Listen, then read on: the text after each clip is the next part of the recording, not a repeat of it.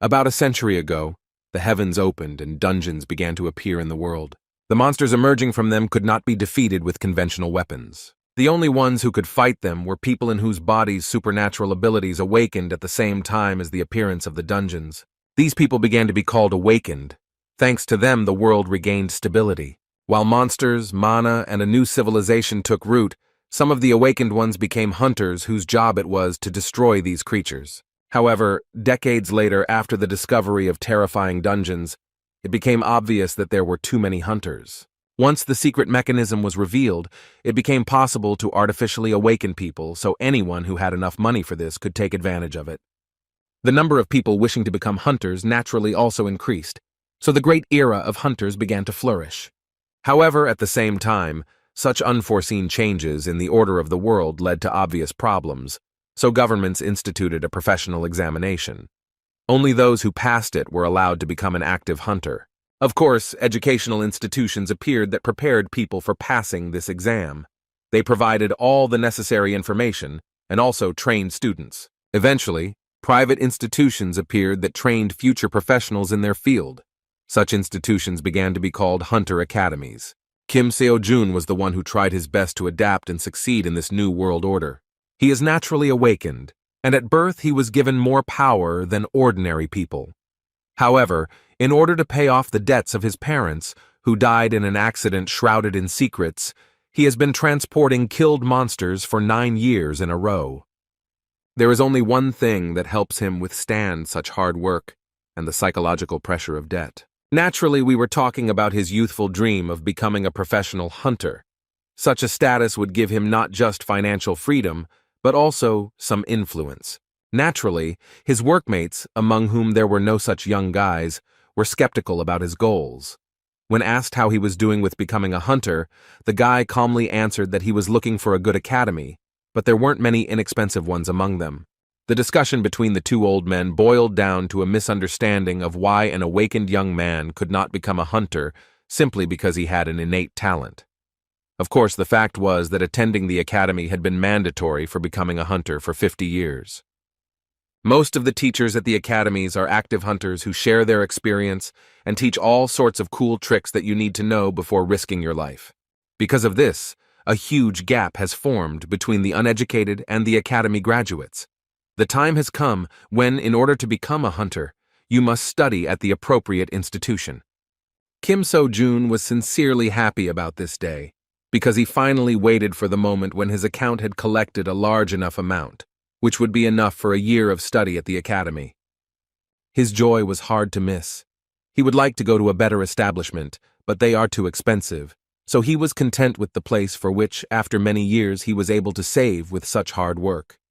At the same moment, a recruitment advertisement for the Transcendence Academy suddenly arrived on his mobile phone. This was the first time he had heard about it, but the promo promised that we were talking about individual tasks for each student from teachers who were more than 10,000 years old. It all seemed like some kind of unfortunate joke, as well as the inserted interview of a student who was able to pass the 9th grade Swordmaster exam. Shocked by what he saw, Seo-jun could not believe something like this, and thought about what kind of crazy person created this advertisement.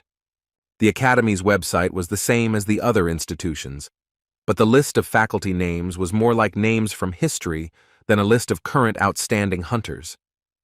The basics of using a staff and a spear were taught by a professor nicknamed the Great Sage.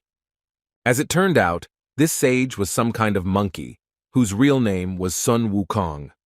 For the guy watching this advertisement, it seemed that such classes looked very normal, given the concept of the teacher. However, just a moment later, Sun Wukong decided to demonstrate a deflection move, one of the basic skills of a spear master. Using a spin and grab, he struck with a sharp movement towards the mountain nearby. Seo-jun was shocked by what happened in the video because as soon as the monkey struck, the huge mountain disappeared. It seemed that this was nothing more than some kind of fake, because none of the famous hunters was capable of something like that. The guy rose to his feet screaming, saying that this was impossible even for S-class hunters. The advertisement ended and a window appeared on his phone asking if he wanted to sign up for this class. When he jokingly decided to accept the offer, it turned out that to do so he needed to create an account and pay for a subscription. He couldn't believe that they were demanding $40,000 for this, exactly the same amount he earned after many years of difficult work. Shouting that they were some kind of charlatans, the guy closed the advertising window. Returning to work, his older colleague, who noticed the good mood of the young comrade, asked whether the young man was really going to enter the Hunter Academy. As always smiling, Kim replied that we were talking about an academy called the Ark. He heard that the teachers there are quite good, although this institution is not considered advanced compared to the others. Being happy for the young man, his colleague asked not to forget about him when he became rich as a hunter. In response, the guy laughingly suggested that he deal with the captured monsters and promised that he would even get a real dragon. Having loaded his back with the remains of the destroyed monster, Kim So-jun promised that one day he would give his friend the opportunity to play football with the skulls of the rarest monsters. Someone once said that life seems like a comedy from afar, but a tragedy when you look closer. Actually, this proverb described what happened that day, because when Kim So-jun walked under the crane, the chain broke and a heavy load fell on him. To truly laugh, you need to accept your pain. Due to an accident, the young man was taken to the hospital, where doctors reported that his condition was very serious because the regeneration of the awakened only aggravated the process of restoring the body. In addition, when the boss heard about the request for compensation, he shouted that this would not happen. He feared that his reputation would be ruined if the world found out about what happened at their plant. The operation cost him $40,000, so he was left with nothing at all. He knew that he needed to be able to look far into the future, so he looked into it all the time while he endured hellish labor for 9 years. All his savings were spent on the operation, and all that was left was the $3,000 he received from Mr. Manchul. Deeply devastated, the guy wondered whether he could go through this difficult and long path again. Suddenly, a message from the same Transcendence Academy arrived on his mobile phone.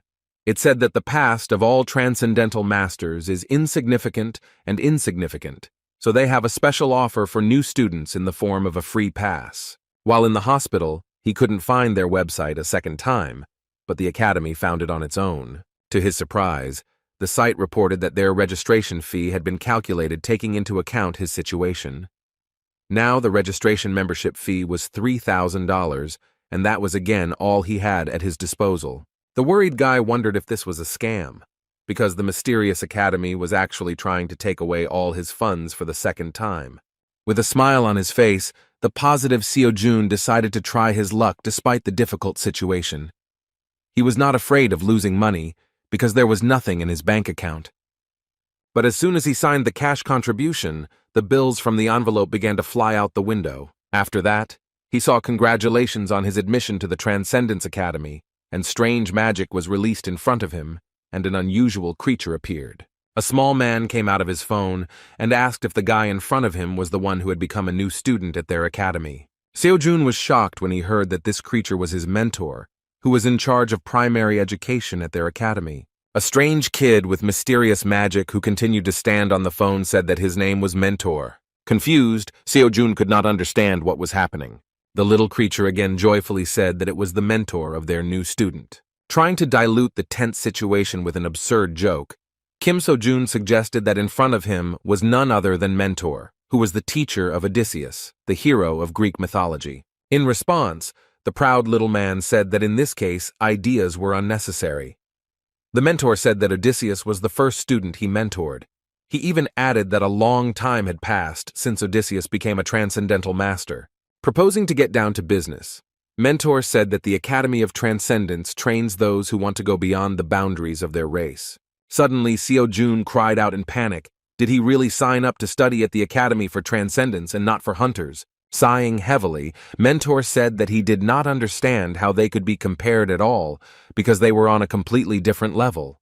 The confused guy began to say something about S-class hunters, but Mentor did not listen to him and, interrupting his speech, replied that their instructors were able to deal with hunters with one finger.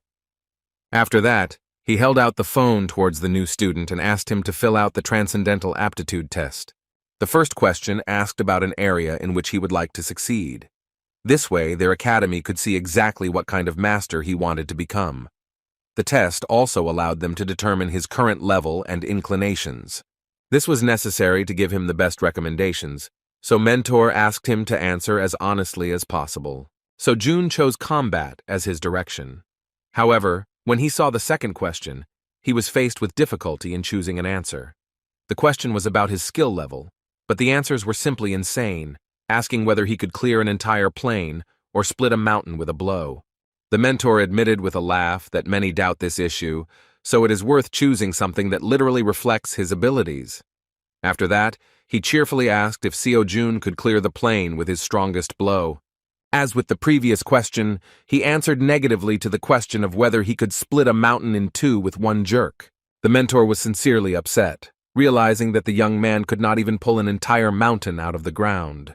Realizing that he was a real incompetent, Mentor mentally wondered how he even managed to register in their outstanding academy. Winking at the young man, Mentor clarified that there was nothing wrong with this. The guy really didn't have to worry, because the Transcendence Academy does not exclude its students. Once a member of this institution remains a part of it forever. After some time, Kim Seo-jun, choosing the weakest possible options, finally finished the survey. He was seriously exhausted by this test and asked his mentor why the academy asked 108 questions to academy newcomers. While Seo-jun was trying to collect his thoughts, Mentor said that he would like to recommend some mandatory lectures for the new free pass holder. He offered to discuss this after they analyzed his profile. Based on the test results and information inside the academy base, Seo-jun's preferred method of fighting is using a spear.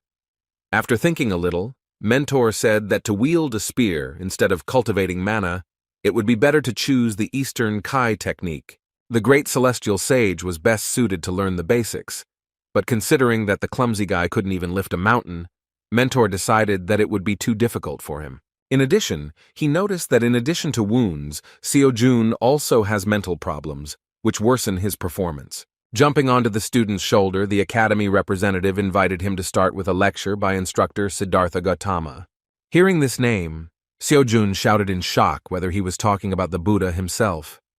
The mentor replied that this was true, and although the instructor denies such a title, all students address him this way. Thanks to his lectures on psychology, he is one of the most famous instructors. His subject is required for the Transcendence exam. Usually, attending this lecture requires a huge amount of money, but Siddhartha Gautama is so insistent on saving poor souls that Kim Seo-jun received permission to study his teachings for free. The Academy's website said that upon completion of the lesson, he would receive an unshakable heart, an SSS-Rank skill. The mentor clarified that this is the reason why the instructor's lecture is considered necessary. An unwavering heart will help a guy succeed in almost any direction of transcendence. Winking positively, Mentor said that even if the young man thought he was going crazy, he should definitely watch the lecture to the end. Disappearing without answering all the questions, Mentor finally said that he would contact the student after he analyzed his profile in detail. The confused guy was left alone again. He realized that having lost all his money, he had no other option but to look at what he paid for. The instructor's first words were a question to the student about whether their world really exists. Seeing him for the first time, Seo-jun was surprised, realizing that this man really looked like a living golden statue of Buddha.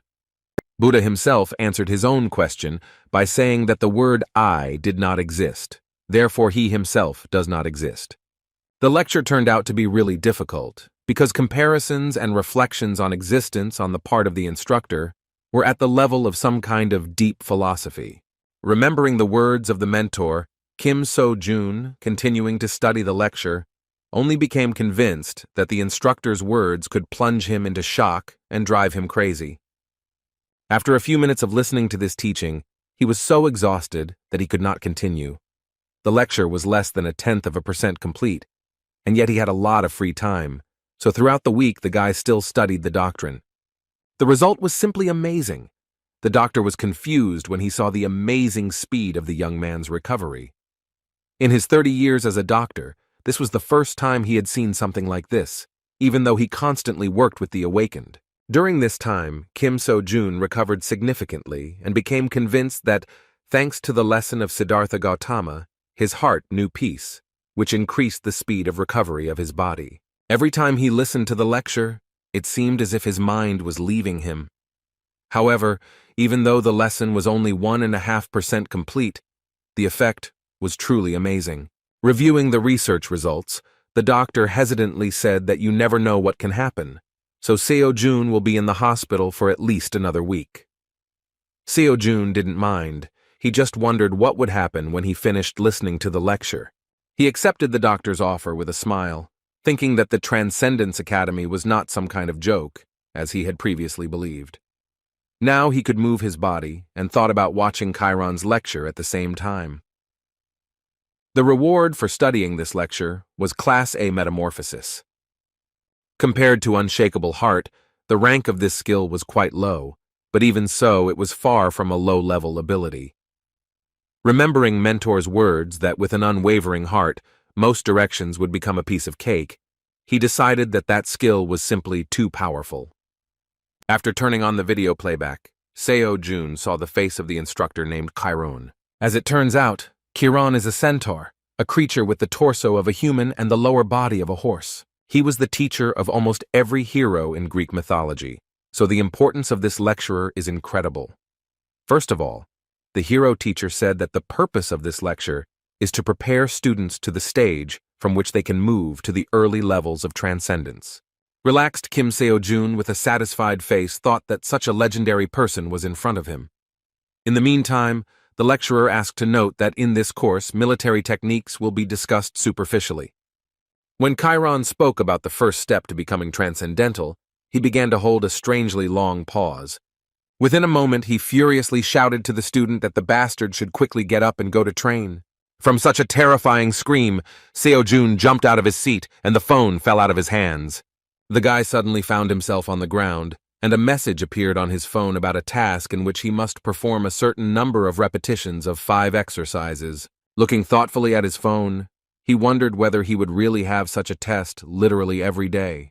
The doctor warned him that he should try not to overexert himself during the week, so he was not particularly keen on starting the exercises. Yawning lazily, he pressed the skip button to move on to the next lecture. During his stay in the hospital, he planned to simply listen to lectures. However, everything was not so simple. With a smile imposed by the situation, he learned that it was impossible to move on to lectures until he completed the assignment. No matter how he clicked on this button, the result did not change. The guy panicked and wondered how the academy even knew that he hadn't done anything on this list. He had no other choice but to start studying. Still, he had no intention of going against the doctor's advice. As soon as he went to the page with Buddha's lectures, he saw a message that the free pass to the teachings would end in 83 days. With tears in his eyes, he ran outside to begin completing his tasks. He could not waste time on rest, because the loss of knowledge due to limited time could play a bad joke on him. Initially, he was given 90 days, but only a week later he learned that there was such a framework. After all, this is an academy, and it is logical that not everything is free. Although Seo-jun did not know exactly how the academy worked, he assumed that in order to progress, he should absorb the knowledge until he understood it. Once he reached a certain level of understanding, he made no progress from listening until he realized something new. The Buddha's lecture turned out to be not so easy, so while doing Chiron's task, he doubted that he would be able to complete these free courses in just 83 days. To tell the truth, until that moment he had not seen the point in training at all, but fearing to lose this opportunity, the guy went to the training ground. For the sake of the opportunity to study at this academy, he carried monsters and killed hunters for 9 whole years. Now he couldn't afford to lose his chance to become a worthy hunter. The monsters he carried on his back weighed about 70 kilograms, so he had no need for additional exercise. Although he still does not know how to use magic, he was confident in his physical strength, since he is one of the awakened ones. Having completed all 300 push-ups in one go, the guy rose to his feet with a joyful face, and wiping sweat from his forehead, said that compared to years of grueling work, this was just a trifle. To keep up the pace, he glanced at his phone to see the next task. However, at that moment he was confused, because he saw that of these push-ups he was only credited with 81. Having difficulty repeating the exercise, he realized that only perfect push-ups counted. With a trembling body, he nevertheless completed this part of the training. The following tasks were no less difficult, including squats, abdominal exercises, and pull-ups on the horizontal bar. He was simply shocked, because it turned out that even running does not depend so much on the distance covered as on the quality of the movement itself. Towards evening, despite the people around him, he fell to the ground and shouted that he couldn't stand it any longer.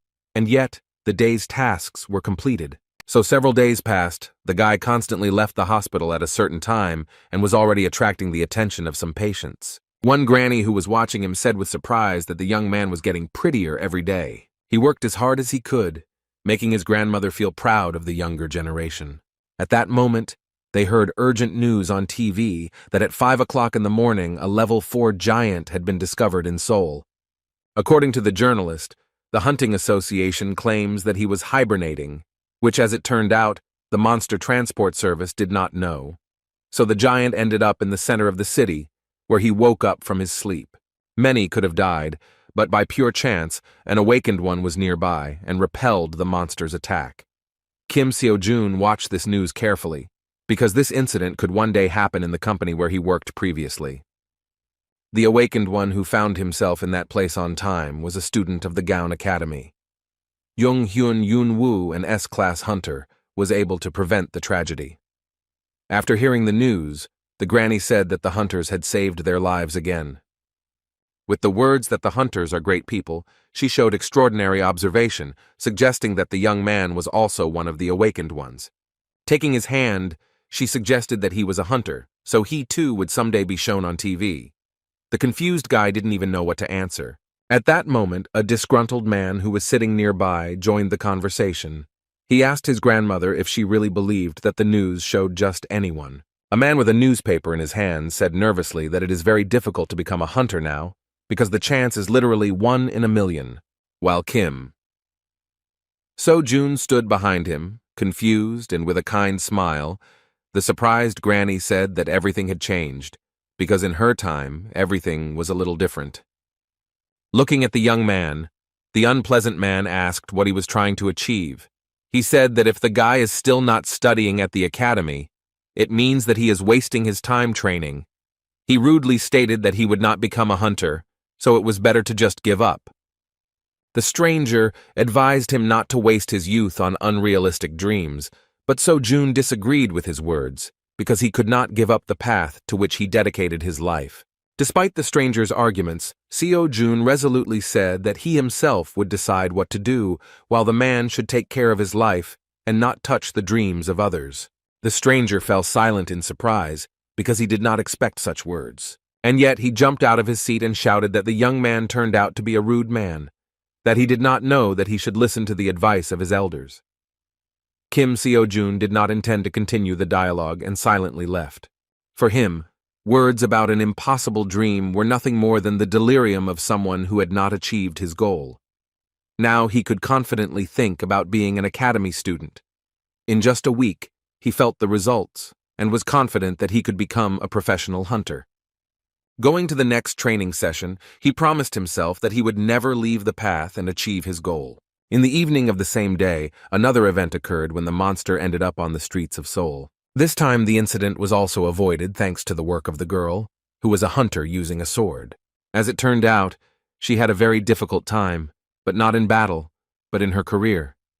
She was exhausted from working at her pointless academy, which had no students at all. A few days later, he finally returned home. His own bed was what he had been missing all this time. He stayed in the hospital for 2 whole weeks, so he really missed his small rented apartment. He had another year to prepare before the hunter exam.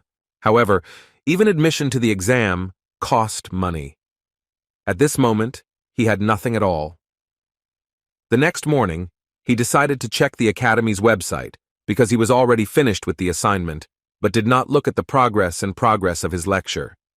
He never had time to watch the lectures because the next day began after he finished his training. This time he was able to resume access to training and even received praise from his mentor. However, he was a little upset by Kiran's words that now he had learned to walk like a baby. Now he was invited to take his first steps towards the mastery of transcendence. The first step discussed was mastering your feelings. The next morning, Seo-jun returned to the construction site again. Everyone was surprised by his appearance, because they had previously heard that he needed some kind of serious operation. The boss even said that he was deprived of intelligence, since he decided to return to work for him. He warned that the guy would not get off easily if this happened again. Of course, Kim was not particularly eager to return. However, he had no other choice. In addition, he noticed that apparently the boss feels guilty, albeit just a little. We were talking about a situation where he refused to pay compensation because he was afraid of an outcry. Under the guise of a great thinker, during breaks between work, he continued to think that all his plans rested on money. On the one hand, if he doesn't work, he won't have anything to eat. However, if he works, then he will not have time to study. His thoughts became increasingly deeper and more restless, because if he did not complete his daily task, then he would not be able to listen to Chiron's lectures, which would slow down his progress. It seemed to him that it was worth starting to review past lessons that he still had not fully mastered, especially those related to mastering his own feelings. Chiron mentioned that the 5 human senses play a key role in combat. Regardless of the feeling, we first perceive the stimulus, then we recognize it, and then we draw a conclusion. However, it was too slow. The mentor said that he would teach the student how to speed up this process as much as possible. What he meant was that Seo-jun would experience something completely different from these 5 senses, the 6th sense hidden within him. It seems that Kim So-jun has already gradually mastered this feeling, familiar to us as intuition. When his friend entered his locker room, he tried to slap him on the head with a friendly laugh and said that he was glad to see them. To their surprise, the guy was instinctively able to dodge this blow. The man and even Seo-jun himself could not believe how he managed it, because it seemed that eyes appeared on his back. At that moment, their conversation was interrupted by a disgruntled boss who shouted that they should not shirk work. When they returned to work, Ajoshi could not believe his eyes, because Kim So-jun decided to lift as much as 200 kilograms of weight at one time, even though he had only recently been in the hospital after a major operation. But the guy was fine, and with a kind smile trustingly asked to load a little more. With a heavy load on his back, he looked quite happy as usual. The guys could not believe that such a young guy was able to carry such weights on his back, even though he had only recently been in the hospital. The fact that he was so frisky let them know he was fine, but that didn't make them any less worried. Meanwhile, the break began, but Kim had no intention of stopping. He experienced some strange feeling. For the first time, he felt that strength was filling his body, despite long work. Taking advantage of the free moment, he decided to start exercising with weights on his back to complete his daily task. After doing a few squats, he wiped the sweat from his brow and looked at his phone to see if he was keeping his form right and if those reps were counting. He was indescribably shocked when he saw his own results. 1 squat was counted as 3. Seo-jun suggested that efficiency increases depending on the amount of additional weight.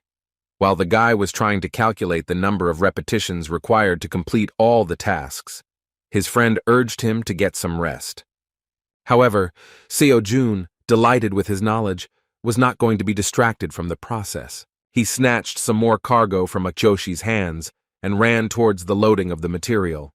The joyful guy realized that now it doesn't matter how he works, because the system only evaluates the result. He was happy with the news that he could exercise while working. With such an incredibly heavy load on my back, even push-ups were used.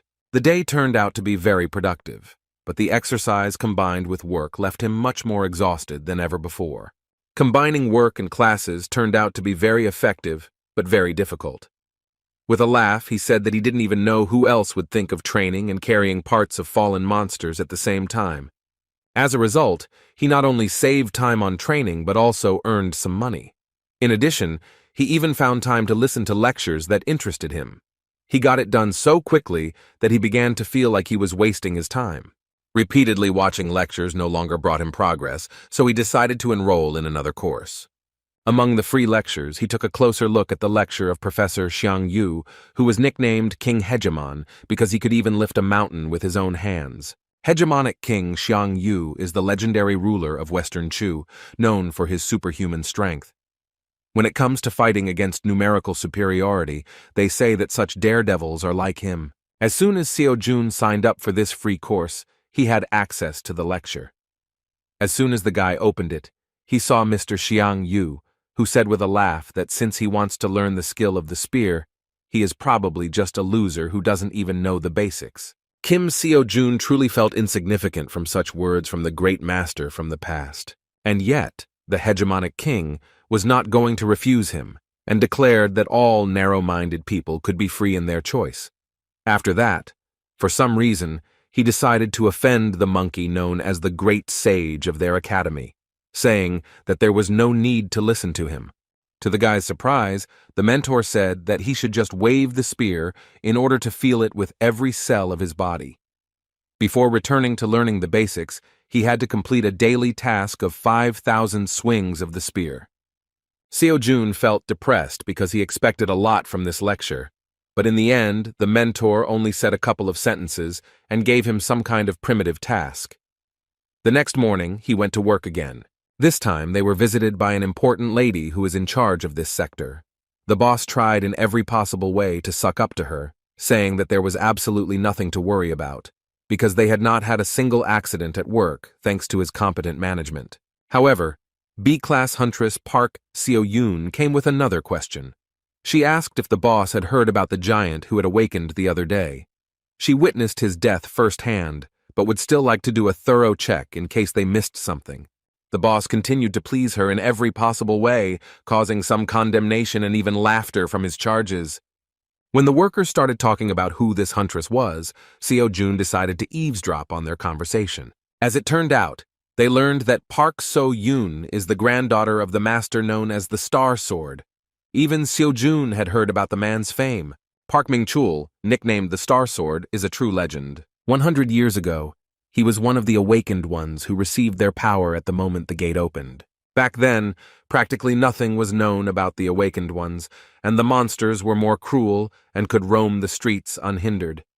There was no complete confidence that humanity could survive. Star Sword was among those who grabbed the weapon without hesitation, mastering his new power. He was one of the few awakened people in Seoul, one of those who did not allow our civilization to disappear, the real savior of the world, a hero in the flesh. A lot of time has passed since then. He is already quite old, but he is still a heavyweight in his field, able to compete with any hunter of the highest level. Of course, Kim Seo-jun aspired to reach his level of fame. However, he was not interested in such tales now, because he was completely focused on his training. Noticing what he was doing at the worksite, So-yoon asked the boss what he was doing.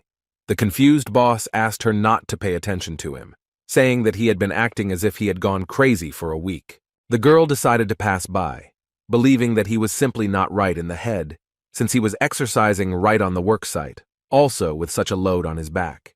Min-chul was also not happy with what was happening. He was very worried about the condition of his young friend, but he still behaved strangely. When he approached the young man, he asked when he would finally calm down and have a proper attitude towards work. His productivity didn't really suffer, but it was crazy to see him straining with so much weight on his back, like it was the right thing to do. Having finished the next exercise, the guy happily said that these exercises really make sense. Min-chul didn't understand his behavior at all, because besides, Seo-jun was constantly looking at his phone with the screen off. In response to his comrade's words that he would soon be hoarded, Kim joyfully said that everything was fine and he could bring a little more cargo. This way he not only trains, but also makes the work easier for others. In fact, Min-chul was glad to see him so energetic and happy. Suspecting nothing, he did not notice how the body behind him regained consciousness. The young man's sixth sense made him understand that something was happening, so he looked around worriedly. Within a moment, a huge monster began to rise above his friend, which, having been divided into parts, gathered its body together. His terrifying scream sent chills down the spine of everyone nearby. Such a dangerous situation caused real fear in Seo-jun, and he worriedly shouted his friend's name. Meanwhile, Seo-yoon, who is the only hunter nearby, has finally found a quiet place. She ran away from the site into the building of this enterprise. She was nicer inside the office than next to her boss, who was not to her liking. Her patience was stretched thin, but she couldn't leave irresponsibly without making sure the monster was truly dead. At that moment, she heard the conversations of workers who were standing nearby. They tried to speak in a whisper so that she would not hear them, but her hearing was too acute. The guys were really surprised and thought it was a real shame that her being a Class B hunter didn't live up to her grandfather's fame. For many, the Star Sword is a true hero, but for her, this name was a real burden, a label that she could not get rid of. From the cradle, her grandfather taught her how to be a hunter, but the bar he set was too high. She just couldn't get over it. All her life she has been compared to her grandfather's hero, but she did not strive for this.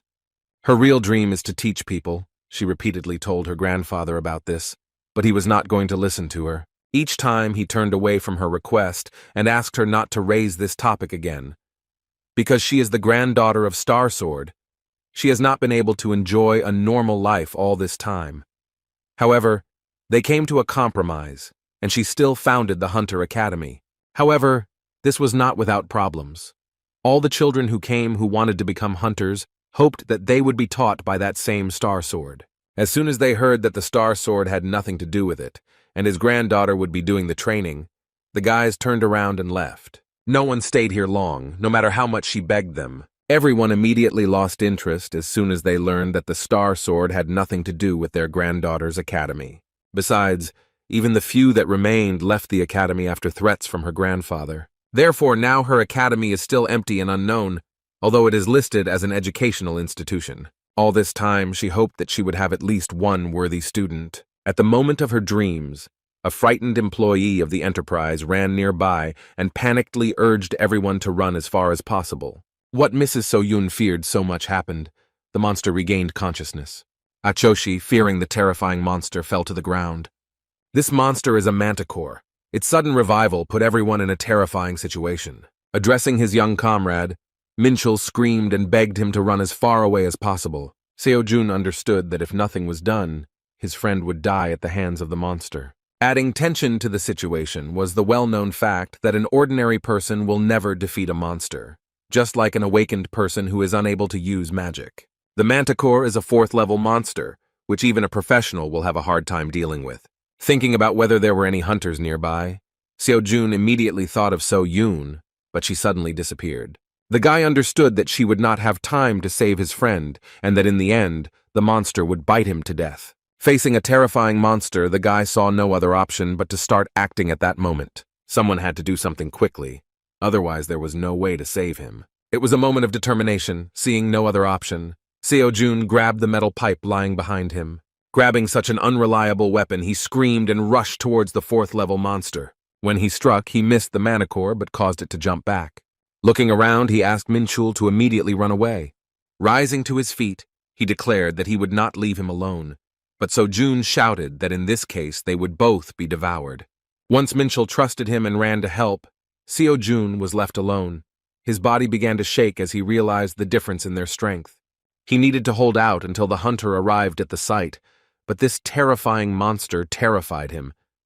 Seo-jun had no experience at all in battles, and this was the first time he had ever picked up something like a weapon. However, at that very moment, he remembered the words of his mentor Buddha. Exploring the world and its essence, he felt true peace and gained control over the situation. The monster began to slowly approach in order to find the weak point of the strange but determined young man. Seo-jun was completely focused on his surroundings, rejecting all emotions.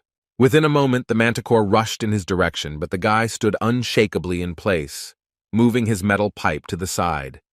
His wildly beating heart calmed down in an instant, and he even rushed towards the monster. Approaching the inexperienced guy, the 4th-level monster swung hard to strike him. Listening to Chiron's teaching, Seo-jun gave up thinking. He moved so that it would not be too late.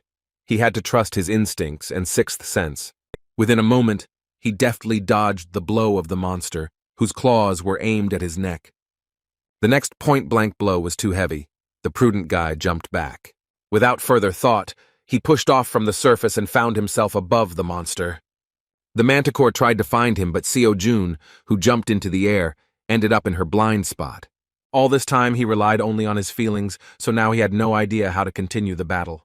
While thinking about a surprise attack, he remembered the words of his mentor Xiang Yu, who said that strength alone is not enough because a fighter needs courage and zeal.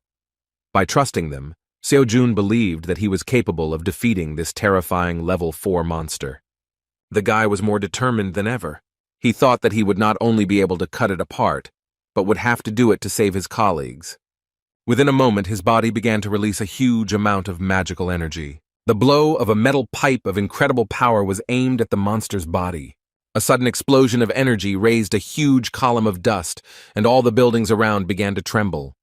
Hearing the explosion, So-Yun began to break through the crowd of workers, looking worried, heading towards the scene. Ahead, she saw only a huge column of dust that was slowly dissipating. First, a guy appeared in a worker's uniform with a metal stick in his hands. Everyone was shocked when they saw a defeated level 4 monster behind him. As soon as he realized what had happened, he began to laugh awkwardly, scratching the back of his head. The B-class hunter couldn't believe that some loader, who didn't even study at the academy, could handle such a monster with a metal stick instead of a normal weapon.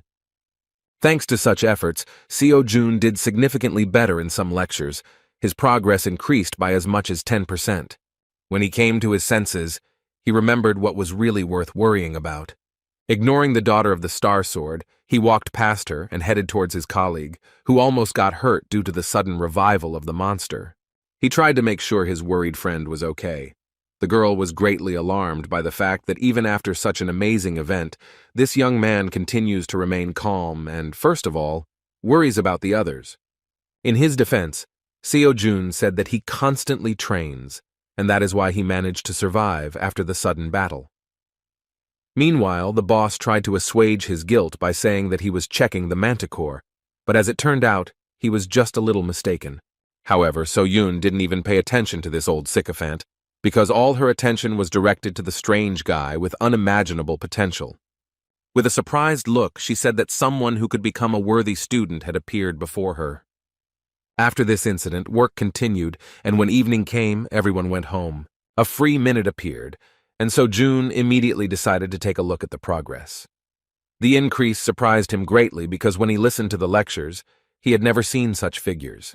It became clear that everything was due to the fact that he defeated the manticore.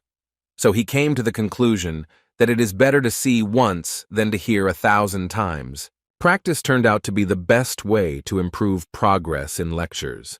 But in order to fight monsters, he must at least obtain a temporary license, which he can only obtain in classical state academies. You can't get into the dungeon without it. He came to the conclusion that he again needed to save for education. The financial burden only increased. At that moment, Seo-Yun was quietly following him, interested in his potential as a hunter. Suddenly she turned to him, apologizing for wanting to distract him for a few minutes of conversation. Kim So-Jun immediately recognized the granddaughter of the Star Sword, the huntress, who was collaborating with their company. He didn't know what she wanted from him, but he decided not to refuse the conversation. The girl suggested going straight to the conversation and started with trump cards, asking if he wanted to meet her grandfather.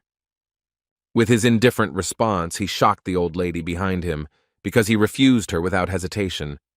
The girl, without waiting for an answer, replied that she had no doubt that he wanted. However, as soon as she realized that the guy had refused the offer, she shockedly asked him to stop. What he really wanted was to go home and listen to all the lectures as quickly as possible. It was the first time that Park So-Yun felt so awkward, because in her entire life she had never seen anyone refuse such an offer. She ended up telling him what really made her stalk the company employee. She was dumbfounded by his tone and indifference, because the guy was interested in why he should enter an academy where there was not a single student. Everything she knew about him seemed like a mystery. Before her eyes, he did some strange exercises with loads in the form of monsters, and also dealt with a manticore.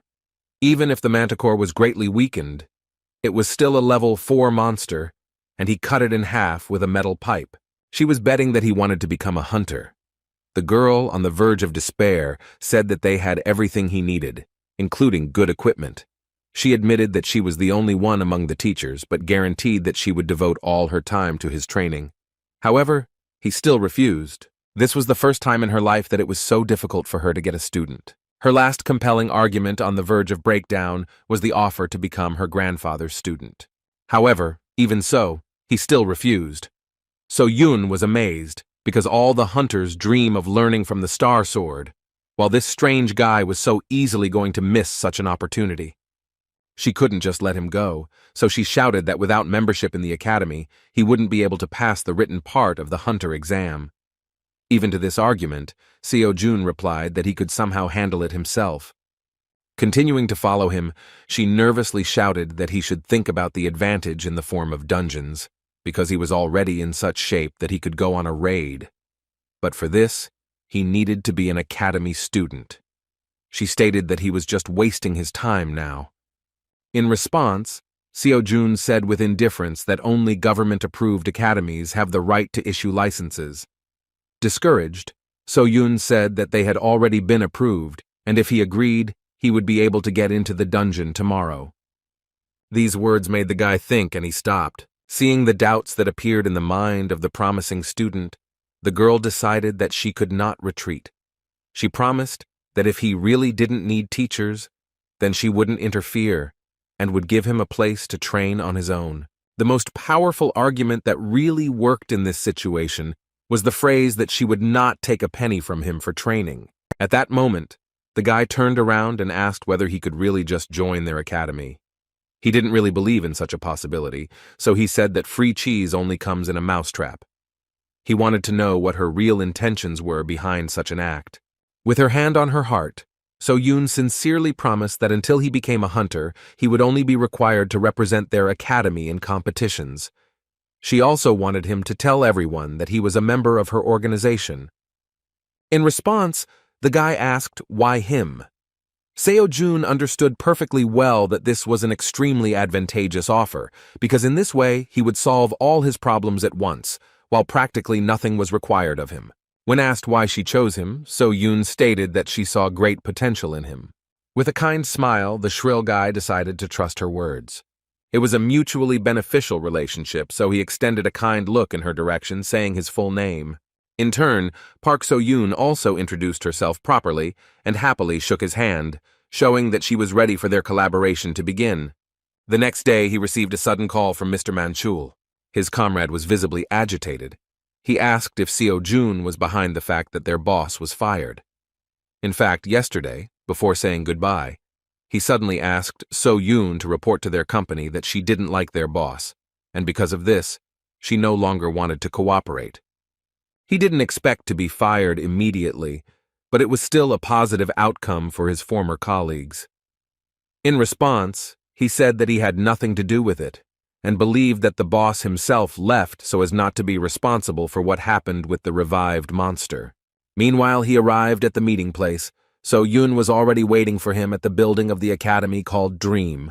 Once they were inside, she handed him his temporary license. She settled everything, because the license began on the day he killed the manticore. Thus, he could avoid punishment for hunting without a license.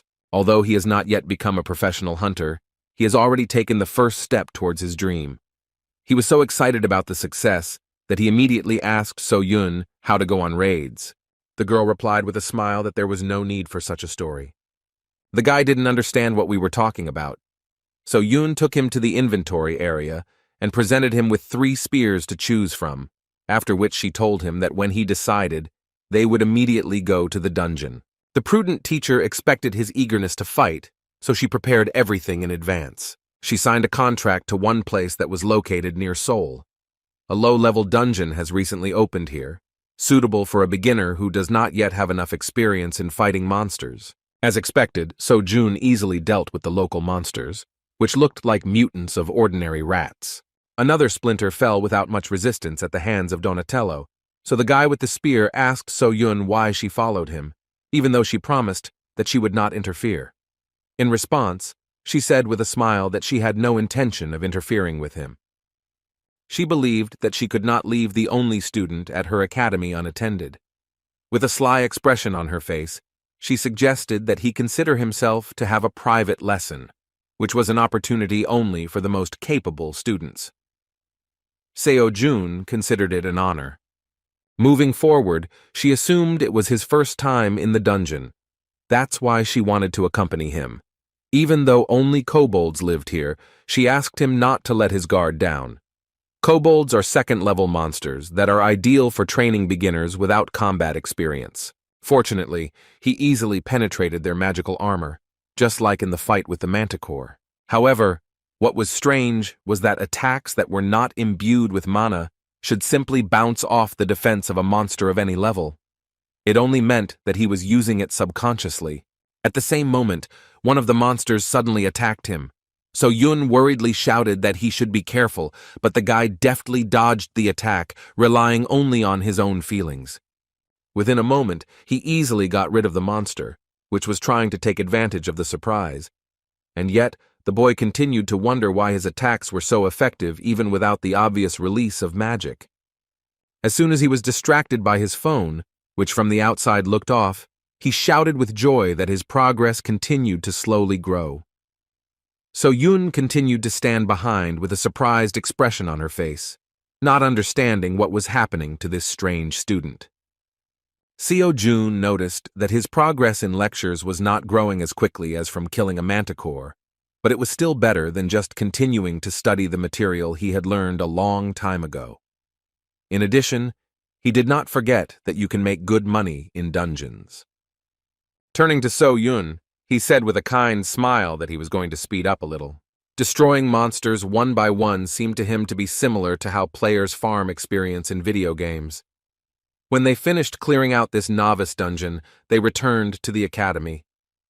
So Yun was still discouraged by his behavior. She immediately understood that something was wrong with him, but this time she was already scared that he continued to look at the switched-off phone and talk. Ever since they returned from the dungeon, he had been staring at his switched-off phone all the time. This happened for several hours, and all this time he looked as if he was devoid of common sense. This was just the beginning of the strangeness, because during the process of this strange meditation, he was constantly surprised by something he saw on the screen of his switched-off phone. She couldn't wrap her head around the picture she saw. Seo Jun looked like a newbie entering the dungeon for the first time, but immediately began hacking away at kobolds like a trained pro, after which he began doing strange exercises with the killed monsters. Moreover, he himself carried the bodies of the killed monsters instead of calling a special service. Such savings seemed too strange. Still, she was more worried that she would not be able to hide the appearance of a new student from her grandfather forever. This continued until midnight. The guy's shout about some kind of lecture made So Yun tensely wonder if she had made the right choice. While returning home, he received a message that made him sparkle with joy.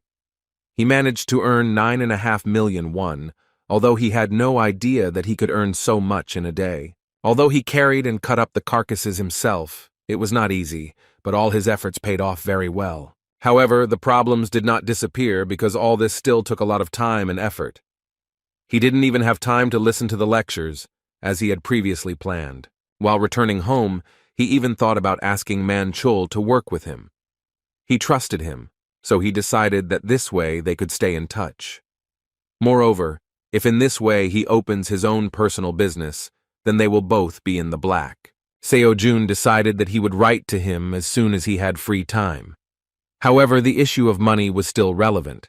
He could start saving it again, but he thought it would be better to spend it usefully. By defending dungeons and earning money, he simultaneously increased his progress in completed lectures. But everything went somehow slower than he expected. They gave him nothing at all for the last kobold he killed. This made him wonder if there was a faster way to become stronger, to become as strong as the great celestial sage Sun Wukong. At the same moment, an unexpected realization of the exit came to him, and he shouted with joy, while frightening the man standing behind. He didn't have a penny before, so he forgot about another lecture on the basics of fighting with a staff and a spear. But once he tried to join, he was shocked by the 27 billion won entry fee. Such a sum corresponded to the name of the academy and seemed simply transcendental. The guy was plunged into the abyss of despair because even an S-class hunter could not earn that much. Considering this terrible information, he decided to postpone studying this art until later, believing that he had something to do anyway. Still, he wondered what else was on sale at the academy.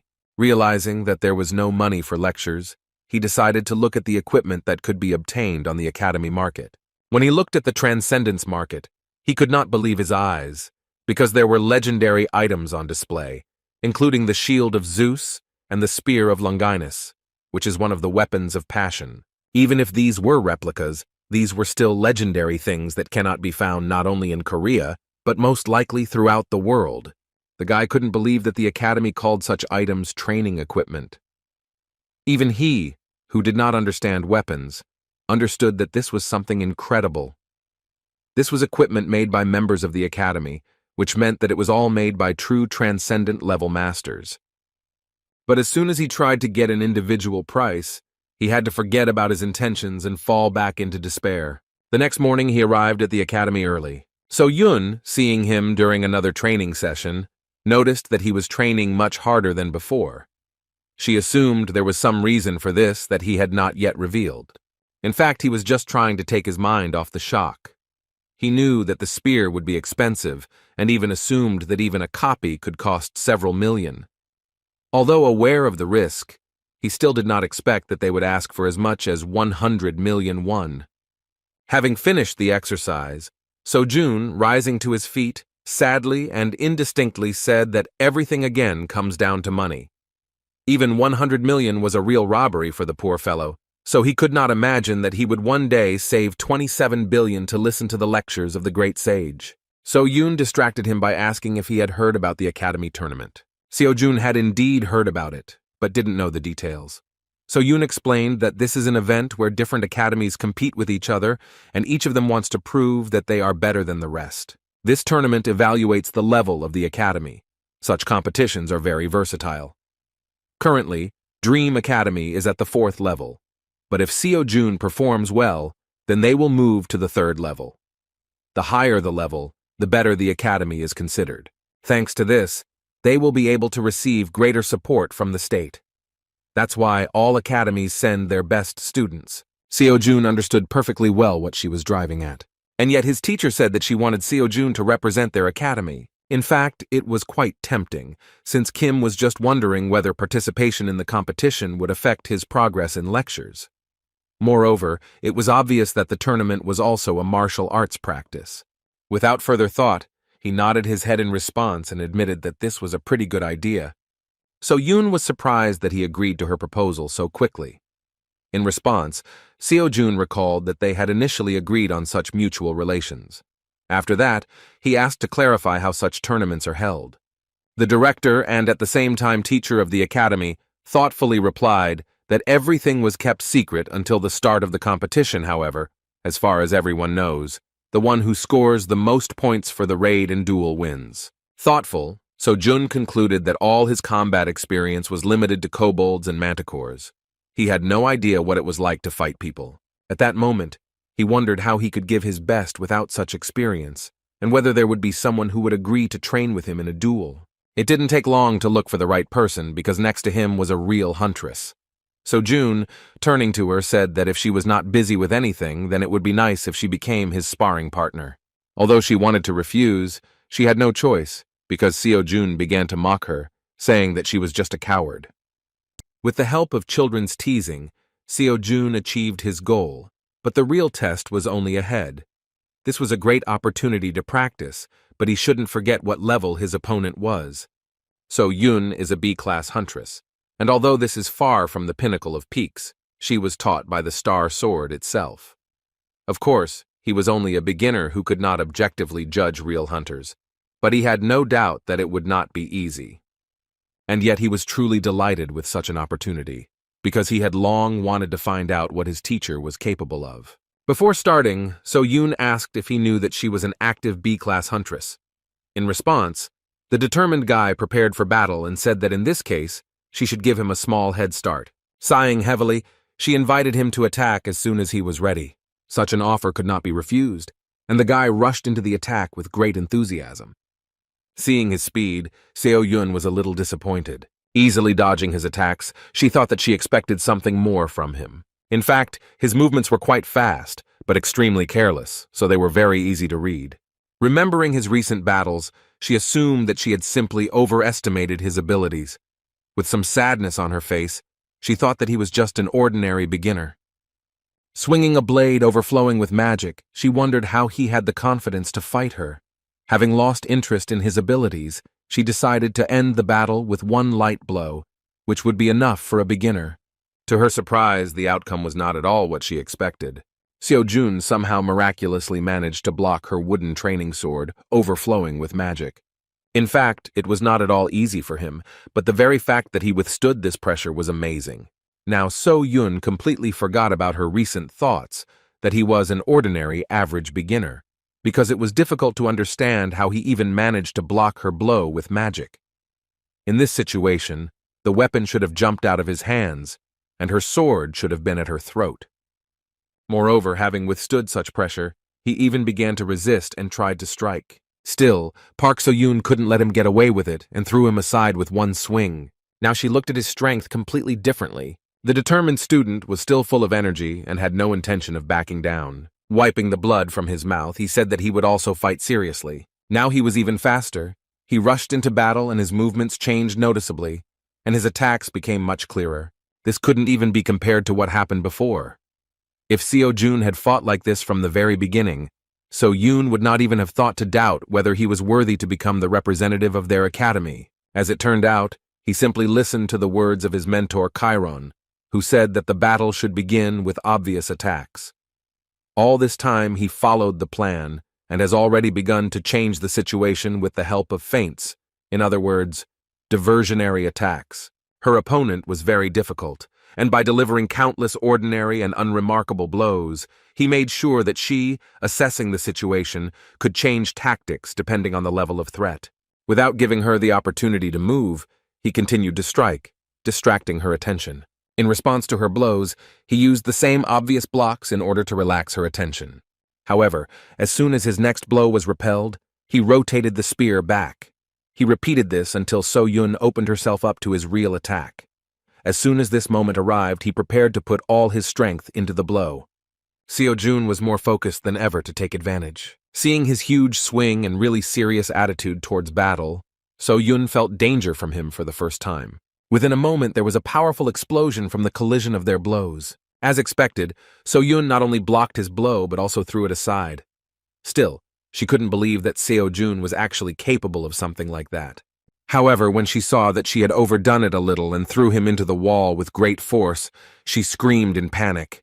She hit with all her might, without even thinking, so she immediately rushed towards him to make sure that he was at least alive. Rising to his feet as if nothing had happened, Seo-Jun began awkwardly scratching the back of his head and laughingly admitted that he had indeed lost in the end. In response, Seo-Yun couldn't hide her surprised expression as she realized that all this time Seo-Jun had been hoping to defeat her, even though he knew he was fighting a B-class hunter. The girl did not know how to react to this, while Seo-Jun, continuing to scratch his ridiculous head, recognized the power of the huntress. Still, it was not possible to fight her like a monster, and this made him understand that the approach to fighting people should be a little different. However, he did not lose his positive attitude because he knew that if we talk about his difference with professionals, then it is worth noting that he still has everything ahead of him since he has just begun his journey.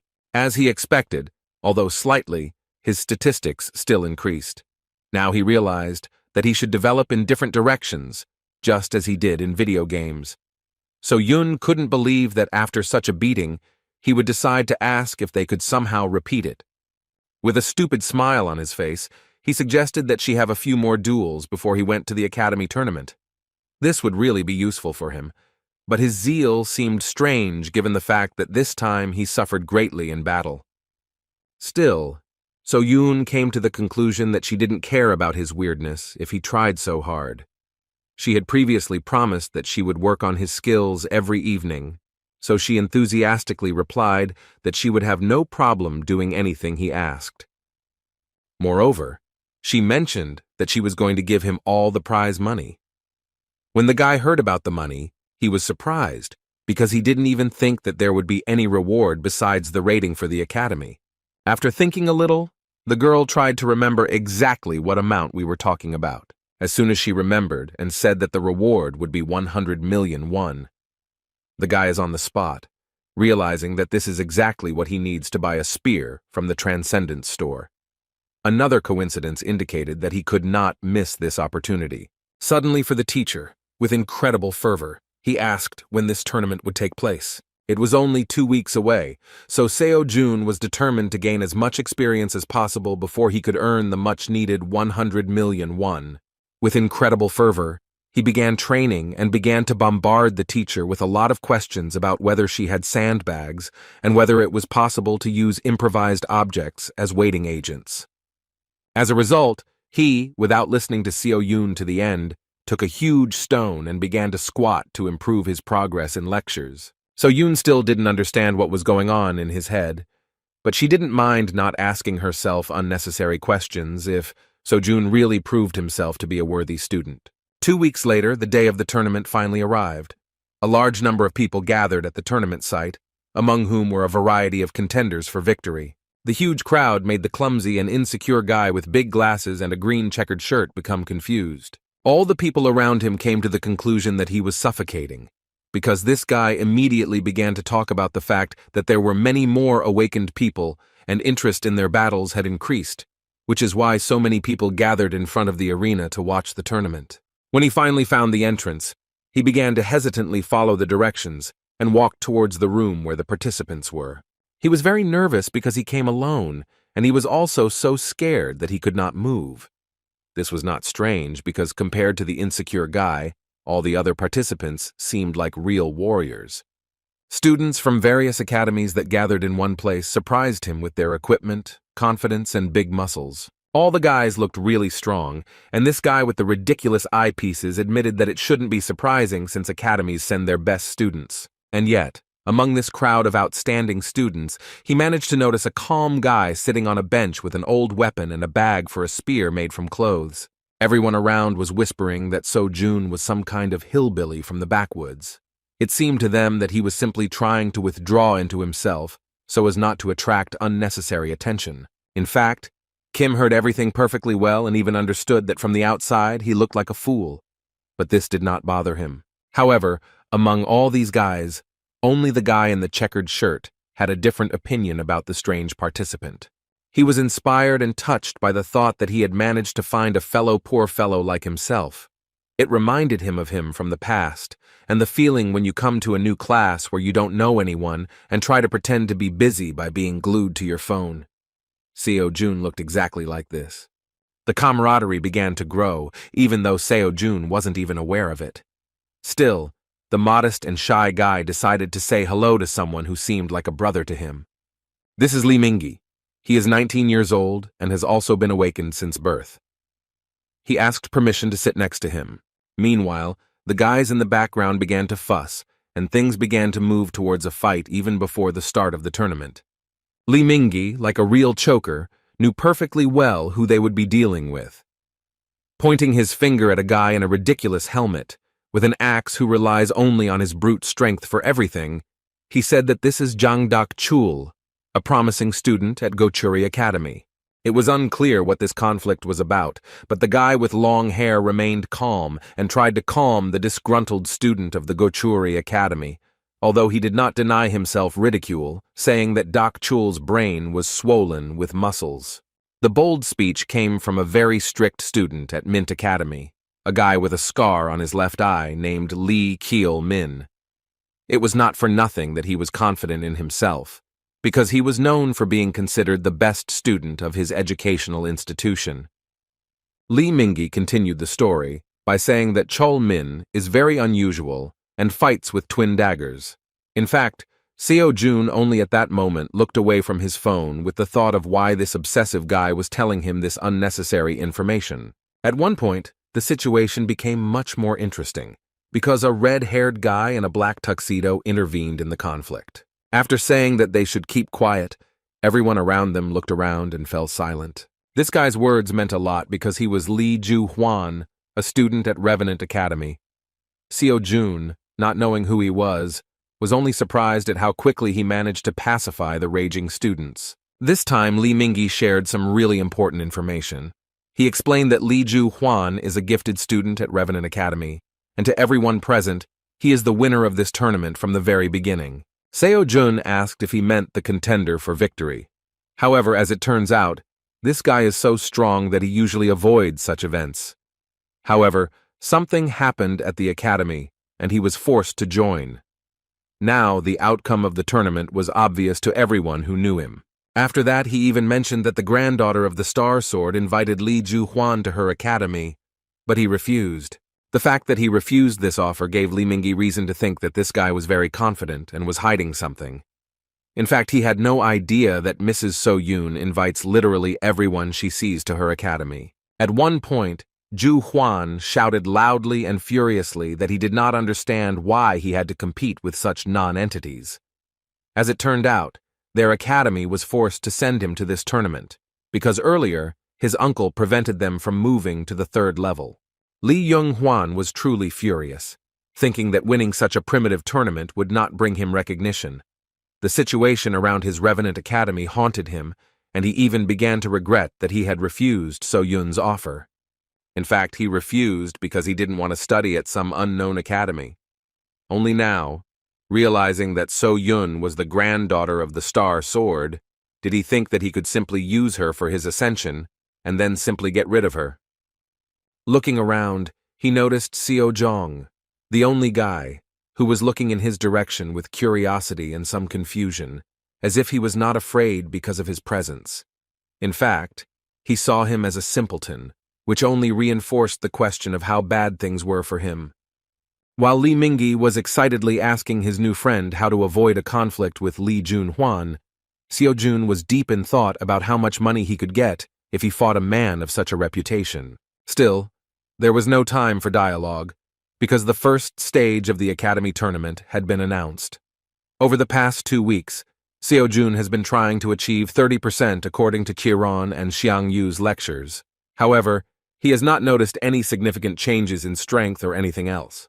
Previously, the difference in progress was more noticeable, but even so, he was still not afraid to move forward. Compared to the others, he lacked experience, and he understood this perfectly well. Still, he tried to make up for their gap by training with So Yun and fighting in the dungeons during those 2 weeks. Now it didn't matter to him who was in front of him, a man or a monster. Seo Jun was confident that he could get the 100 million one he needed so much. Meanwhile, the speaker said that it was time for the first test, which would be a maze with monsters. The audience was delighted, because they had never seen something like this before. Those who had not yet managed to take their seats were just rushing to the arena in order to be in time before the start of the test. One of these spectators, who was a little late, nervously barked at his friend for choosing seats in the corner. He was so enraged by the situation that he didn't even notice how he hit the girl standing next to him with his shoulder. Realizing that he had acted rudely, the man began to apologize in order to somehow make amends. The girl did not consider this to be excessive rudeness and said that everything was fine. When the man walked on and took a seat, his friend asked if he knew the girl he kept looking back at. He replied that he didn't know who she was, but for some reason he continued to think that she reminded him of someone. Having missed this moment, the guy with the camera told him that the first stage of the Academy tournament would be a race in the labyrinth. Participants must escape the maze without attacking other participants while eliminating monsters in order to gain some clues. Although this was a 4th-level competition, those present doubted that the organizers had created an ordinary maze that would be passed by the luckiest one. The 2 spectators believed that the judges wanted to test whether the contestants had all the necessary skills to raid the dungeon. Lost in thought, the man in the purple shirt said that this year all the students look pretty blue. At the same moment, his comrade with the camera excitedly shouted that he should pay attention to how the main contender for victory was fighting. Zhang Huan was simply incredible. He was already an excellent master of magic and could easily destroy level 4 monsters with just one attack. Such a test seemed like some kind of trifle against the background of his incredible brute strength and cold prudence. The audience was delighted, because this guy's level was undoubtedly higher than that of the other students. As soon as the talk turned to the fact that this guy was none other than Li Ju-hwan, So Yoon realized who they were talking about. She took off, realizing that he was someone who could one day become her student. So Yoon began to wonder what such a monster would forget at such a tournament.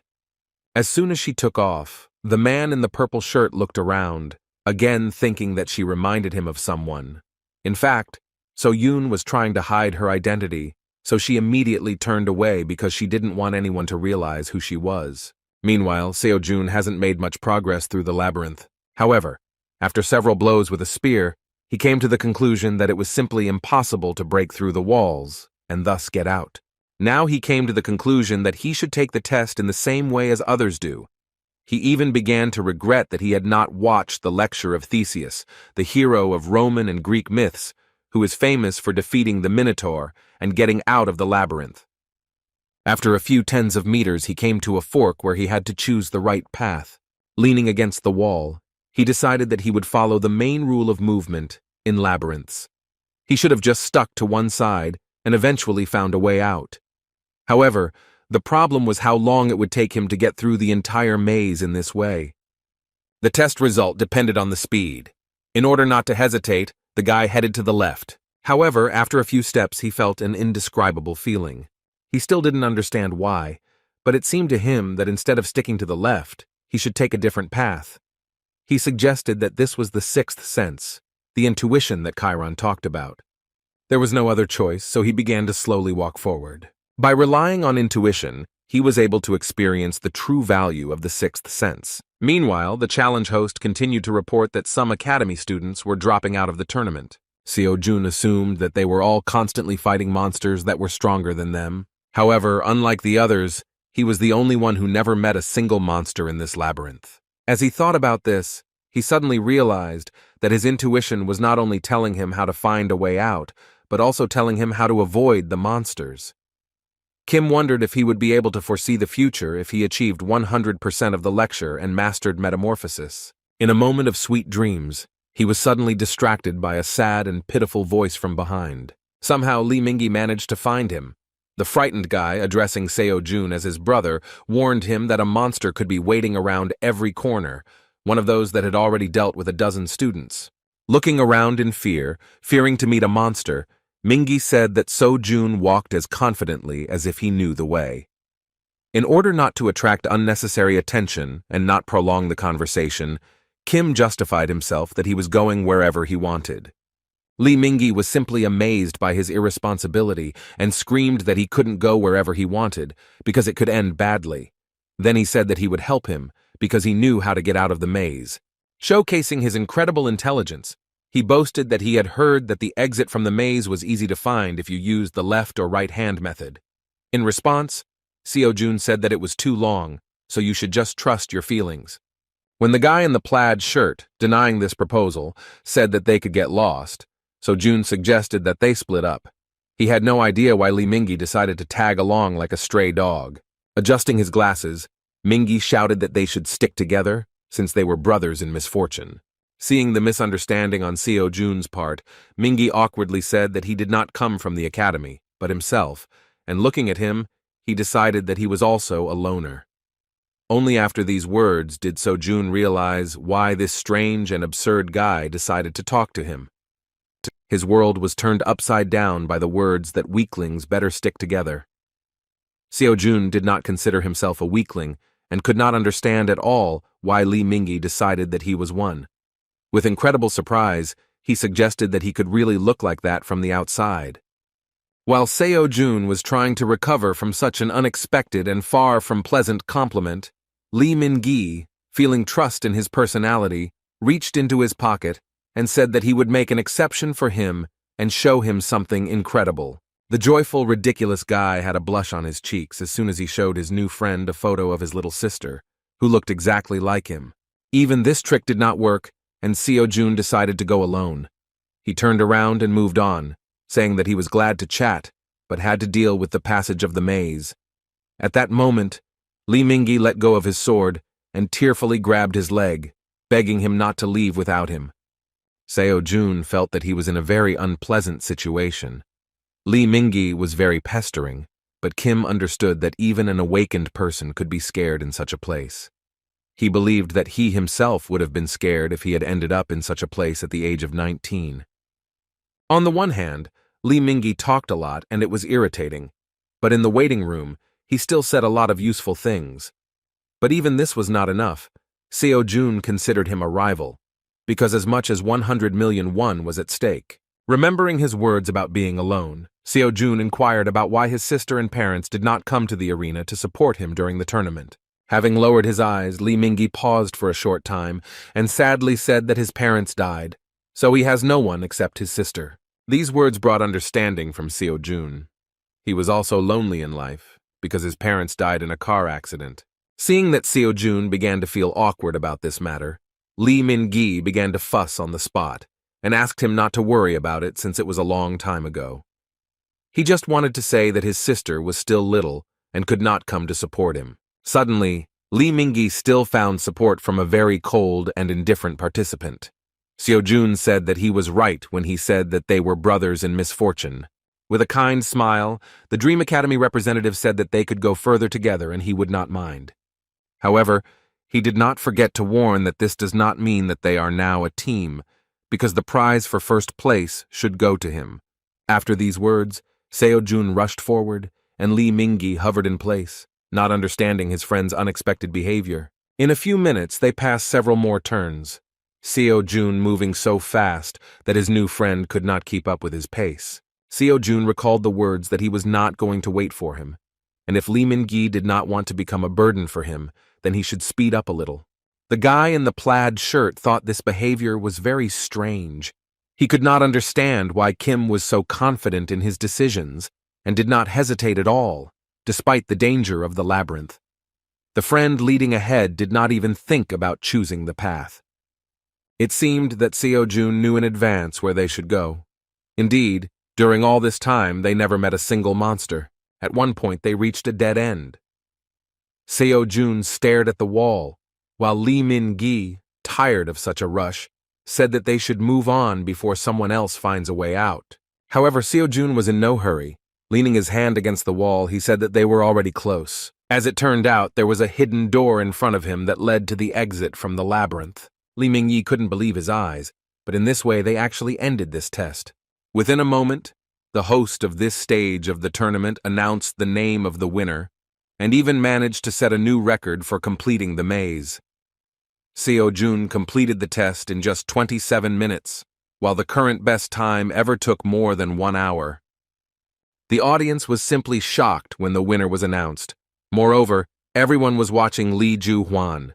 He continued to fight, and everyone realized that somehow he had failed to take first place in the maze. So-yun was simply in shock. She could not believe that her ridiculous student was capable of such a miracle. In fact, Kim Seo-jun did not consider this a big victory, because all this time he was hoping that he would be able to gain at least some progress by fighting monsters. At the end of this test, Lee Min-gi could not come to his senses for a long time, and come to terms with the fact that he really took second place only thanks to luck. Everyone present in the waiting room could not believe that a new record had been set by some student at the CD Dream Academy. This was the first time they had heard about this educational institution, so they believed that this modest guy was probably the son of some influential person. The whispers of the other students prevented Seo-jun from concentrating on the lecture. At one point, he noticed that Young-hwan suddenly approached him. Seeing how he approached the amazing newcomer, everyone present instantly fell silent, afraid to make even a sound. Despite the tension, Seo-jun was still calm. Looking into the eyes of the most promising participant in the tournament, he wondered why he was looking at him so much. Lee Young-hwan was clearly dissatisfied with the result of the first stage, but did not feel any threat from the Dream Academy student. Turning away, with a self-confident smile, he asked the others why they believed so much in this loser. The red-haired guy believed that Seo-jun was able to set a new record in the maze only due to luck. At the moment when everyone was distracted by conversations regarding Lee Jong-hwan's words, Seo-jun decided to return to studying the lecture, but at the same moment they were interrupted by the appearance of the tournament representative. A guy in a blue tracksuit with lists in his hands was just about to explain what awaits them at the second stage. This time, the participants had to fight each other in one-on-one battles. Since they were all at the 4th level, so that everyone would be on an equal footing, they were forbidden to enhance their weapons with mana. However, they were still able to strengthen their bodies. Not everyone was happy with this news. Seo-jun was still calm. He was extremely interested in who would become his opponent. 32 students made it to the second stage, and in this case there must be 5 rounds of duels. However, as soon as the tournament representative announced that they would now begin to draw up the tournament bracket, he was suddenly stopped by one of the participants. Suddenly for Seo-jun, the guy announced that he was going to abandon the duel and leave the tournament. Meanwhile, So-yun decided to leave the arena to a more secluded place where she would not be in danger of being discovered. She nearly revealed her identity the moment she screamed in surprise at her student's victory. Being in a very secluded place, she did not expect to hear loud conversations. Looking around the corner, she saw a place where spectators began to place bets on the winner. As it turned out, the second stage was going to start immediately from the semifinals, since most of the students refused to participate in the tournament. It seemed that now there was no point in betting because everyone present firmly believed in Li Juhuan's victory. Because of this, the odds for his victory were quite small. As soon as the guys started talking about how no one in their right mind would bet on another participant, some crazy guy came up to the table and said that he wanted to bet 100 million won on Kim Seo-jun. The man in a dark robe shocked everyone present with his statement. The guys convinced him that this was a rash decision because this student simply turned out to be too lucky, and no one had ever heard of his academy before. Seo-yun, observing this event from the side, became interested in the identity of the stranger. The mysterious man in a black robe who emitted very strong magic seemed very mysterious and unpredictable. Meanwhile, Seo-jun himself was bored while waiting for the duel lists to be formed. A few minutes ago, a sudden event occurred. Many students began to refuse to participate in the second stage. Excited, Li Mingyi explained in a whisper that he had previously heard that in fourth-level tournaments this is not uncommon, because the same ones always win here. This behavior was due to the fact that everyone was afraid of Li Juhuan. Participants spread rumors that he didn't care about the rules at all, so after a battle with him you could remain crippled for the rest of your life. However, not only Juhuan, but also the guy with the helmet on his head, as well as the participant with the scar on his left eye, seemed to be very impressive opponents. Doubts spread with incredible speed. One by one, the participants left the waiting room. Li Mingyi would have run away himself, but he was so scared that he literally stuck to the bench, and so only 5 semi-finalists remained. An hour later, the lists of duel pairs were presented. In the first fight, Kim So-jun and Jang Dak-chul were supposed to fight. In the second fight, Li Juhuan and poor fellow Li Mingyi were going to fight. Since there were only 5 participants, Li Chul-min received an automatic win. Seo-jun began to think that if he won the first stage, then most likely, if he makes it to the finals, regardless of the result, he will become the winner of the tournament. At one point, he noticed his comrades' excitement. Li Mingyu was trembling with fear, and when Seo-jun noticed this, the guy in the checkered shirt whispered in panic that he couldn't believe that he was going to duel with Li Juhuan. Despite his incredible fear, he still had enough energy to shake his new friend. With a kind smile, Seo-jun said that Li Mingyi was acting stupid because he wrote himself down as a loser, even though his fight had not even started. Seeing his friend's condition, he suggested that he withdraw his candidacy, because with such an attitude, nothing would really happen for him. With his eyes downcast, Li Mingyi sadly said that he couldn't just leave the tournament. Meanwhile, a tournament official entered the room and announced that Kim Seo-jun and Jang Dak-chul should prepare to enter the arena. Getting up from the bench, So-jun gave friendly advice at the end and said that if Mingyi decided to fight, then he should fight to the very end. After all, who knows, maybe he will be lucky and even win. After these words, Li Mingyi grabbed his hand in surprise. He asked in confusion why So-jun was not worried before such a difficult battle. With a confident smile, Seo-jun replied that he only cares about how much experience he will be given for this fight. This answer naturally did not satisfy his friend's interest, but Seo-jun simply left, motivated by the opportunity to earn 100 million won. As soon as he entered the stage, the presenter announced the continuation of the tournament and the beginning of its second stage. The first to be presented was the new record holder of the race in the labyrinth, who was able to bypass all the monsters. Seo-jun was presented as a participant shrouded in mystery, because no one could say for sure whether he was talented or just plain lucky. At the moment of thunderous applause towards Seo-jun, he suddenly heard from his opponent that luck would not help him here. Jang Dak-chul was so self-confident that he didn't even hide it. Moreover, he was presented as one against whose crushing power any tricks were useless. With a loud laugh, an arrogant guy with a ridiculous helmet on his head said that student Kim spent all his luck on the first stage, where he managed to set a new tournament record. In response, Seo-jun said that it was too early to judge which of them was unlucky. These words seriously angered his opponent. As soon as the referee announced the start of the battle, Dak-chul furiously attacked, shouting that he would make Seo-jun regret his bold words. However, these threats did not bring any results, because the Dream Academy student was more determined than ever, because a prize of 100 million won was at stake. As soon as Li Mingyi heard that his friend's battle had already begun, he began to worry even more. Glancing at his opponent, who was standing to the side with an angry expression on his face, he decided that now was a bad time to worry about others. He had to face Li Juhuan, which seemed terrifying from the very beginning. Even though he was trembling with fear, Seo Jun's words were what kept him in control. But just as he thought that he and Seo Jun were no match for these guys, those in the waiting room screamed in surprise at the shocking news.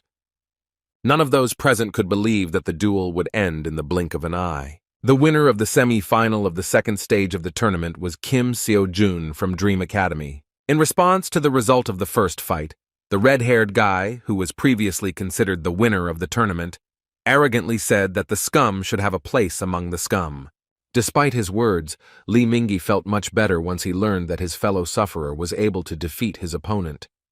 Looking at his future opponent, he said that he too would be a winner. As expected, the fight of the first couple began with an aggressive attack by an offended guy in a ridiculous helmet with horns. One could not expect anything less from Chan Dak-chul. His strength was truly crushing. However, Seo Jun also surprised everyone present, because instead of blocking the blow, he easily dodged it. Moreover, the Dream Academy student continued to maintain a frantic calmness, which caused self-doubt on the part of the enemy. Dak-chuk attacked without respite and even managed to run out of steam, while his morale was plummeting due to the fact that all this time Kim looked like he was not taking him seriously. Enraged by the situation, the opponent with the axe could not gain control of the situation at all, and wondering why his attacks were not working, continued to move forward. At one point, he seemed to go crazy, so he strengthened his body with an aura and rushed to the attack with a powerful swing of the axe and shouting that now the vile Seo Jun would not be able to dodge. However, at that very moment the games were over, because the student from the Dream Academy took the matter seriously and easily knocked the heavy axe out of the hands of his opponent. Dak-chul couldn't believe what happened. His body trembled with the realization that his axe was behind him for the first time in his life. It was simply incredible. No one expected this, and did not even think that the battle would end in the blink of an eye. The muscular fighter was in despair, as he could not accept that he had lost to someone he considered just a lucky fool. He turned out to be weaker, and the first winner of the second stage was Seo Jun, who did not even use a small part of his combat potential. As expected, he was very disappointed with this fight. His progress in lectures only increased slightly, since the actual battle never took place. Previously, he thought that by fighting with other students, he could easily reach a new level of understanding of the arts. In addition, there will be much fewer fights than expected, because most of the participants simply abandoned the second stage. The battle pass was already ending, and Seo Jun was afraid that he would not have time to master the basic knowledge in 50 days. He needed to tighten his belt to at least save up for a spear and renew his pass to the Transcendence Academy. He couldn't afford to lose in this tournament. When he returned to the waiting room, he couldn't understand why Mingyi was so nervous. As it turned out, his friend was simply delighted with the battle and continued to be surprised that Seo Jun was so strong. A long conversation never took place, because a few minutes later, a representative of the tournament entered the waiting room and said that the participants in the second fight should prepare to enter the arena. Li Juhuan went first and even roughly pushed his opponent out of the way. The already trembling Li Mingyi considered this insolence to be normal behavior, and instead of being indignant, decided to remember the moment when, together with Seo Jun, they managed to cope with the first stage. He admitted that as soon as he saw him, he felt a kindred spirit, and therefore when he defeated a formidable opponent, he was so happy as if he had won himself. He had a bit of jealousy at that moment, but more importantly, his friend's success gave him at least some motivation to fight. Pouring out his soul, Li Mingyi even mentioned that he is never lucky and does not have the talent or strength like Seo Jun. All that moved him forward was the unquenchable desire to please his little sister. He hoped that one day she would be proud of him. When he was asked to hurry up, he ran towards the exit, and Seo Jun asked him to give it his all. As soon as Li Mingyi entered the arena, He began to feel nervous due to the huge number of spectators who were eagerly awaiting the start of the battle. As soon as he began to support himself with words that he could handle it, Zhu Huan began to get angry. He despised his opponent, whom he considered an ordinary weakling, so he nervously asked him to shut up and stop mumbling under his breath. In this tournament, the red-haired arrogant guy was infuriated by absolutely everything. He even felt humiliated by the fact that he was forced to participate in such an event, where he was surrounded only by losers. Looking into his eyes, he wondered how he got to the point where his opponent would be such trash. To him, Li Mingyi was nothing more than prey, a useless nobody who lived only to be eaten. Considering his opponent his prey, Zhu Huan decided that in this fight, he just needed to remind the scum where he belonged. He was even more infuriated by the fact that he failed to take first place during the first stage. He believed that he was head and shoulders above everyone else, so he had to demonstrate his superiority in absolutely everything. Although Li Mingyi was visibly trembling, he was not going to give up and held his blade in the direction of the contender for winning the tournament. The red-haired guy was incredibly angry with the knowledge that his ridiculous opponent believed that he had at least some chance of winning. He couldn't wait to put an end to this fight. A few minutes later, the judge announced the start of the fight. Li Mingyi kept saying that he could handle it, just like his brother Xiao Jun. Considering what was happening to be a real humiliation, Zhu Huan only thought that there was no point in this tournament in the first place. As soon as the fight began, Zhu Huan charged furiously to end the fight with just one blow. To his surprise, this was not enough, and Li Mingyi miraculously managed to resist. Li Zhu Huan continued his attack and unleashed a mountain of furious, precise blows on his opponent. Trying to withstand the stubbornness of his opponent, poor Mingyi looked tied hand and foot, and the audience doubted that he would hold out even a little longer. His opponent had already begun to lose his composure and even managed to say that he could not believe that his opponent was such a pathetic brat. After these words, he delivered a powerful blow to the poor fellow's stomach with his handle, shouting that he shouldn't have stuck his head out of his village. Such a strong blow threw Li Mingyi aside. Crouching on his knee, he began to writhe in pain. Feeling the difference in their strength, he still admitted that he had no chance of winning. The realization that they were on completely different levels sent tremors through his body again. However, he could not leave just like that, because all this time he was only thinking about the fact that he wanted his sister to be proud of her older brother. At that moment, he remembered his brother and his success. Unexpectedly for all the spectators, Li Mingyi began to rise to his feet, despite the pain. He knew that there was no point in counting on victory, but now his task was to hit this vile bastard at least once. Putting all his strength into the blow, Li Mingyi rushed into the attack in order to at least catch the enemy with the tip of his sword. He couldn't count on more, yet they were on completely different levels. Within a moment, the fight was over. The crowd began to cheer. As they predicted, the winner of the second battle was Li Zhu Huan from Revenant Academy. The audience was delighted and only confirmed that the rest of the participants in this tournament are not even suitable for such a monster. Zhu Huan had no place in the fourth-level competition because everyone understood that this brute was a master of his craft. However, Li Mingyi still managed to achieve his goal because, albeit slightly, he still hurt his opponent. Moreover, the public also noticed a small cut on the face of the invincible Zhou Huan, which was left to him by a completely ordinary boy. The arrogant, red-haired Revenant Academy student was beside himself with rage. Considering himself an elite, he was filled with rage at the realization that some ignorant weakling had managed to hook him. Then he suddenly turned to the judge and said that he was withdrawing from the tournament. The man in the yellow t-shirt was shocked by the words of the main contender for victory, so he asked in surprise how to understand this. Everything came to a head at that moment, when the inadequate red-haired guy walked up to his already beaten, losing opponent and furiously kicked him in the face.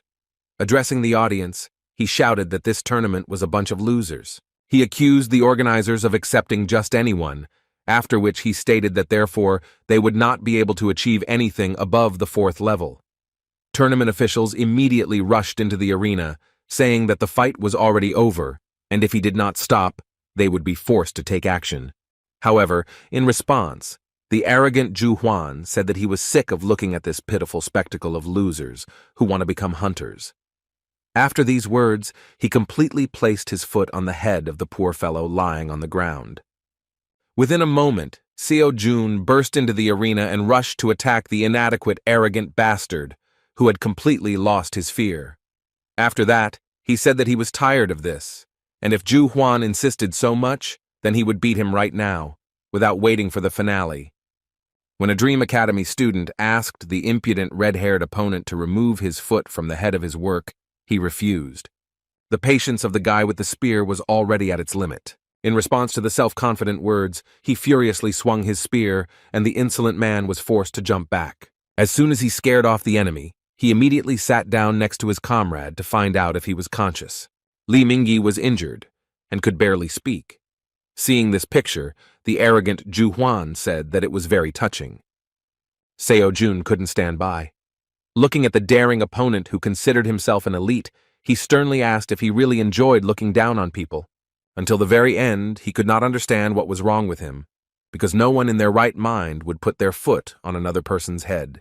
In response, the arrogant academy student revenant said that he was sickened that some hillbilly forgot his place and even dared to enter the arena to fight him. Seo-jun still didn't understand his behavior and asked if they really couldn't even dream, since they were worse than him. Ju Huan took his words as some kind of joke and started laughing, saying that he didn't know that in their time anyone still believed in such fairy tales. It seemed strange to him that someone thought that if they trained hard, then they would succeed. The watching public did not understand how the judges allowed something like this to happen. As it turned out, the judges simply could not interfere in this conflict, because this was the order from above. They could only watch what was happening. The fight was inevitable, and So-yun was well aware that her student was weaker than his opponent. And yet she did not interfere and only watched excitedly, trusting her student. Meanwhile, Ju Huan had already begun to lose patience, and angrily calling his opponent a non-entity, said that he would now demonstrate to him how the world works. He believed that people without talent are nothing more than scum, and to achieve success, you need to go over your head. Seo-jun couldn't come to terms with his words. Ju Huan really believed that there is no place for dreams in this world, and all awakened people are divided into worthy and losers. And yet he couldn't hate him, because in truth he used to think so himself. During these 9 painfully long years, when he endured everything just to become a hunter, he was constantly faced with a harsh reality. He hated himself because he had neither money nor talent. He hated himself for his helplessness. Work only helped him stay afloat, but he could not achieve more, because most of the money went to pay off loans. In his reflections, he came to the conclusion that, probably, there is nothing more pathetic than clinging to something that cannot be achieved through hard work.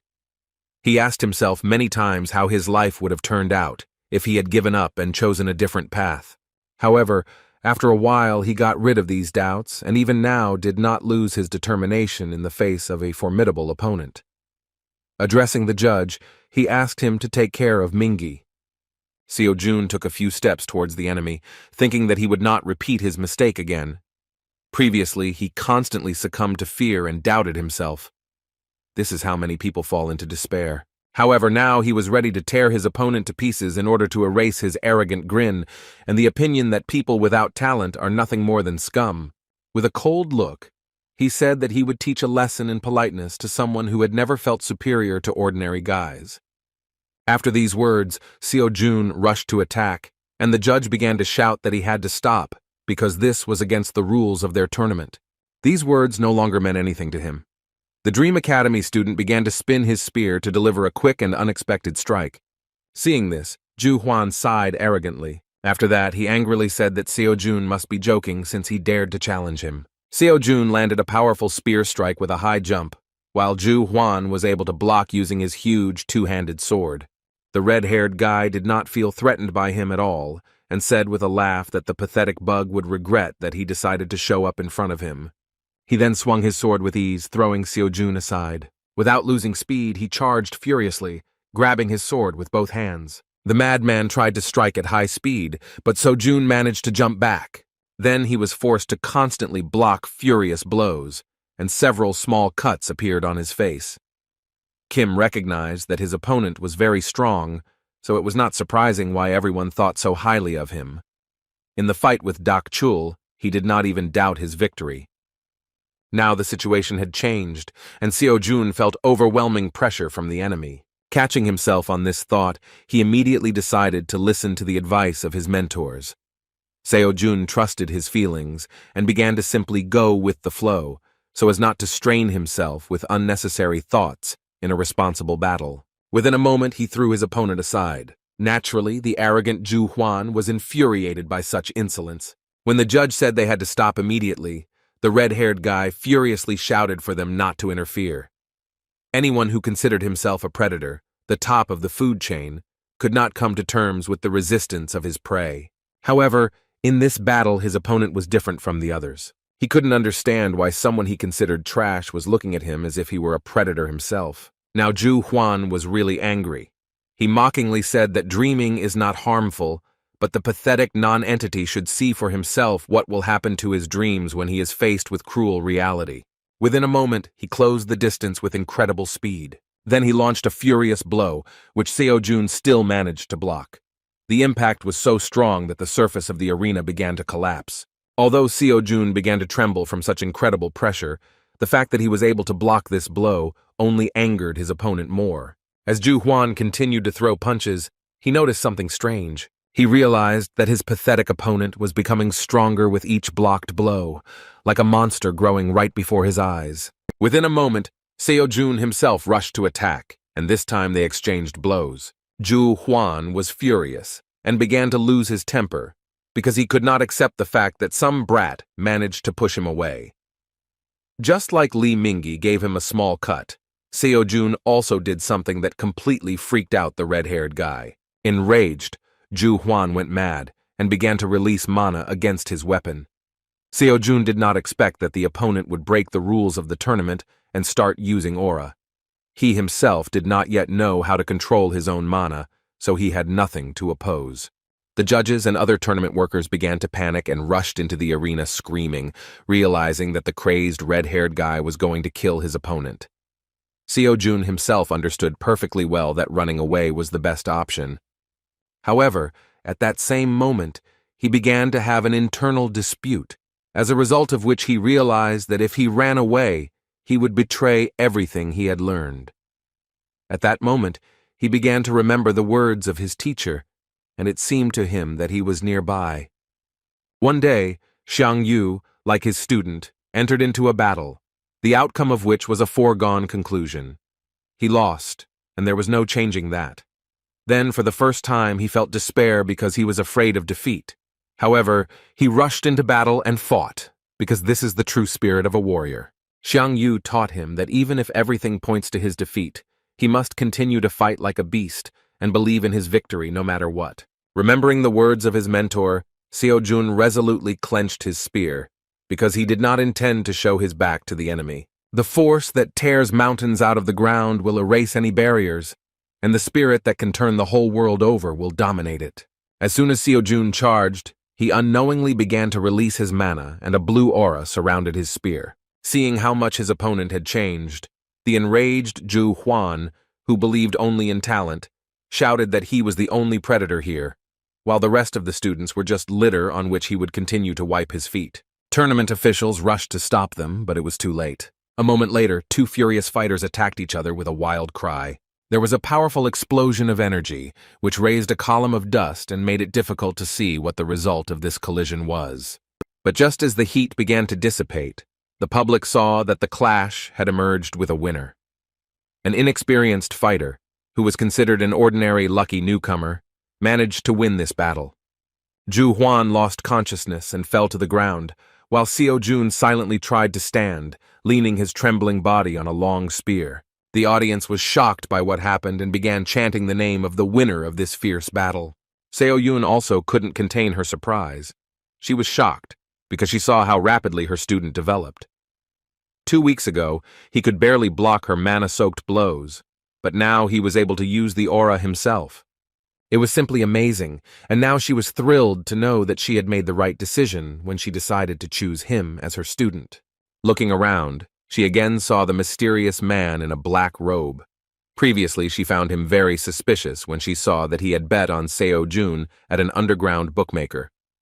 The stranger himself shouted in surprise. He was excited by what had happened because he couldn't believe that someone from the 4th level could so suddenly master the aura technique. So Yoon was also surprised, but still not as surprised as this stranger. It seemed that before his eyes, Kim So-jun violated the laws of the universe. At that moment, she just remembered an important detail, that the stranger had bet a large sum on Seo-jun's victory. However, when she looked around again, the mysterious guy had disappeared from sight.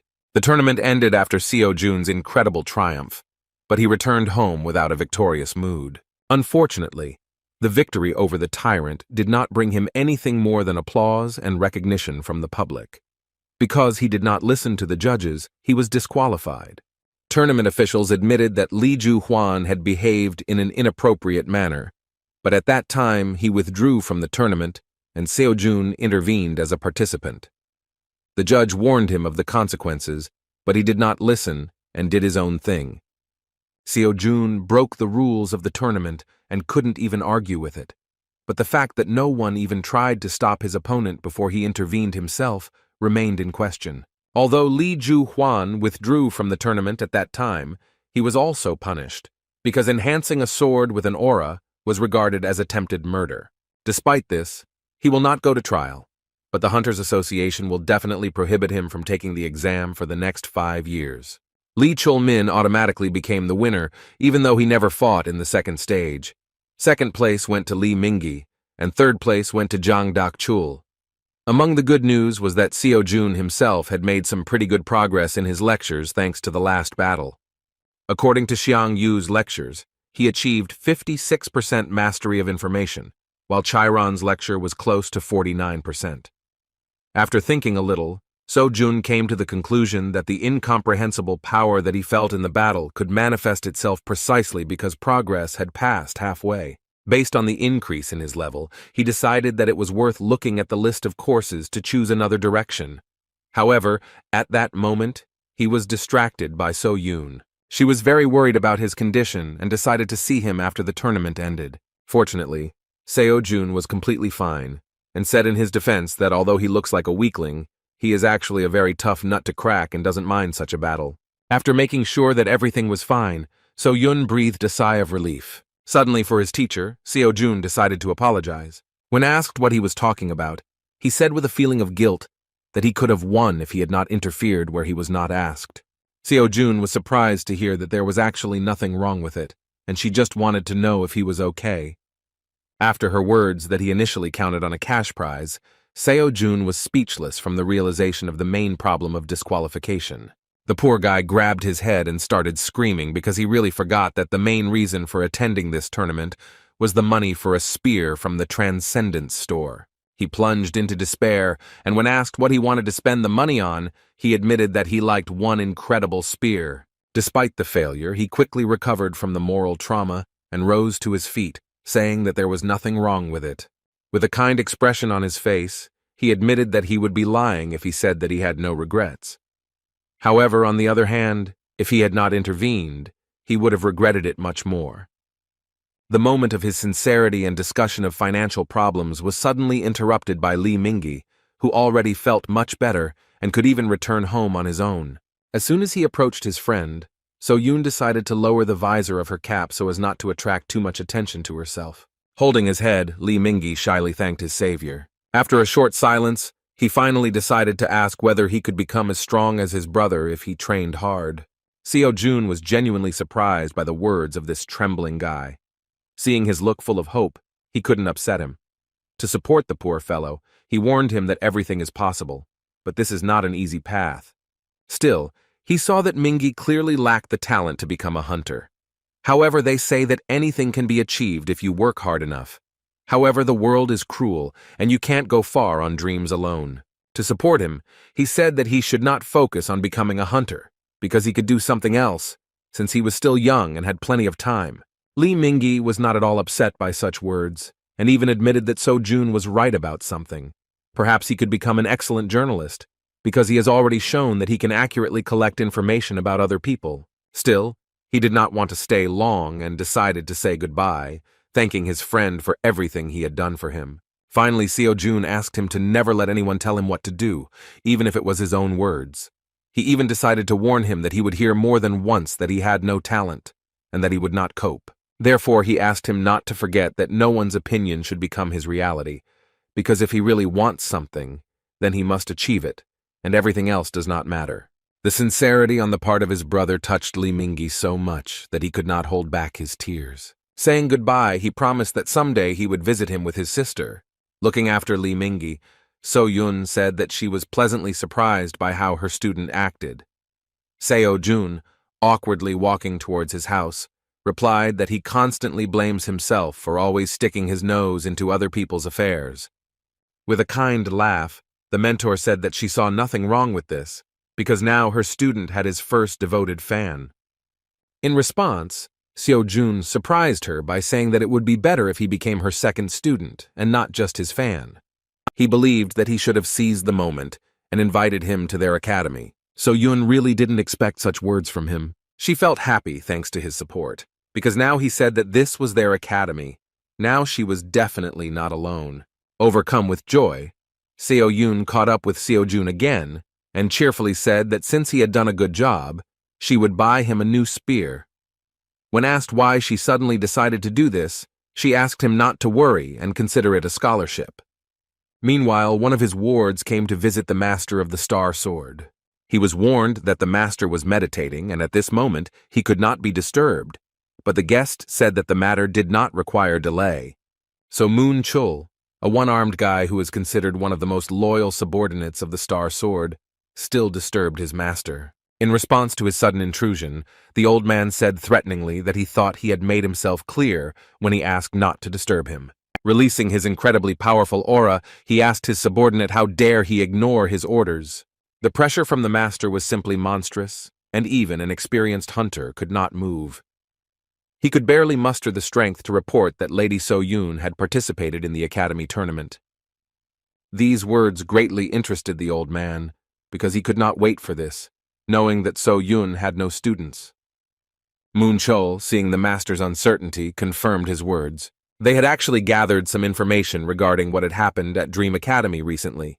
No one expected that after all the unsuccessful attempts, So Yun would still decide to try the old business again. Realizing the importance of the matter, the old man rose to his feet and said that he would personally deal with this problem.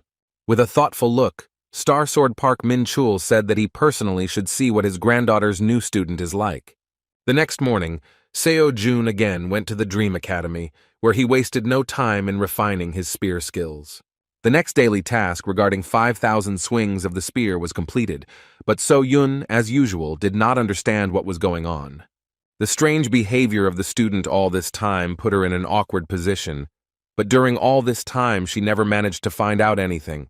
Noticing her intense gaze, Seo Jun asked why she was staring at him so dissatisfied, but the girl replied that he just imagined it.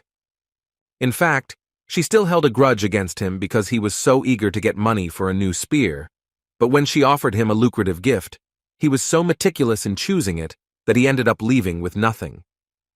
In response, Seo Jun said that he was simply not worthy of the gift. Pointing a condemning finger at him, the girl demonstrated that she saw right through him and said with displeasure that he was a liar, because he was clearly not one of those who would simply refuse such things. She was willing to bet that the problem was something else. She was really right, but Seo Jun didn't know how to explain to her that since he saw the beautiful weapon from the Transcendent store, he couldn't even look at an ordinary spear. Things got even worse as the price had increased to 120 million won due to a recent recalculation. Money that was not earned through honest labor was not counted. So now, So Jun was completely afraid to do anything. Seo Yun, as expected, was infuriated by the situation regarding the fact that her student refused the offer, even though she said that she would pay for everything. Naturally, when the granddaughter of the greatest hunter gives you such an offer, it's a chance of a lifetime. And yet there was one more pressing issue that they did not have time to discuss. So Yun inquired about what mana enhancement technique her student used in the battle with Zhu Huan. Seo Jun had no idea what he was talking about. So Seo Yun explained that without the technique, he would not be able to use magic. She noted that she personally saw how he pierced the armor of monsters, but judging by how he fought in the tournament, his technique was clearly not of a low class. At the same time, her interest was even stronger because she had never seen him train her. At that moment, Seo-jun thought, because he really doesn't know how this happens, because he has never studied any technique for enhancing mana. The mana enhancement technique is a technique that allows you to use your mana most effectively. There are many different types of this technique. Depending on its effectiveness, it is divided into lower and higher class equipment. Each hunter has his own mana enhancement technique. Some even patent it. In fact, Seo-jun wanted to get into the elite academy precisely in order to acquire effective high-level equipment. Therefore, he asked his mentor if she taught the technique of enhancing the mana of the Star Sword. In response, the girl sighed heavily and said that her grandfather forbade her to do this. Still, this was not surprising, because otherwise there would have been crowds of students in this academy. But as it turned out, So-yun herself came up with her own technique and was ready to teach him. She always wanted to teach, so she needed to do something like this. Seo-jun was surprised because he thought that she had no talent at all, but it turned out that she lives in the shadow of the Star Sword, and yet she pushed him to the idea that a hunter really needed mana control skills. In the fight with Ju Huan, he experienced the difference in strength between those who know how to use it and those who do not. So-yun didn't understand why he was thinking so deeply, because she was just asking whether he was interested in learning her technique or not. In fact, Seo-jun was thinking that he had a window for a new lecture. Now he could take some course on the study of mana mastery. After a few minutes, So-yun got tired of waiting for an answer from him, so she decided that he would continue to be silent, and she left with wishes of good luck in his strange training.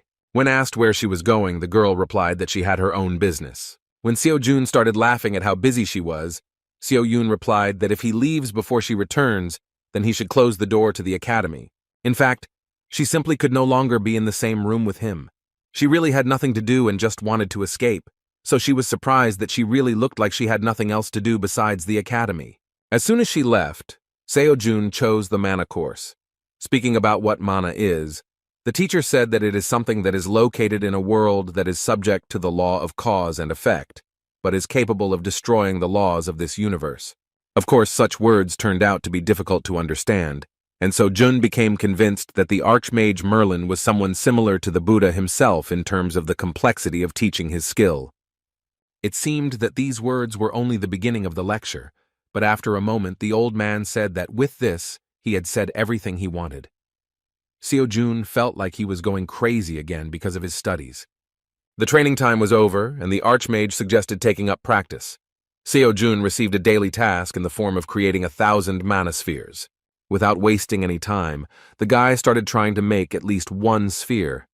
Now he could say that sensing and controlling mana was not that difficult, and it was all thanks to Kiran's lectures. However, it was still not easy, because although he felt mana, he could not give it a form. The Archmage mentioned that he should use mana to connect his mind with the outside world, transfer the fruit of his imagination into reality, deceiving and convincing it that everything happens according to the laws of nature. At one point, the student concentrated so much that he began to feel how he could give shape to his energy. In the most striking example of how to do this, the Archmage Merlin described a force that truly does not exist anywhere in nature. It was about the mana aura that Seo-jun had already used once. A few minutes later, the guy saw a small accumulation of energy in his palms, which really left his imagination and ended up in the real world. The crumb between his palms actually turned out to be a sphere of mana. He was surprised that all his efforts gave him such an insignificant result, because the Archmage was unlikely to count this as a correctly performed exercise. Despite this, he was proud of himself because this was a real achievement. He understood that over time he would do better. He just needed to constantly hone his skills. At that moment, Park Min-chul suddenly entered the academy and addressed the stranger with a dissatisfied tone. Seo-jun, holding a small sphere in his hands, was surprised by the appearance of a gentleman whom he had previously only seen on television screens. Mr. Min-chul really came to the academy to see who became his granddaughter's student. He did not expect to see something like this, because he felt that there was a clot of mana in the guy's hand. What was suspicious was that something like this was not easy to create. This meant that this guy was talented. However, this only deepened his understanding of the situation. The old man began to suspect something was wrong, thinking that there was only one reason why such a gifted guy came to So-Yun Academy. He feared that Seo-Jun was one of those who wanted to take advantage of his granddaughter. Releasing his terrifying energy, he sternly repeated his question, and, shocked by the situation, Seo-Jun was forced to dutifully introduce himself. The guy really felt afraid because he didn't expect Grandpa Starsword to visit So-Yun Academy so suddenly. Addressing him without any formality, Seo-Jun mentioned that he had only seen him online, so it was amazing to him that he was finally able to meet the greatest hunter in person. He further suggested that the distinguished guest had come to see So-Yun, after which he said that unfortunately, she had left on some business. The guy didn't understand what had happened, but the old man suddenly became furious as soon as he heard him call his dear granddaughter by name. His reaction was not strange. He treated Park So-Yun very carefully. While in Korea they only address people with whom you have a close relationship by name. But at that moment another question began to worry him. Once he released his terrifying energy, he put incredible pressure on the student, but for unknown reasons, he continued to stand on his feet. Seo-Jun didn't understand what he was talking about, so Park Min-chul said that his lust for killing, soaring in the air at that moment, usually paralyzes anyone below the S-class of hunters. After these words, the student understood what was happening, and the only explanation for why he was on his feet, he believed that this was the action of an unshakable heart. Silence began on his part, and the old man again asked a question regarding what such a guy forgot at the Park So-Yun Academy. Seo-Jun really didn't understand what he was talking about, so he looked very confused. In response, Mr. Park began to slowly walk towards him and reached for his sword, saying that with such and such talent, he would have been accepted into any academy. But for some unknown reason, he decided to get closer to So-Yun. Releasing his menacing power, the old man threatened that the guy would regret it if he decided to lie to him. Sensing danger, Seo-Jun began to panically ask him to stop and shouted that it seemed to him that they had misunderstood each other. However, Mr. Park was not going to listen to him to the end and said sternly that he did not think that he would receive an honest answer so easily. Within a moment, he swung his sword and Kim, sensing terrible danger, was forced to fall to the ground to avoid being hit. He only miraculously managed to avoid being seriously wounded, which greatly surprised the old man. As it turns out, Seo-Yun was going to visit her grandfather when she decided to leave on business. When she came to his house, she found out that he was not there. The lady who worked here said that she should ask the chairman about what Mr. Starsword is doing now. In fact, she just wanted to tell her grandfather about her new student. At the moment when she wondered where her grandfather might have gone, Seo-Jun was in a mortally dangerous situation. The old man continued to apply incredible pressure and repeatedly asked the question of what goal he was pursuing. So-Yun had no idea what was happening at that moment. However, she understood that something was wrong here. She wanted to keep everything a secret for as long as possible. But after participating in the tournament, it was no longer possible to hide Seo-Jun. That is why she decided to deal with the problem by revealing the truth to her grandfather. At that moment, the chairman approached her. The chairman was a one-armed man who was very trusted by the Star Sword. He greeted the young lady with a sincere smile, saying that he was glad to meet them. So-Yun admitted that he was just in time because she was looking for him. As soon as she told her that she had come to her grandfather, she was shocked by the truth that Mr. Park had just gone to her academy for a visit. At the same moment, she hurriedly ran back, realizing that during this time something terrible could have happened. The lady in the purple jacket didn't understand why So-Yun was so scared by this news, but the chairman already guessed what it was about. So-Yun was in a hurry like never before. She was already blaming herself for letting her guard down. Still, she knew that grandfather would come to their academy sooner or later, but she did not think that everything would be so soon. She had to hurry so that Seo-Jun and Mr. Park wouldn't meet without her. Unfortunately for her, the battle had already begun. This was the first time Seo-Jun had been in such danger, even though Master Starsword had not even drawn his sword from its sheath. However, this detail played into his hands, because now it became clear that the old man was not trying to kill him, but rather simply wanted to pacify him and get an answer to a strange question. Surprised by the young man's resilience, Park Min-chul asked who he really was. Su-jong again began to beg him to stop, saying that he really didn't understand what he was talking about.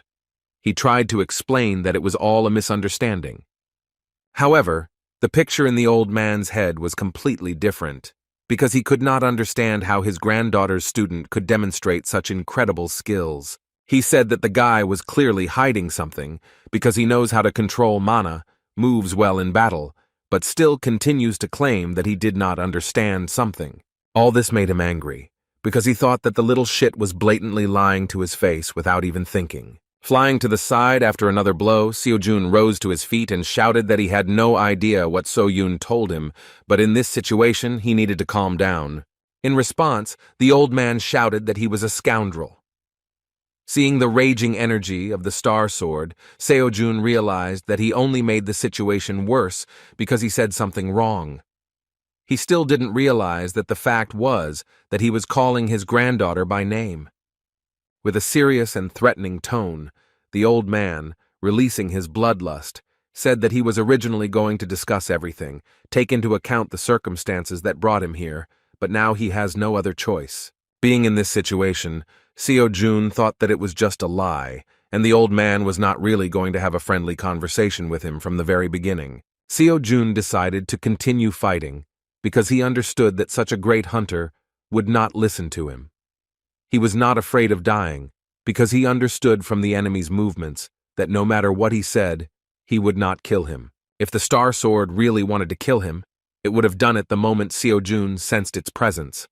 One who is above the stars themselves, Park Ming-chul's Star Sword was on a completely different level. Seo-jun didn't think that during his first meeting with the person closest to his ideals, he would have to fight. In fact, he was delighted that he had such an amazing chance to gain an incredible amount of experience in battle with the greatest hunter. Of course, Mr. Park was not particularly happy with this behavior on the part of the young man. He considered him a real scoundrel. Seo-jun's attitude has changed. He even enhanced his own body with an aura, showing that he does not deny the fact that he is ready to fight. During his life, Mr. Park saw many hunters, but only one looked into his eyes without fear. Seo-jun looked exactly the same, so you'd think he was strong enough to really try his luck. Rushing into the attack, the old man struck the first blow with thoughts about what this young man needed from his granddaughter. Seo-jun could hardly resist such pressure.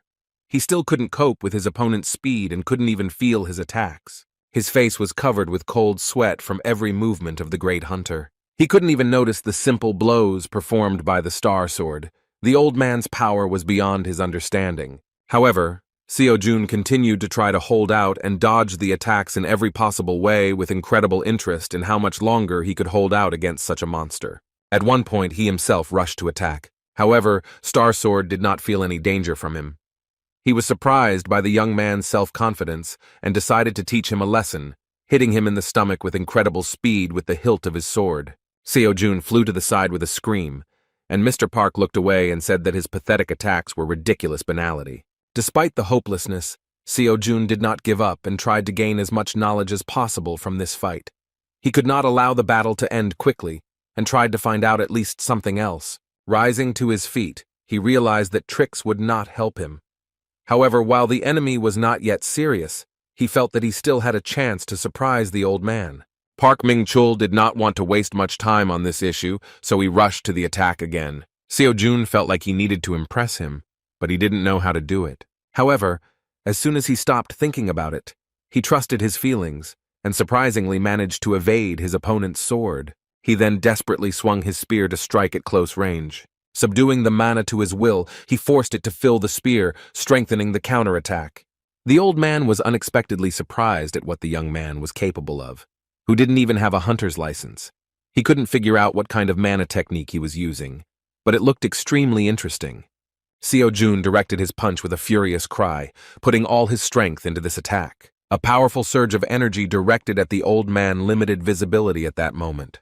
However, the result was a foregone conclusion. He did not even manage to catch a powerful enemy. After Seo-jun used his aura, Mr. Park shouted that the young man had finally shown his true mean face. In response, Seo-jun said displeasedly that Mr. Star Sword was the first to attack him. After these words, Seo-jun, who did not understand the old man's feelings, again said that he could not wait for his teacher to return. calling the granddaughter of the Star Sword by name. The greatest hunter began to lose control, demonstrating his terrifying strength. He said that if the young man wanted it so badly, then he would personally send him to the next world. Just as Kim was beginning to say goodbye to life, fortunately for him, So-Yoon burst inside the training room and shouted that it was enough. The fighting stopped, and So-Yoon started screaming that she wanted to know what was going on here. She was incredibly angry at her grandfather for starting to scare the crap out of her students again. Looking at Seo-Jun, she began to get angry at her grandfather and accuse him of beating the poor fellow until he had bruises all over his body. Kim tried to smooth the situation over, saying that he had no serious injuries, although he was already in pain. Turning his gaze away, the old man said that such a mattress should not dare call himself a man. In response, Seo-Jun allowed himself the impudence of telling the Star Sword that it doesn't matter whether you are a man or a woman, anyone would be hurt if they were beaten by a great hunter. As soon as he said that he wouldn't be surprised if Mr. Park didn't care who he beat, the old man immediately jumped out of his seat and shouted that the young man would soon regret his words. Seo-Jun, taking advantage of the situation, cleverly hid behind the granddaughter of the Star Sword, asking if he would continue to beat him. So-Yoon didn't understand what was happening at all. She had never before seen simpletons who would allow themselves to talk to her grandfather like that.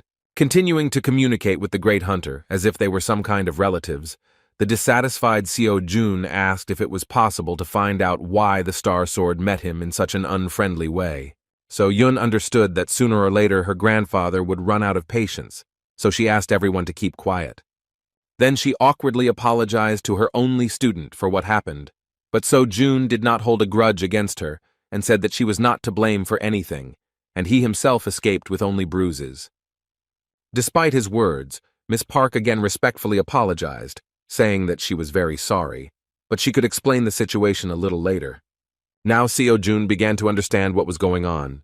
Seo-Yoon really needed a frank conversation with her grandfather, who, apparently, treated her very carefully and controlled her in everything she did. At such a moment, it was necessary to leave them alone, so the guy said that it wouldn't hurt him to drop by the emergency room.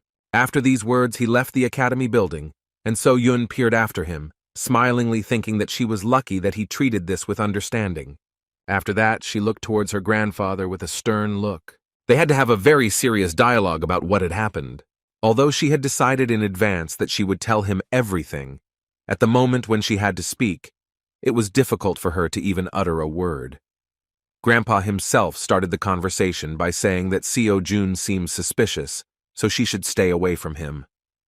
So-Yoon began to get nervous and answered hesitantly that he was not suspicious at all. She asked how he even knew what Seo-Jun really was like.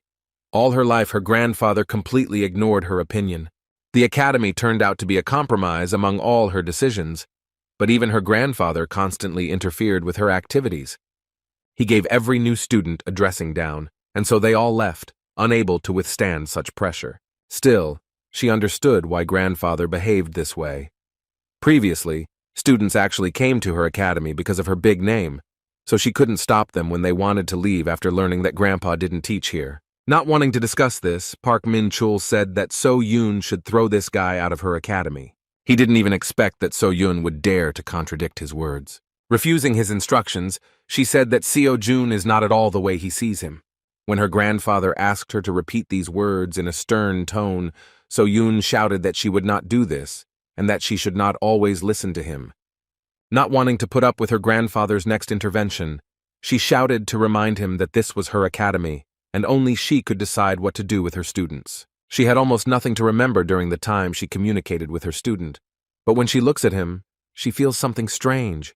She wants to be with him as long as possible, because in these moments she feels happy. Now she wanted to take matters into her own hands. So-Yoon showed her character for the first time, although it was more like a desperate cry from the soul. Turning around, she apologized in a quiet tone for allowing herself to shout at her grandfather, and yet she again said that this time she would do as she decided. It was really the first time Mr. Park had seen her so emotional. A few years later, a tragedy occurred that shook his life and turned it upside down. That day, he heard about an incident with the appearance of a monster on the streets of Seoul, but was busy with his own affairs, leaving it to the young hunters. However, At one point, he was interrupted by the chairman with the terrifying news that his only son had died in that incident. When he lost his son and looked at So-yoon, who had no one left, he decided that he had to teach her how to stand up for herself. The little girl's life had changed greatly, and she could no longer enjoy the things that children her age usually enjoyed. The old man could not do otherwise, because he had to protect her. That's why he was so strict with her. She didn't like swordsmanship, but he was persistent in her training and didn't let her give up, telling her that if she continued like this, she would never become a hunter, let alone reach A-class proficiency. As she grew older, she began to express that she did not like being a hunter. She talked about how she wanted to become a teacher, but her grandfather refused to accept her wishes, saying that that was not what he taught her for. He was afraid of her own decisions and desires, so he constantly shouted that she should just do what he told her. Park Min-chul understood perfectly well that all this time he had been oppressing his granddaughter, even though he had the awareness that sooner or later she would turn against him. Actually, this is what happened, because he once agreed to a compromise when he gave her a little freedom, allowing her to found her own academy. Sighing heavily, he accepted this situation, realizing that he could not take away the only thing that brought her joy. As expected, So-yoon reached her breaking point and still rebelled. Meanwhile, Seo-jun has already completed his examination and treatment at the emergency room. Now he felt like new and naively thought that another conversation with the Star Sword would no longer be a problem. Recalling their meeting with a smile, he noted that at that moment he thought that he was no longer a tenant. He understood perfectly well that he escaped with only minor bruises, only because the old man held back. However, if So-yoon had been late, then everything could have ended much worse. Now he understood how difficult it was for So-yoon to be under his strict supervision all the time. That evening, So-yoon called him and told him everything. She spoke about her difficult relationship with her grandfather and about what happened to past students. Despite such revelations, Seo-jun was still sure that she kept silent about a lot. But this was enough to understand how she felt and why the Star Sword treated him this way. Returning to the academy, he could not forget that situation, thinking that even though he understood the old man's motives, it was still wrong because even such experiences are not a reason for beating. As he walked back to the training room, he doubted he would hear an apology.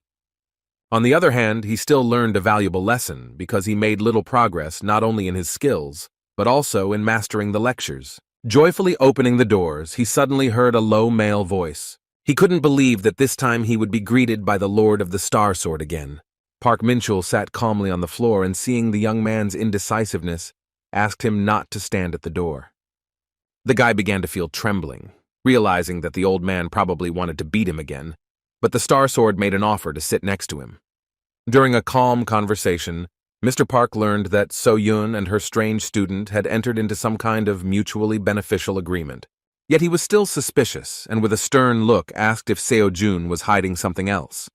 Kim was as impatient as the Star Sword himself, so he nervously replied that he had expressed everything and had nothing to hide. Taking a closer look at the calm flow of the young man's magic, the old man admitted that he was not lying. However, the question of where he got such talent and so much strength still remained a mystery to him. In his entire career, Park Min-chul had never seen so much power in an ordinary academy student. Even more questions were raised by the moment when they first met, and so June, seeing his anger, not only wasn't afraid, but was even somehow inspired and didn't back down. When Seo-jun said that he wanted to go away to start his training, the old man decided that this would be a great time to find out more about him. He wanted to see how this scoundrel trained to see what he might be hiding. However, after several hours of careful observation, he was sure of only one thing. This young man was clearly not himself. He couldn't believe that what Seo-jun called training was continuously staring at his phone, which was turned off with a blank screen. At the same time, Seo-jun was very emotional and even sometimes screamed strange things. Distracting the young man from the strange method of teaching, the old man suggested that he was meditating this way. Seo-jun didn't know how to explain his training, so he decided to just agree. In response, the experienced hunter agreed that meditation is an excellent workout, but noted that you shouldn't overdo it either. He wanted Seo-jun to understand that meditation strengthens the mind and spirit, but not the body. Seo-jun simply agreed with him and continued to look at the phone, so Mr. Park was surprised that he was not at all interested in his words. The old man decided to play trump cards and said that if the young man wanted, then he could teach him something. Seo-jun pleased his pride because he was really distracted with surprise that the Star Sword himself decided to take care of him. The old man did not expect a different reaction, yet the young man hurt his pride, so he blurted it out. To keep things simple, he didn't mind showing him a couple of his moves. However, his pride was trampled a moment later, because the ridiculous boy refused, saying that he was happy with everything anyway. Moreover, he asked if he could be left alone during training, because they could talk a little later. The moment of trampled pride of the great hunter could have ended in tears, but So-yun visited the training hall on time. She was shocked when she saw her grandfather next to the student whom he had recently nearly beaten to death. The old man was glad to see her and immediately headed towards her, saying that he needed to discuss something. So-yun was afraid that he was up to something, so she warned him that she would not forgive him if he even laid a finger on her student. However, as it turned out, he just wanted to speak out about Seo-jun's shocking behavior, saying that he was not right in the head. They could not understand that there was anyone in the world who could refuse training from the Star Sword itself. Instead of getting a few lessons from the greatest hunter, Seo-jun actually continued to act like he had a headache. The guy stared at his switched-off phone, which looked very crazy. So-yun understood her grandfather's feelings, but she had already come to terms with such oddities of the student, and therefore said that this was still normal behavior on his part. Still, she agreed with all his words, saying that she also thought exactly the same way before. After that, she turned to her student, saying that she was already free. Seo-jun immediately looked away from the lecture and looked at her with a smile, and began answering questions regarding his well-being. Yet the old man was still suspicious, since he could not find answers to all his questions. From his observations, he could definitely say that Kim So-jun is not particularly smart, but even despite this, So-yun always smiles when she looks at him. He found it hard to believe that she actually enjoyed talking to him. It made him remember that he had never actually seen her smile like that before. In conversations with her grandfather, she is always strict or sad. He often saw her offended, but not so sincerely happy. Realizing that this could be their sympathy for each other, the old man began to get angry again, worried about his granddaughter, thinking that So-jun dared to hit on her. As soon as he took the first step to teach the impudent man another lesson, he was interrupted by the chairman, who hastily burst into the training room. He immediately apologized for distracting them, but said that the matter was urgent. As it turned out, the Order of Truth invited Mr. Park to visit them. Star Sword was surprised that those wonderful guys even wanted from him. In response, he said that if they want something from him, then they should come themselves, because he doesn't mind. However, this time the matter was very serious, because as it turned out, Sir Kalia himself wanted to see the master of the Star Sword. Even more shocking was the addition that the Order of Truth had another request. Everyone was literally speechless when they heard that Kalia wanted Mr. Park to bring a man named Kim Seo-jun with him. Hearing his name, Seo-jun was surprised that anyone actually knew about his existence. The old man immediately thought that the strange guy was somehow connected with the cunning Order of Truth, so he assumed that he was Sir Kalia's faithful dog. Even So-yun believed this assumption, so Seo-jun answered impudently and dissatisfiedly that he himself was interested in how they knew his name. Everything fell into place when Mrs. Park remembered that there was a strange man in a black robe at the academy tournament. She assumed that the stranger hiding his identity was somehow connected with the Order of Truth. But even after these words, the old man thought that it was still somehow strange because Kalia was unlikely to be interested in any ordinary person. Turning to So-jun, So-yun asked if he happened to know this person, but her student answered with tension that he didn't remember anything like that. After that, he completely put the guys in an awkward position when he confusedly asked if he could refuse this request. All his life he was far from such things, because he devoted himself to working at the Enterprise. So-yun said that the Order of Truth is an organization that includes 7 apostles who are on a par with the heads of major states, so it is unreasonable to refuse their request. Sir Kalia is the successor of the Apostle of Chastity, and usually people like him do not schedule personal meetings. Even after hearing this, Seo-jun did not cease to amaze and said that he had nothing to do with this, because for him it was just some unfamiliar foreigner. He was more interested in continuing to train. In response to these words, Mr. Park's chairman said that he now fully understood why everyone thought so highly of Sir Kalia. When Starsword asked to clarify what he was talking about, Seo Moon Chol replied that Sir Kalia knew in advance that Kim So-jun would refuse his offer. The young academy student froze in place when he heard that the foreigner asked to convey, in such a case, that if Seo-jun agreed to come, then he would give him 100 million won. The mere mention of such a large sum caused neural activation in the monkey's brain, and Seo-jun immediately smiled reflexively, agreeing to the offer. Moreover, he wondered how the stranger knew that he needed exactly that amount. The Order of Truth is a religious organization, but it does not serve human gods, because their god is truth. That mysterious man in a robe is the Great Voice, and the organization is headed by 7 apostles. They convey the will of God, that is, the truths of humility, diligence, gratitude, mercy, patience. A century ago, the Order of Truth was considered a simple cult, one among many. But when the cataclysm happened, they joined forces with the forces of the heroes. Largely thanks to them, peace reigned on Earth again, and so the number of followers of the Order increased significantly. But more importantly, the berserker giant monster was destroyed thanks to their power. When everyone thought that the trouble was over, Berserker suddenly appeared. He was so strong that even all the heroes combined could not cope with him. The situation was so desperate that it was called the Second Cataclysm. Only the Great Voice and the 7 apostles were able to cope with it, thanks to which the Earth was saved. These days, one of them made a surprise visit to Seoul and settled into a hotel on the outskirts of the city. The place seemed too nondescript for a representative of a world religion. When Mr. Park and Seo-jun arrived at the place, the old man told the cult member that he had come personally to Kalia, after which he began to introduce the guy next to him, calling him a fraud. In response, the man in the robe, without listening to the end, looked at the young man with interest, and with anticipation of something interesting, said that he knew very well that in front of him was Kim So-jun. Without delaying the guests, he invited them to pass and informed them that Sir Kalia was already waiting for them.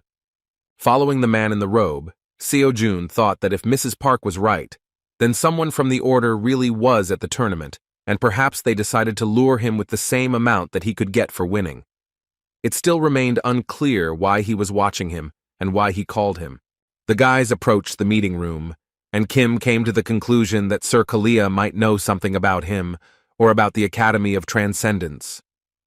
In addition to the money for the meeting, he planned to find out why he attracted their attention. One of the followers of the Order of Truth led them to a beautiful waiting room, where he asked them to wait a little while for Sir Kalia to come to them. As soon as they sat down, the old man sighed displeasedly, saying that he knew that Kalia would not sit and wait for them. In response, Kim asked if he personally knew Sir Kalia. The old man surprised him with his answer, because as it turned out, this was their first meeting. Seo-jun previously thought that she was quite close. As it turned out, Kalia called him a couple of times, but they never met in person. Even during the cataclysm, he met his mentor, the Apostle of Chastity, but he had not yet met the successor himself. These words reminded the young man that Mr. Park was one of the heroes who once saved the world. For him all this time, he was more like So-yun's grandfather, but he once again thought that he was still a star sword, and this should not be forgotten. When it came to the cataclysm, So-jun decided to inquire about the Great Voice. He shared that he had previously heard that he only appeared in public once, during a fight with a berserker. The curious guy asked the old man whether he had personally met such a great man, and Mr. Park wondered what the Great Voice was like. He succinctly replied that there was no such thing. With some thoughtfulness, he nevertheless clarified that once he managed to see him from afar. At that moment, they heard the door open, and Sir Kalia himself walked inside. When he mentioned that he was glad for their first meeting, Mr. Park replied with a stern look that Kalia himself called them here, and ended up making them wait. Kalia, the successor of the Apostle of Chastity, who looked more like a pretty girl, finally appeared in front of them. He justified his delay by saying that he needed time to purify his body and mind before preaching the word of truth. Sighing heavily, Mr. Pak said that he had never heard such heresy before, while Kalia himself approached the interesting young man, apologizing for being late in making his acquaintance. He introduced himself properly, and when the young man was about to answer, he interrupted him with words that he already knew about him. Kalia specifically thanked him for agreeing to their meeting, even though it was extremely unexpected and incomprehensible for a newcomer among hunters. When asked how the apostle's successor knew about him, Kalia replied that they needed to clear up some misunderstandings in advance. He said that when Sojun participated in academic competitions, he was then watched by one of their believers. He praised the promising hunter so much that he himself wanted to personally find out how strong and amazing he was. In response, Seo-jun asked shrilly and incredulously if this was really the whole reason why such a great and busy man decided to take the time to make such an acquaintance. He supposed it was unlikely that he would want to see him for that simple reason. In response, Kalia said with a restrained smile that he just wanted to talk about this, but first, he should ask permission to sit down with them. As it turned out, we were talking about dungeon exploration. That is why the busy heir of one of the apostles decided to gather them for a conversation. He sincerely hoped to cooperate with Mr. Starsword in dungeon exploration. The old man, dissatisfied and impatiently, asked why he should do this. In response, Kalia said with restraint that he knew better than anyone that this was far from the end. These words sounded mysterious, and Mr. Park asked what they were talking about. Kalia reported that he had a report of corruption in one of the dungeons in Korea. He decided to meet with the Star Sword, believing that he was the best person to know about that incident. The old man did not want to talk about this, because he believed that this was a common coincidence, but the heir of the apostles said that this was the decision of the Order of Truth, so they must definitely check the condition of that dungeon. Now Mr. Park could confidently assume that this was why Kalia flew to Korea. A piercing observation was also the words that in this way the young master of the Order of Truth would be able to consolidate his position. With a sincere laugh, Kalia admitted that he could not be fooled and was truly shrill, as always. In response, Minchul said that it was arrogant of them to declare that this was the decision of the Order of Truth, and not his own personal interest. Kalia understood that Mr. Starsword was not particularly interested in doing him a favor, so he decided to touch his personal life, and said that he knew that he was unlikely to be missing anything, but he might be interested in their help for his granddaughter in the development of the Hunter Academy. As soon as Mr. Park Min-chul heard the mention of his beloved granddaughter, whom he was trying to protect from too much attention and danger, he immediately showed his determination and unleashed his true form of terrifying bloodlust, which left Seo-jun's body numb.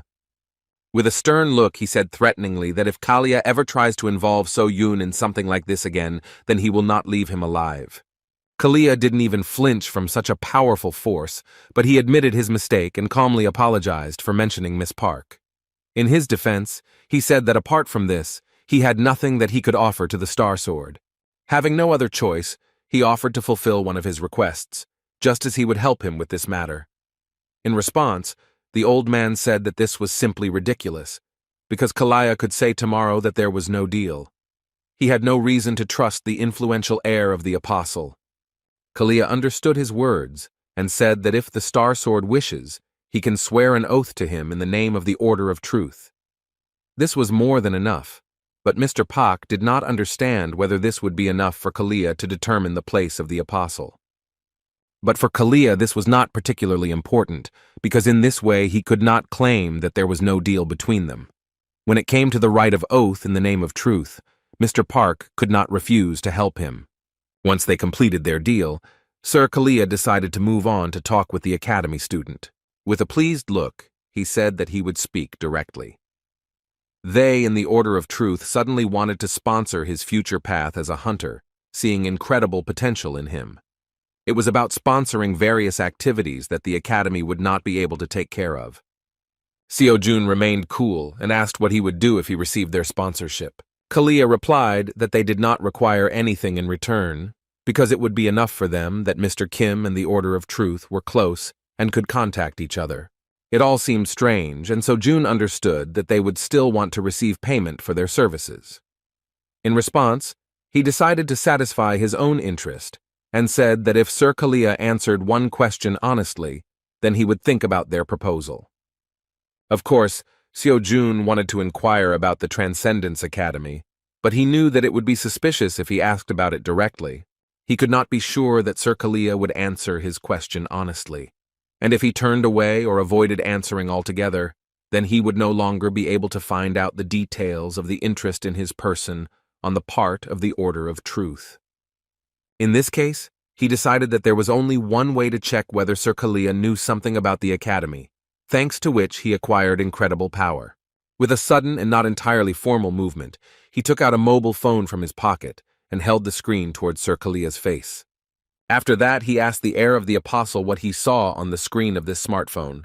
This question was very sudden. Sir Kalia looked intently at the screen. At that moment, Seo-jun turned on the Buddha's lecture on what the soul, death, and reincarnation are. However, Sir Kalia calmly replied that the question seemed very strange to him, and it was difficult for him. Taking the phone away from the face of the heir of the Apostle, Seo-jun said that in this case, he could not do anything with his decision if Sir Kalia did not want to answer. A moment later, the heir of the Apostle laconically replied that he saw only a black screen. When asked if he was satisfied with this answer, Seo-jun said that this was enough. After this, he finally made a final decision regarding the sponsorship offer and announced that he was refusing. This conversation haunted the heir of the Apostle even after they said goodbye. His ward named Kalkos was the one who carried out some important assignments. He was also the person who noticed Kim Seo-jun. This time he had to find out about the distortions, but he was unable to find anything. When Sir Kalia asked if he was sure in a threatening tone, Kalkos swore in the name of the Order of Truth that he was completely sure of his observations. As for Kim Seo-jun, Kalia concluded that there was nothing special about him. He believed that even if he were special, he was now just an ordinary student. The question of what he saw on his smartphone screen took him by surprise, but all he really saw was a dark screen. But in fact, for a long time he was haunted by the nagging feeling that remained in his chest. Then Kalkos said that he was forced to report to another apostle. In response, Kalia said that now it is worth observing, because the priority is the distortion in the dungeon and the situation around other heroes. Besides the Soul Blade and the Sword of Darkness, he called everyone. As for these two, no one saw them, so communication was never established. While returning home, Seo-jun kept thinking about whether Kalia really opened anything from him. He was distracted by Mr. Pak's question regarding why he refused Kalia's offer. The guy replied that it seemed too suspicious to him. He did not know what the Order of Truth actually was, but he was still sure that Kalia was clearly not associated with the Academy of Transcendence. He did not want to enter into an almost free deal with suspicious individuals. When asked if he was embarrassed by the studentless academy he belongs to, Seo-jun replied that he had never met a more honest person than Miss So-yoon. Taking advantage of the moment, he decided to ask Mr. Starsword what the concept of dungeon distortion meant. Park Ming-chul seriously replied that this means that the magic inside is distorted. The magic wave inside the dungeon is distorted, so its difficulty is different from the value measured when the dungeon was formed. Such distortions have many side effects, but mainly, they are a sudden increase in difficulty and breaking the dungeon earlier than expected. Seo-jun had never heard of this before, so the Star Sword explained that in fact, they had observed this paranormal phenomenon many years ago, and now you really don't see such a thing. The words that such a phenomenon usually occurs during a cataclysm interested Seo-jun very much. At that moment, he said that in this case, Kalia meant that this could mean that the previous incident had not ended, but had only been weakened. In response, the old man asked him not to worry, saying that the heir must have made a mistake, because the cataclysm had already ended a long time ago. They were heading to So-yoon's academy, but the old man suddenly turned around and left, saying that Seo-jun had no need to know about his affairs. Finally, he sternly warned that if the young man tries to do some strange things with So-yoon, then he will not live. In response, the insolent boy said that this meant that the Star Sword recognized him, but the old man displeasedly explained that he meant that he continued to follow him. With an absurd laugh, So-jun again crossed the line of what was permitted, and asking the old man to be honest, suggested that it was precisely because of this that So-yoon was moving away from him. Seeing the anger and bloodlust on the part of the great hunter, the ridiculous guy said that he did not want to be beaten again, after which he hastily left, heading towards the Dream Academy. Returning to the academy, Seo-jun came to the conclusion that it would not hurt him to become stronger as quickly as possible, so as not to be afraid that one day the Star Sword would decide to beat him to death. When he walked inside, Seo-jun wondered why he was alone. The student explained that she and her grandfather were heading to the academy, but he suddenly changed his mind and went in the opposite direction.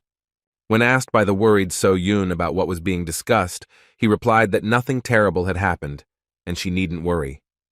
Fearing that another unpleasant dialogue could occur between them, Seo-jun said that Grandpa has a bad character, for which she sincerely apologizes, because she should have said this earlier. In response, Seo-jun said with a kind smile that the way the Star Sword expresses itself is, of course, wrong, but there is nothing wrong with it. With an awkward laugh, he said that the old man could change even now. Still, he admitted that he would still take a few hard hits if he did something terrible. After these words, he began to apologize for speaking some kind of nonsense, but at that moment a blush appeared on Seo-jun's face and a sparkle in his eyes. After a little awkwardness due to genuine emotions, she decided to change the subject and reminded him that he needed money and was trying in every possible way to earn as much as possible. He could not deny this, because all the 100 million received from Kalia went to pay off debts. While Seo-jun was immersed in his problems and financial shortcomings, Seo-jun took up the task of rectifying the situation and, looking at the phone, said that while he was away, she found a task that was ideal for him. As it turned out, she was very interested in dungeon clearing competitions. When Seo-jun saw that the first-place prize was a whopping 300 million won, he screamed with joy, making Seo-jun happy with his reaction. The girl clarified that this competition is like a kind of dungeon raiding competition that no one can handle. As it turned out, these were the dungeons that hunters didn't really want to go through due to their low profitability. Seo-jun remembered that it was true that while those awakened during the cataclysm had a sense of responsibility, now hunters only strive for profit. In turn, Seo-jun clarified that unprofitable and abandoned dungeons are mostly low-rated and more difficult to attack. However, if the dungeons are not cleared quickly, then after a while they explode, releasing monsters, so no matter how low-ranking the monsters are, they still pose a threat to society. At first, such dungeons were monitored by government hunters, but it was ineffective to send them to such a seedy place. And in the end, the state solved this problem in a different way. That is why the so-called dungeon clearing competitions were created. The dungeons are just the right level for even the average student to tackle. The strength of the students now is more than enough to deal with them, and they also said that the results will be reflected in the ranking of the hunter academies. Upon learning of this, Seo-jun admitted that only a real genius could have come up with this. Seo-jun was sure that he could handle it, so she asked what his answer would be. The prize of 300 million and the opportunity to increase the progress of lectures as the raid progressed did not give him a reason to refuse. With cheerful smiles, they agreed to participate, and Seo-jun said that she would then submit an application in the near future. Seo-jun had no idea how much she worked to satisfy his needs. He assumed that most likely she was looking for information on how to raise the academy's rating and came across something similar.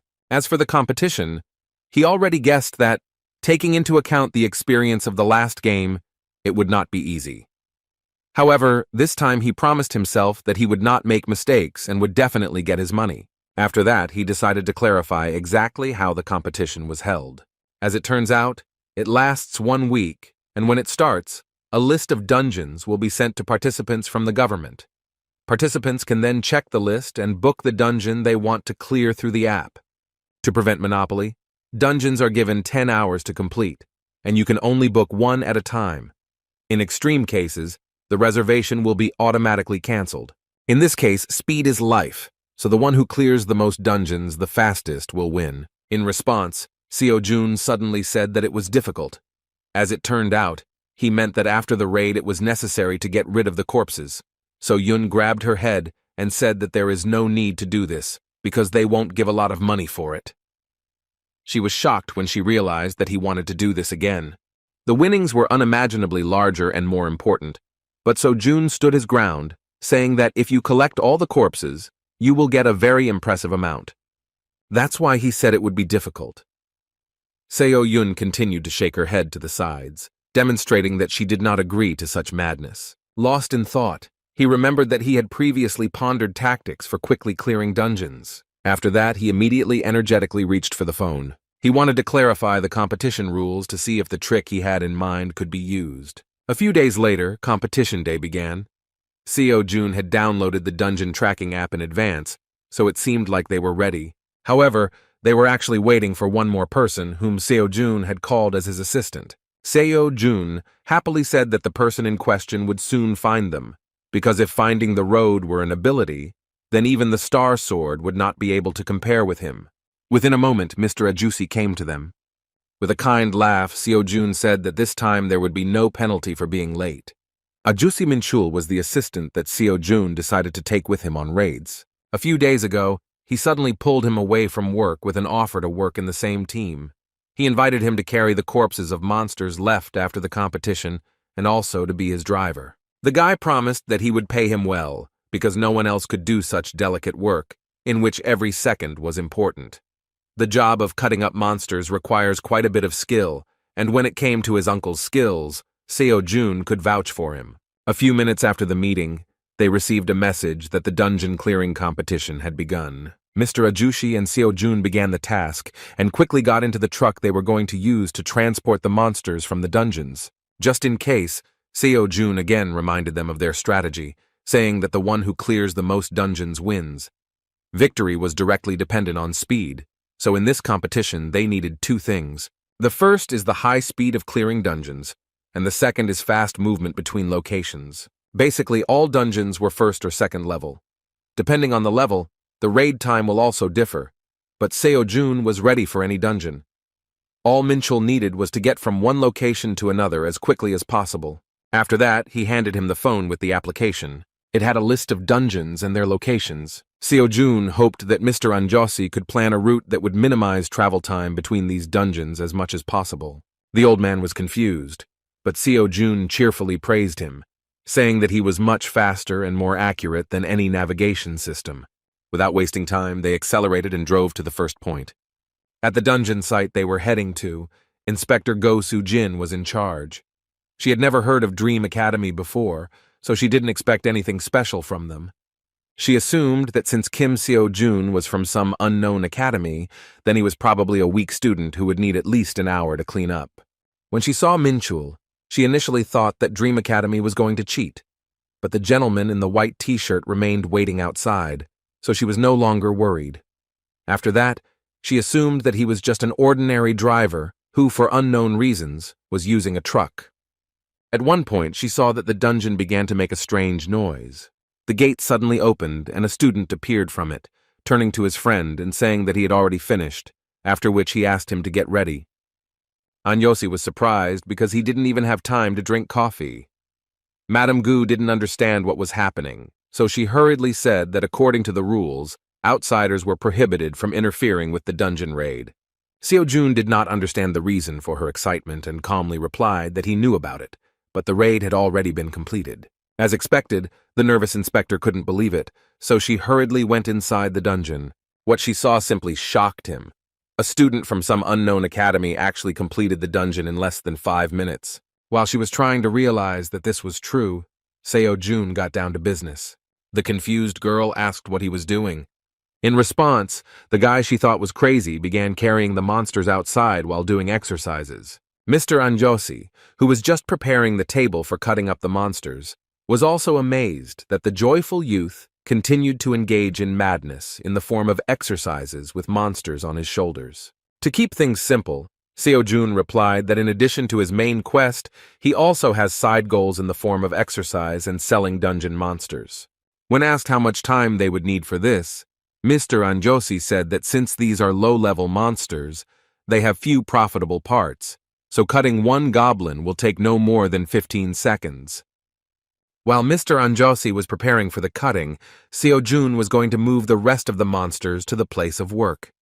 The inspector was simply shocked when she saw such a picture before her eyes. Despite her dissatisfaction, she could not utter a word regarding this, because the rules did not exclude the possibility of butchering destroyed monsters. There were no complaints, so the guys got to work. As soon as they finished, they immediately clarified what their next route would be. As a result, Mrs. Gu, who saw something crazy, was freed from her work in just about 10 minutes.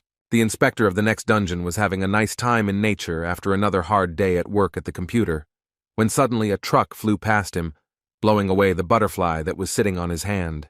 Within a moment, Seo Jun and Min Chul rushed past him, preparing to clear the gate. Inside were low-level undead that Seo Jun had never encountered before. However, he did not see any particular problem in fighting such monsters. With one powerful swing of his spear, he created a wide-area attack, destroying everything around him. Another batch of bones completed the work of Mr. Anjosi. In front of the confused inspector, he began to extract all the bone marrow, which was the only valuable thing of this undead. In just 5 minutes, the guys finished and hastily left this dungeon. Mr. Inspector found himself alone with nature again, realizing that his great time was over so quickly that he was forced to return to work in the office. Towards the end of the day, the deputy of the dungeon management team at the Ministry of Public Administration and Security finished his report regarding the first day of the competition and left it on his boss's desk. The head of the office began to look through the quite expected results, and first of all came across the statistics of the East Academy and its representative Lee So-yeon, which was able to once again surprise him with the incredible statistics of 16 cleared dungeons. He expected her to get first place, but was surprised when he noticed that she was currently in second. It was expected that in this case, someone would be found who was able to cope with this task, clearing, most likely, 17 dungeons. He was simply shocked when he saw that some Kim So-jun was able to clear as many as 32 dungeons.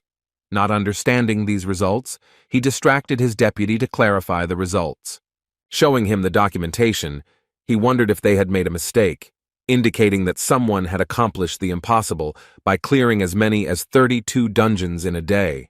The head of the office was simply stunned when he heard that, according to the inspector, those guys moved between dungeons extremely carefully without losing a second, finishing all the raids in no more than 10 minutes. The entire office couldn't believe it, but as it turned out, after a thorough investigation, it turned out that Kim Seo-jun did not violate any rules for participating in the competition. To understand who we were talking about, the head of the office decided to ask which academy this mysterious student belonged to. As soon as the deputy mentioned that he was from the academy, which is located near Seoul in the Yunpenggu area, the head immediately realized that he was talking about the Dream Academy. Remembering that that organization belonged to the granddaughter of Starsword, they immediately realized that it was quite possible. The guys stared at each other in surprise, thinking that this was only possible if the Star Sword itself intervened in the process of clearing the dungeons. Meanwhile, Lee So-yeon, a student at East Academy, was forced to apologize for the fact that she somehow miraculously failed to take the championship on the first day of the competition. The head of the academy threatened that she would not get by with a simple apology, because they would suffer enormous damage if she did not get first place this time. In response, So-yeon promised that she would do everything possible to win.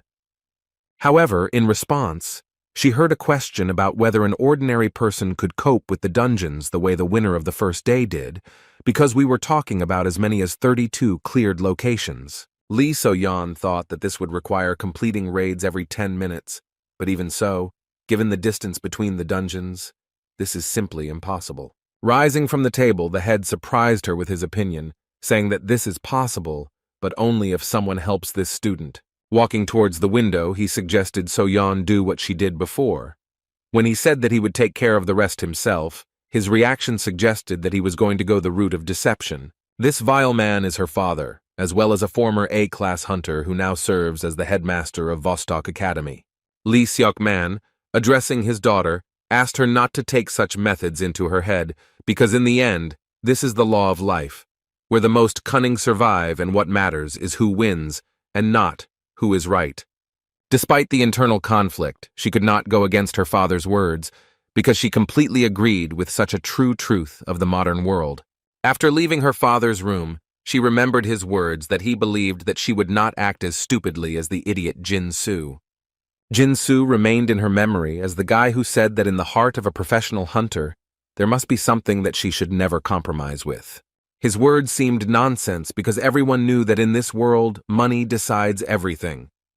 However, the naive and simple guy insisted that if money darkens your heart, then the world will not seem the same. He promised that he would become a professional hunter, which would make people's hearts tremble. His words gave her false hope. She felt better being around him. This guy turned her life upside down, because he inspired her that she had hope of getting rid of the heavy shackles of such a reality. However, now that he was dead, she tried to forget about his words that were so firmly in her memory. The working day was finally over and the guys could sit down to rest. As for earnings, not taking into account costs and taxes, they managed to earn about 8 million won. As expected, Kim Seo-jun offered to split this profit equally. Despite this, Min-chul called himself a miserable driver, who would be satisfied with 30% of the total amount. After lengthy bargaining, Seo-jun, although he did not want it, still agreed to such an agreement. Uncle was no longer able to carry on a long conversation, so he didn't even mind that the little bastard still added a little money before his reward.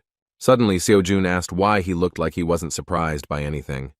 He wasn't even talking about money, but about how quickly he was able to clear dungeons. Uncle unexpectedly replied that he had actually already seen him in action at academic competitions, but did not want to burden him with calls. Seo-jun was very happy that he could work with such a person. For him, his uncle is a very straightforward person, but he is one who always encourages. After the loss of his parents, the guy had to pay his debts himself, and Mr. Min-chul took care of him, becoming a great support.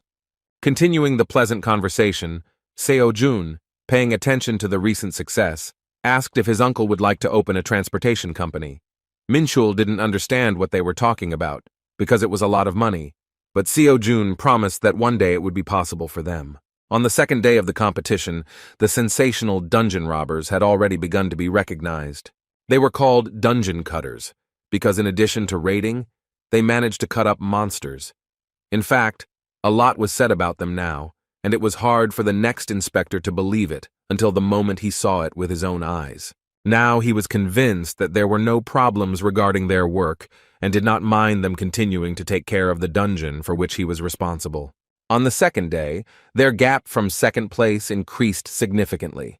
The difference between them and Lee So-yeon was as much as 20 cleared dungeons. At this rate, victory was not far off, and it would even be strange if they began to lose ground. Seo-jun enjoyed every minute of working with his uncle and was glad that he was the one asked to come to the rescue. There were still 5 days left until the end of the competition, and all this time Mr. Min-chul worked without a break, trying to keep up with the incredible pace of the young student. To cheer up his uncle a little, he promised that if they won, he would treat them to something very tasty.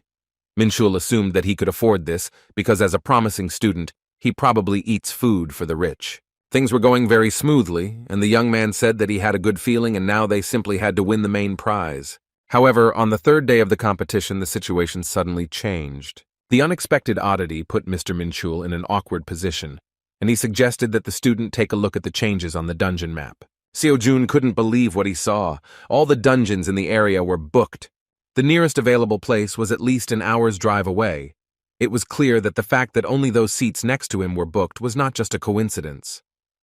A suspicious change in the activity of their competitors indicated that they were trying to stop their success. This was not according to the rules, so the uncle expected that competitors would soon remove the reservation. His instinct told him that this was not by chance.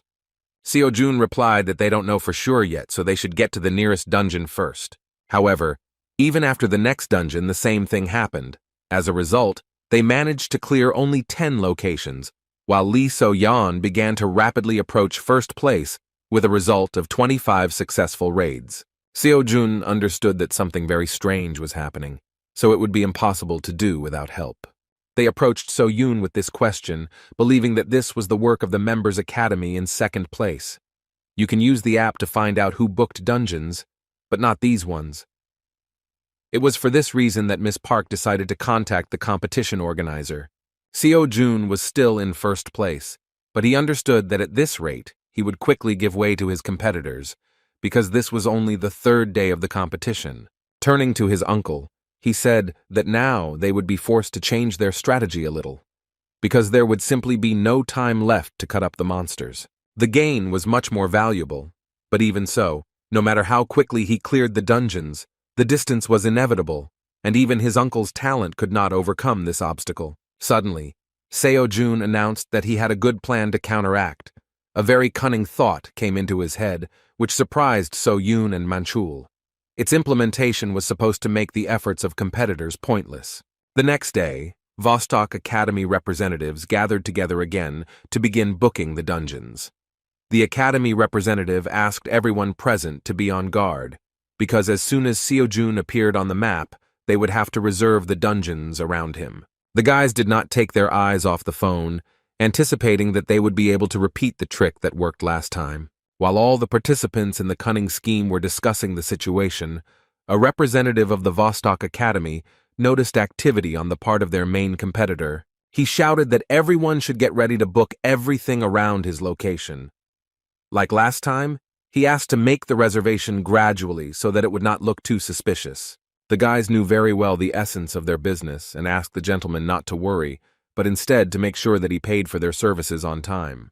However, once they logged into the app, they saw that Seo-jun had booked a dungeon right next to Lee So-yeon, which could hinder her success.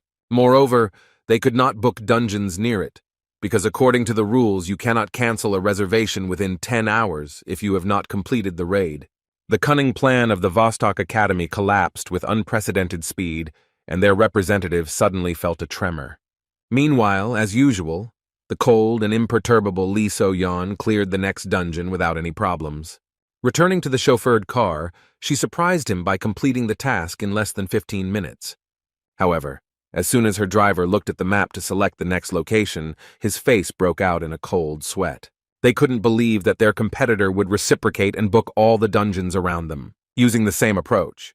The competition's top players finished day 4 with nearly identical results.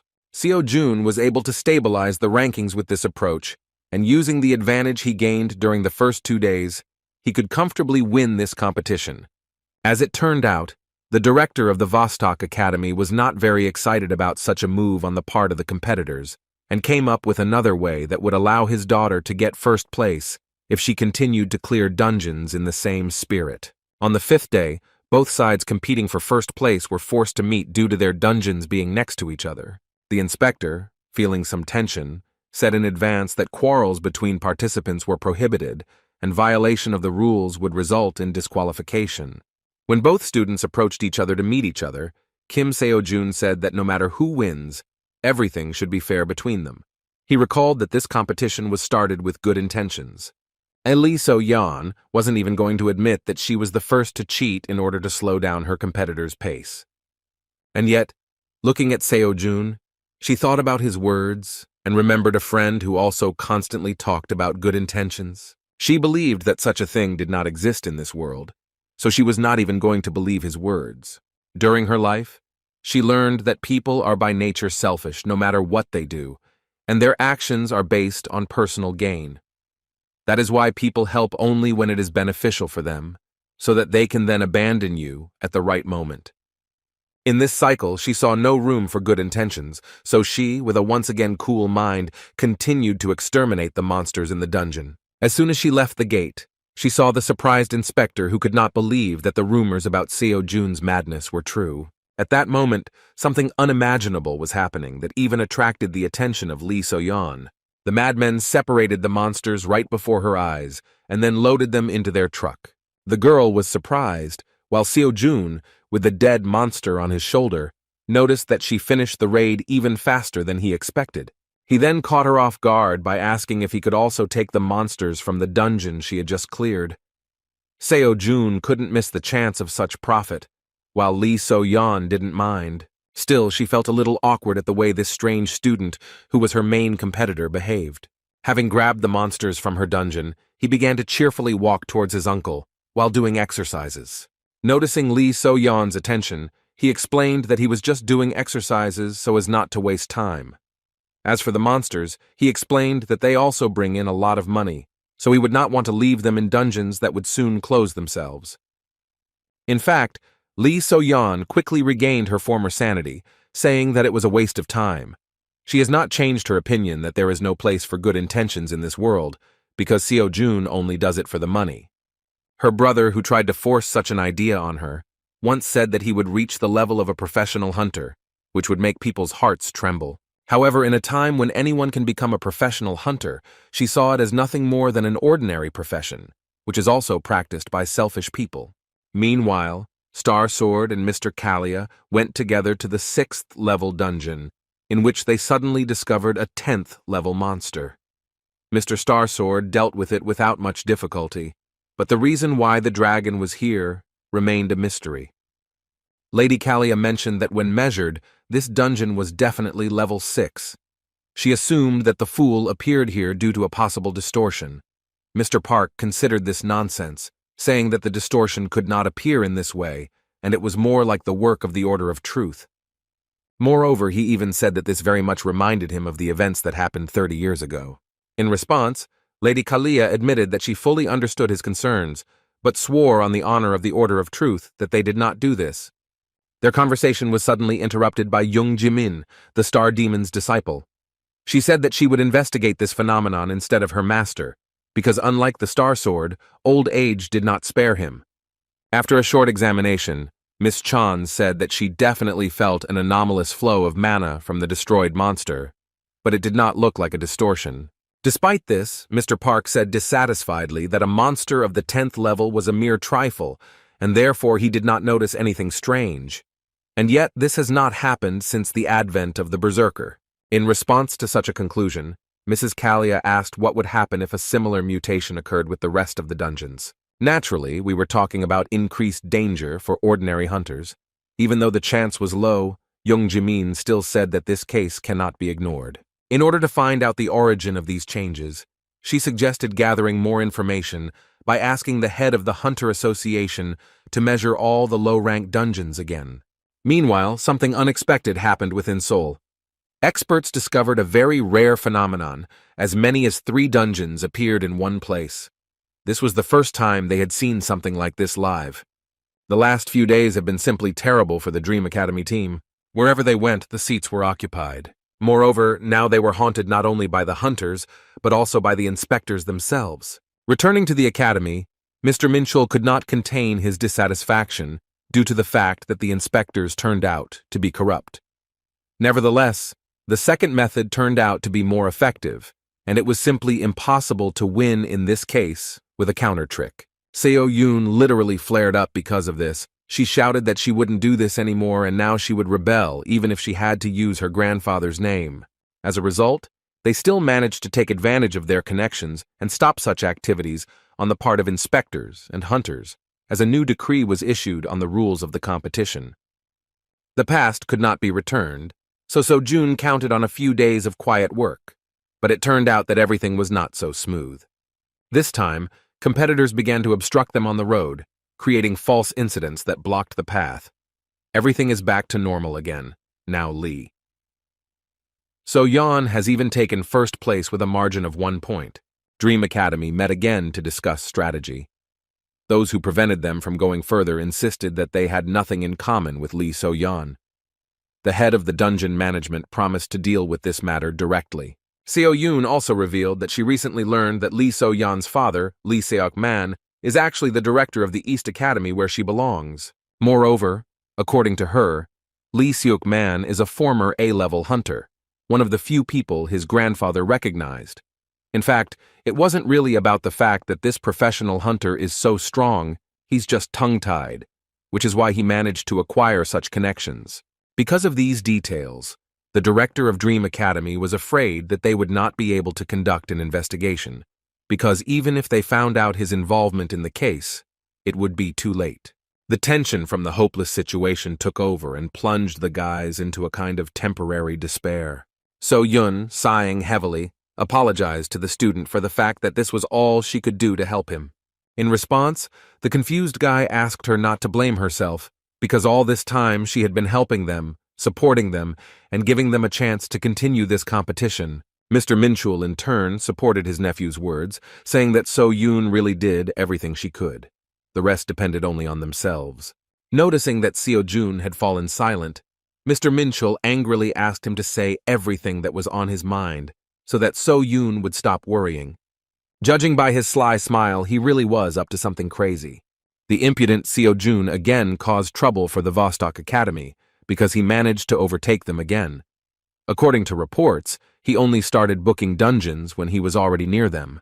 Therefore, it was simply impossible to predict where he would go next time. Moreover, they decided to abandon the heavy truck. The competitors were shocked that it only took them 5 minutes to book and clear the dungeon. It was no longer possible to even bribe the inspectors, because the Dream Academy complained about their work, and therefore the Dungeon Management Department placed additional surveillance on this process. Lee Seok-man couldn't believe how they managed to get the management board involved so quickly. In response, the ward said that the Dream Academy is an institution under the leadership of the granddaughter of the Star Sword itself. Naturally, after hearing this, the director of the Vostok Academy decided that there was no point in conflicting with him directly, so he ordered to find another way so that they would definitely win. The last day of the competition began, and Kim So-jong began to slowly regain his position. There wasn't enough time to win, but in the end, he at least managed to score as many points as Lee So-yeon. The cabinet of competition organizers was forced to assemble a higher commission. As expected, having met face-to-face, Seo-yoon and Seok-man began to make claims against each other, in which the director of the East Academy still continued to deny the fact that he was cheating. Their argument almost turned into a fight, and the director was forced to stop the conflict.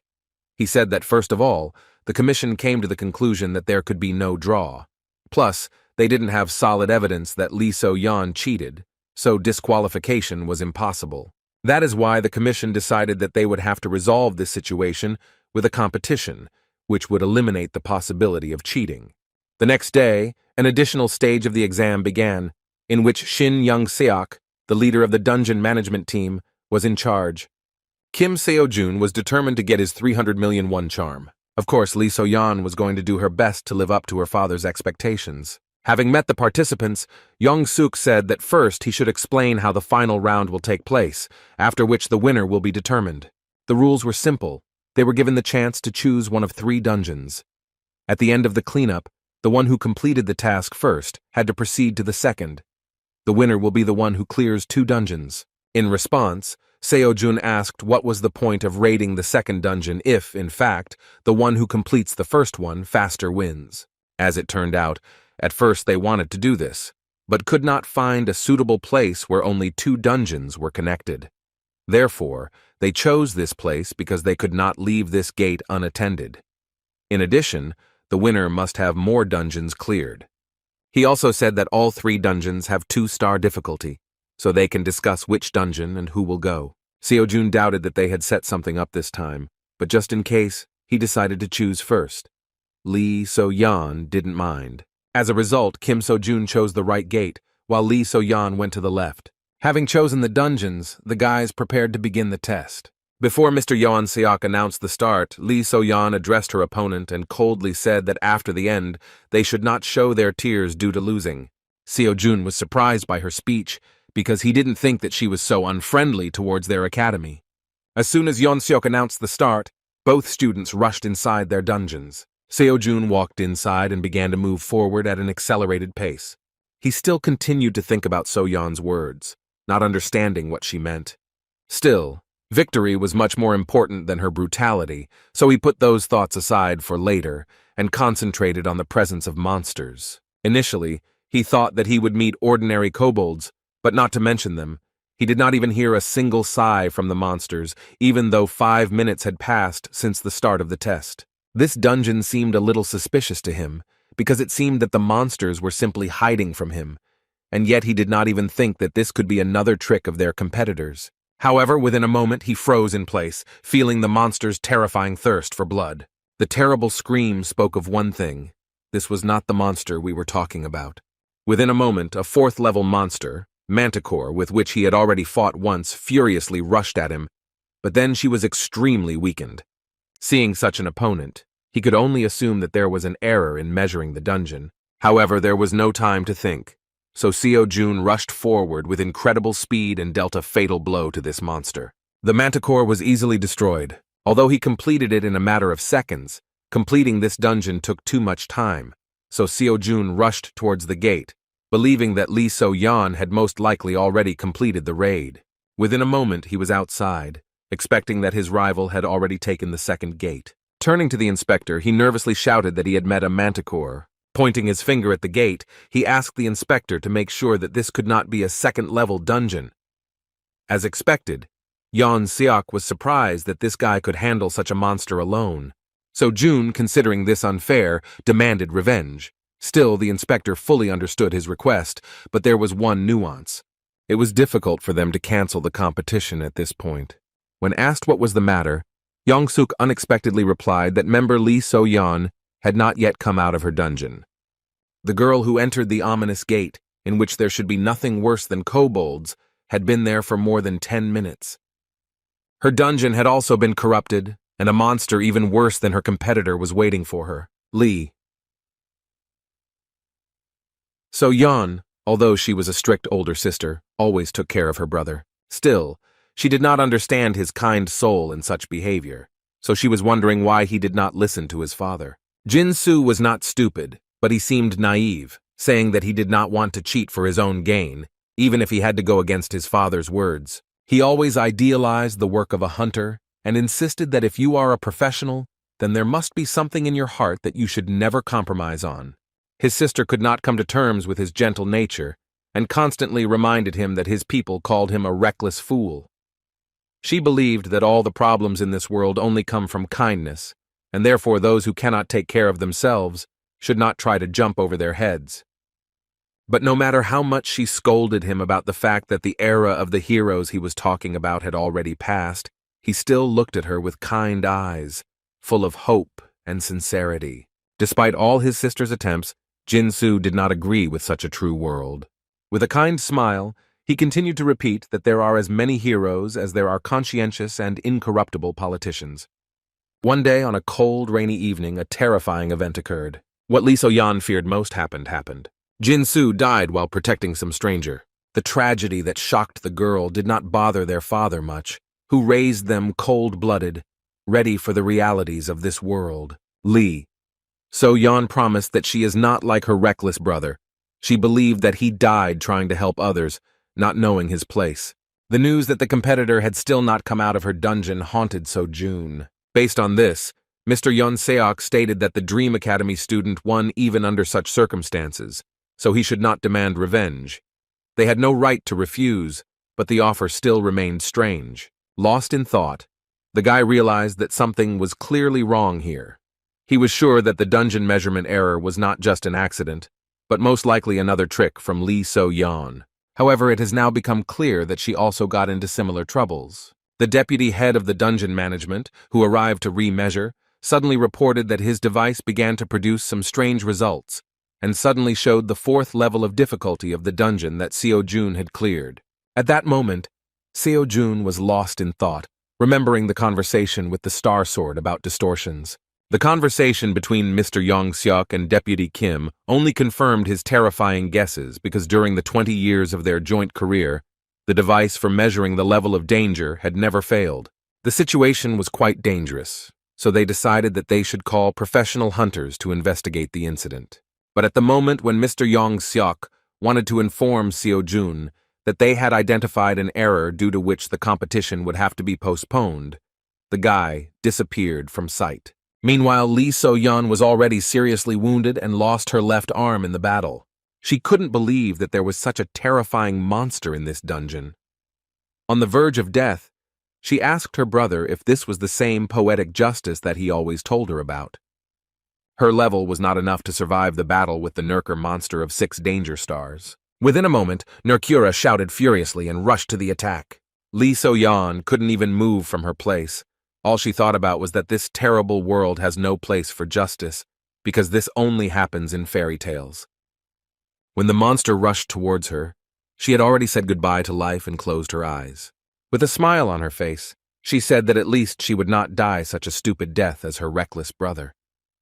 However, within a moment, she heard a sudden whistle and repeated scream of this terrifying monster. Opening her eyes, she could not utter a word.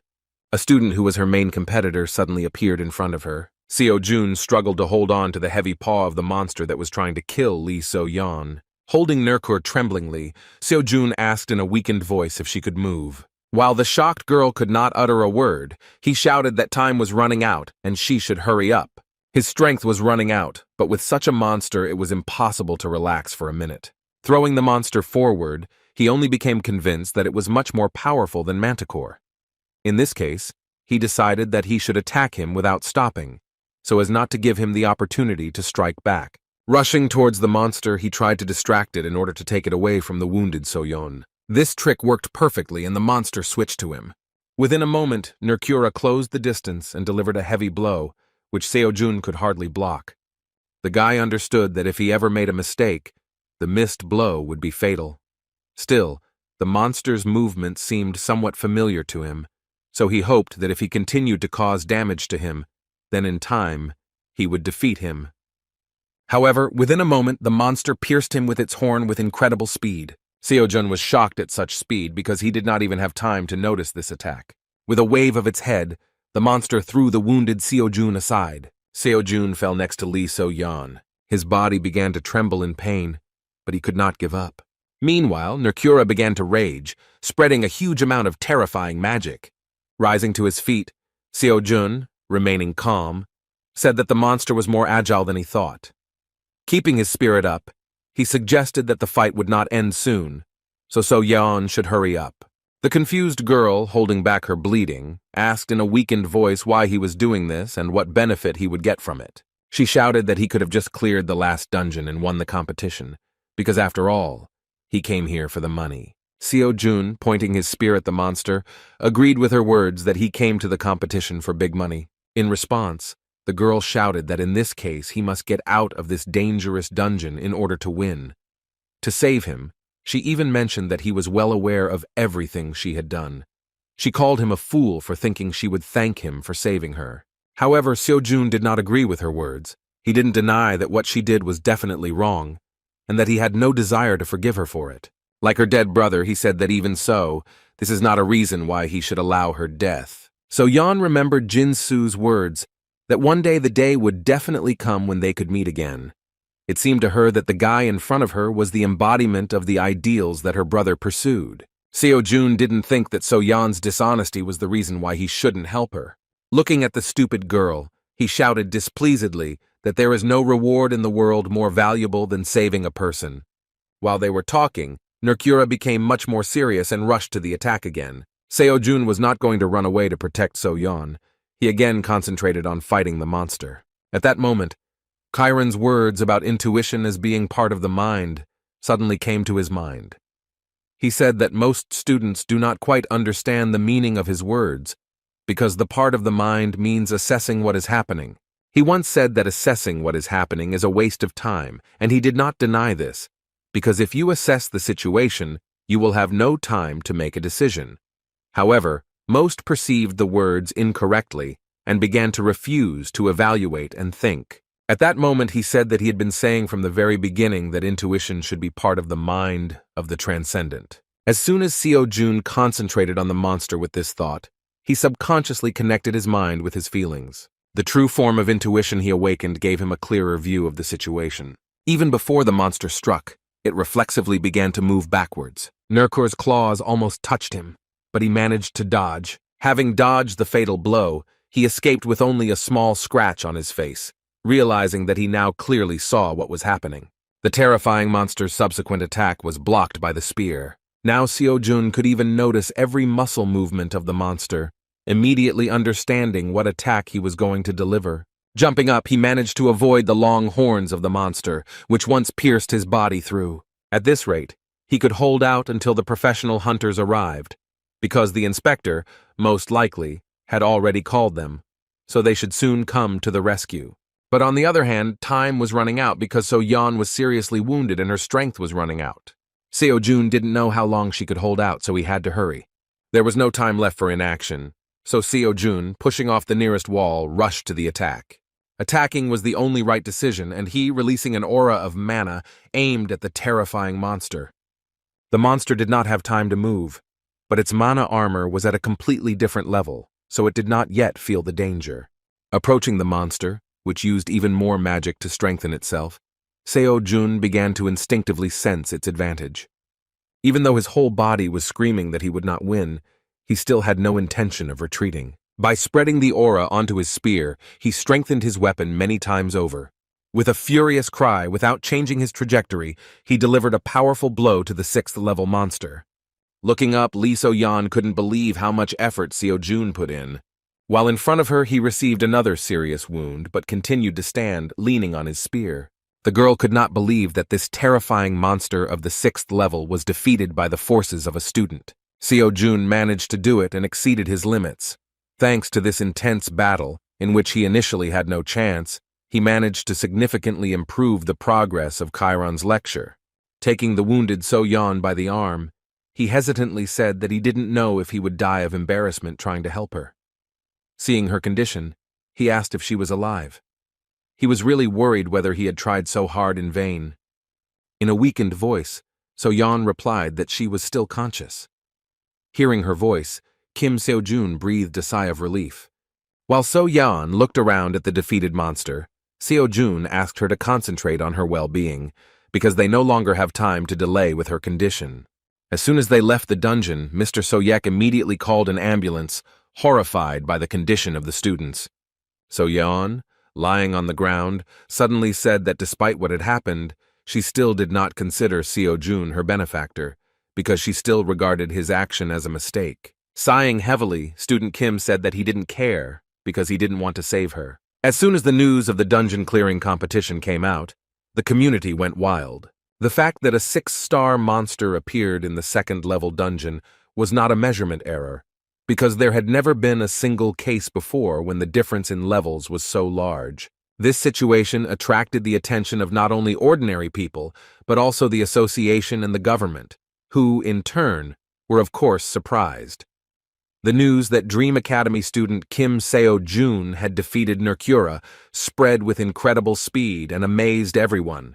Meanwhile, Mrs. Kalia learned that the Apostle of Temperance was waiting for her to visit. Her assistant suggested that this most likely related to the curvatures that originated in Korea.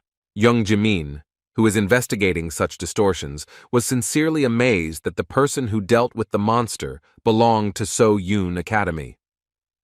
Mr. Starsword hid his true reaction in her presence by calling Seo-jun an ugly dwarf. After some time, Seo-jun came to his senses and guests began to come to him. But all this time he continued to whine about lost earnings.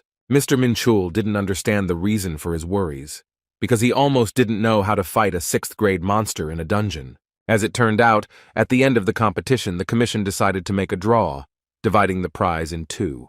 Seo-jun fumed, saying that in that case they could decide the winner through a game of mokjipa, but he left out the detail that So-yeon lost her left arm. The cunning Seo-jun was counting on this. His uncle said in surprise that because of the mania for money, he had lost his humanity. The ridiculous dialogue about how to determine the winner was interrupted by So-yeon. Looking at Seo-jun, she excitedly asked if he was okay. Uncle Minchul answered for him, saying that he was just crying because of a draw. Hearing this, So-yeon was surprised, asking why they decided that. She revealed that Seo-jun was the sole winner. As it turned out, Lee So-yeon personally gave up her first place, and including this, she also revealed all the fraud done during the competition and blamed it on her father, the director of the East Academy. Seo-jun couldn't believe that Seo-yeon, who said he made a mistake by saving her, would suddenly act in such an honest way. As it turned out, So-yeon had already visited her competitor, who even conveyed her words to them. She still believed that Kim Seo-jun had done wrong when he saved her by breaking into her dungeon. But as it turned out, she now admitted that this was her personal mistake. To So-yeon, these words seemed like a mystery, but it was a message directly to her student, who wondered if she had suddenly changed her mind. With a joyful expression on her face, Seo-yeon concluded that their academy now has every right to receive 300 million won for first place in the competition. In addition, the government took responsibility for that unforeseen incident, so it offered him benefits, and, if we talk about only the most important ones, it is Seo-jun's tax exemption for prize money and 100 million won as a bonus. Seo-jun shouted with joy, because he did not even expect that in addition to the main prize, he would suddenly have another large sum. So-yeon noted that this is only a bonus in words, but in fact it is compensation for damages for their oversight. While Seo-jun was trying to calculate his total balance, which was already over 400 million won, the director of Dream Academy said that there was more to come. Thanks to winning the competition, their academy was finally promoted to 3rd grade. Thanks to Seo Jun's winnings, they have met the evaluation criteria and now have several privileges available to them. What's most important for Seo Jun is that you can now clear level 4 dungeons. Seo Jun could not hide his sincere joy, because in previous competitions he was worried about being promoted to the 3rd class of the academy level and rewarded for 1st place, but now he received a decent payment for his efforts. Things suddenly picked up and this hard week was completely worth it. With a kind smile, Seo Jun said that now they can slowly recruit other students for themselves. Distracting his joyful nephew, Minchul admitted that the young man's affairs were rapidly going uphill. In response, Seo Jun, who now had money, finally regained his humanity and offered them a lavish dinner at his own expense. The opportunity not to deny himself anything turned out to be temporary because Seo Jun remembered why he needed such an unimaginably huge amount. When he entered the Transcendence store again, he saw that the price of the spear had risen to 400 million won. Only recently the spear of Longinus was worth only 100 million. The problem is that he did not know how the cost calculation works and how he could wait for the moment when the price would be the most favorable. He wondered if there was a way to calculate it, or if the price would continue to skyrocket. Such thoughts made him worry that if the price continued to rise, then not only would he not save money, but he would also lose a lot of money. He didn't want to be left without a penny again, so he had to make a decision. In this case, he decided to look at other options, and first of all he liked the Aphrodite belt, which could attract the opposite sex, as well as Gleipnir, a chain that helped defeat the dragon Fenrir. The product looked good, but he was wary of buying blindly because he had not interacted with the market before. In addition, the price was suspicious, because such things on the normal market would cost billions of won, not millions. It was also interesting why the store did not write in detail about the product. Because of this, he had to guess what the weapon's advantages or disadvantages were based on the brief description. Interaction with the market seemed to him like buying a pig in a poke.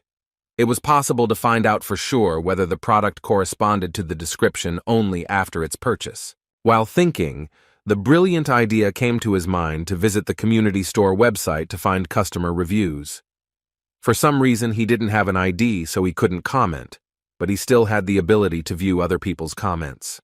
To his surprise, he immediately came across a huge post from some anonymous student that he had bought himself as many as 100 different weapons and created ratings for each of them, mentioning important characteristics. The first was the Shield of Aegis, also known as the Shield of Aeggiok. According to him, this is complete crap, and you should think about buying it. Although he is able to block any strong attack, the shield has a jellyfish head in the shape of a sun, which brings problems. Well, because of this head, he has the ability to turn a target into stone if the subject looks at him. However, the owner is also exposed to this risk, and there is simply no way to control the ability. In general, because of this ridiculous property, an anonymous student called this shield garbage and gave it only 2 out of 10 points. There was even room for a joke in this comment, and the author noted that this shield would be quite suitable as a gift to a close friend. As he read further, Seo Jun began to laugh, because initially he thought that the author was joking, but he actually bought as many as 100 items and made a very long list. Seo Jun became interested in an item called kibisis, which at first glance is an ordinary bag for carrying light things. As it turns out, this bag has spatial magic that helps expand the space inside and stop the flow of time in it. The author also believed that it is better to buy this kind of product as a replica, rather than an expensive original, which does not even match its price. Since it is a replica, it only reduces the weight by 70%, and the internal size is not infinite, but quite large.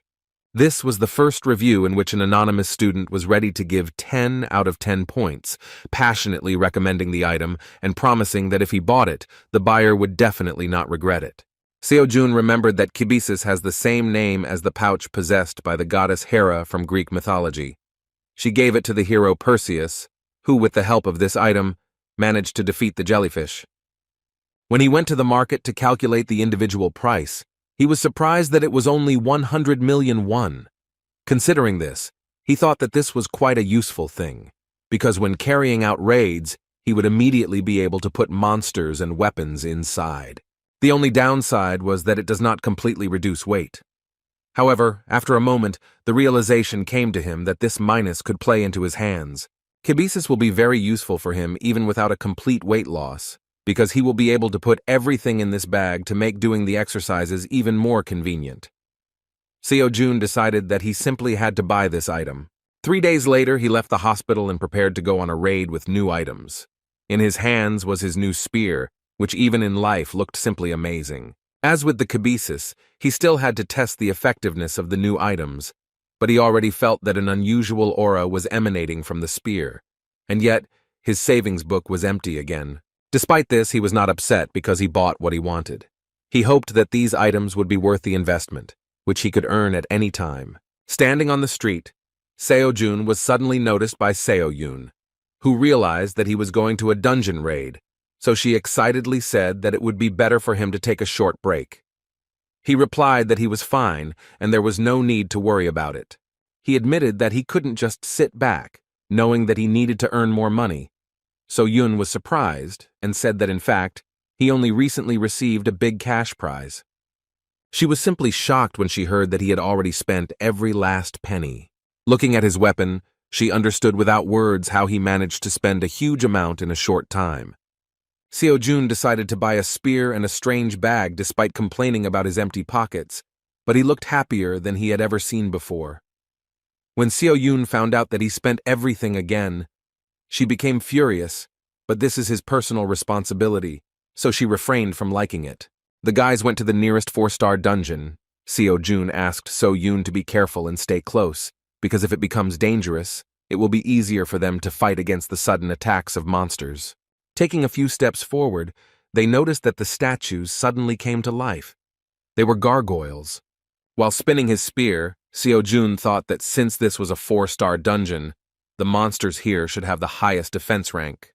Rushing to attack, he decided that in this case the gargoyles would be ideal for testing the strength of the Spear of Longinus. At first, he decided to use it without investing magic to see what damage his new weapon did. No matter how strong a level 4 gargoyle was, he was sure that the Spear of Longinus would definitely be able to inflict at least some damage. In case of danger, he was going to strengthen his attacks with magic in order to deal with the monsters without any problems. However, what happened next simply shocked him. Having come into contact with the monster, the spear easily tore it into 2 parts. Seo-yoon and Seo-jun immediately looked at each other, not understanding what had happened. The mentor did not understand at all why the student was asking her about this, if he himself made this incomprehensible blow, which, without investing force, cut such a monster in half. Seo-jun decided to check the spear again, and, as it turned out, his own aura was more than enough to not sense such monsters.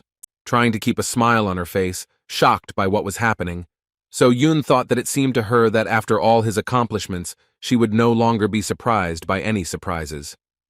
As it turns out, this is far from the case. She couldn't believe how the hell a gargoyle cut as easily as tofu. However, this was not the end, because when enough monster bodies had collected, Seo-jun reached for his bag, saying that it was worth collecting the loot. So-yoon didn't understand what they could be talking about, because you could barely fit 2 fists into his bag. However, within a moment, Seo-jun began stuffing entire bodies of monsters into it. Watching this, she was speechless, and Seo-jun began to jump, saying that even though the bag reduces the weight by 70%, it still feels a little heavy. Having checked the properties of the new item, he threw out a mountain of monsters from the bag in order to use it at the end of the raid. When Seo-yoon came to her senses, she awkwardly asked whether the prize was 400 million won or $400 million.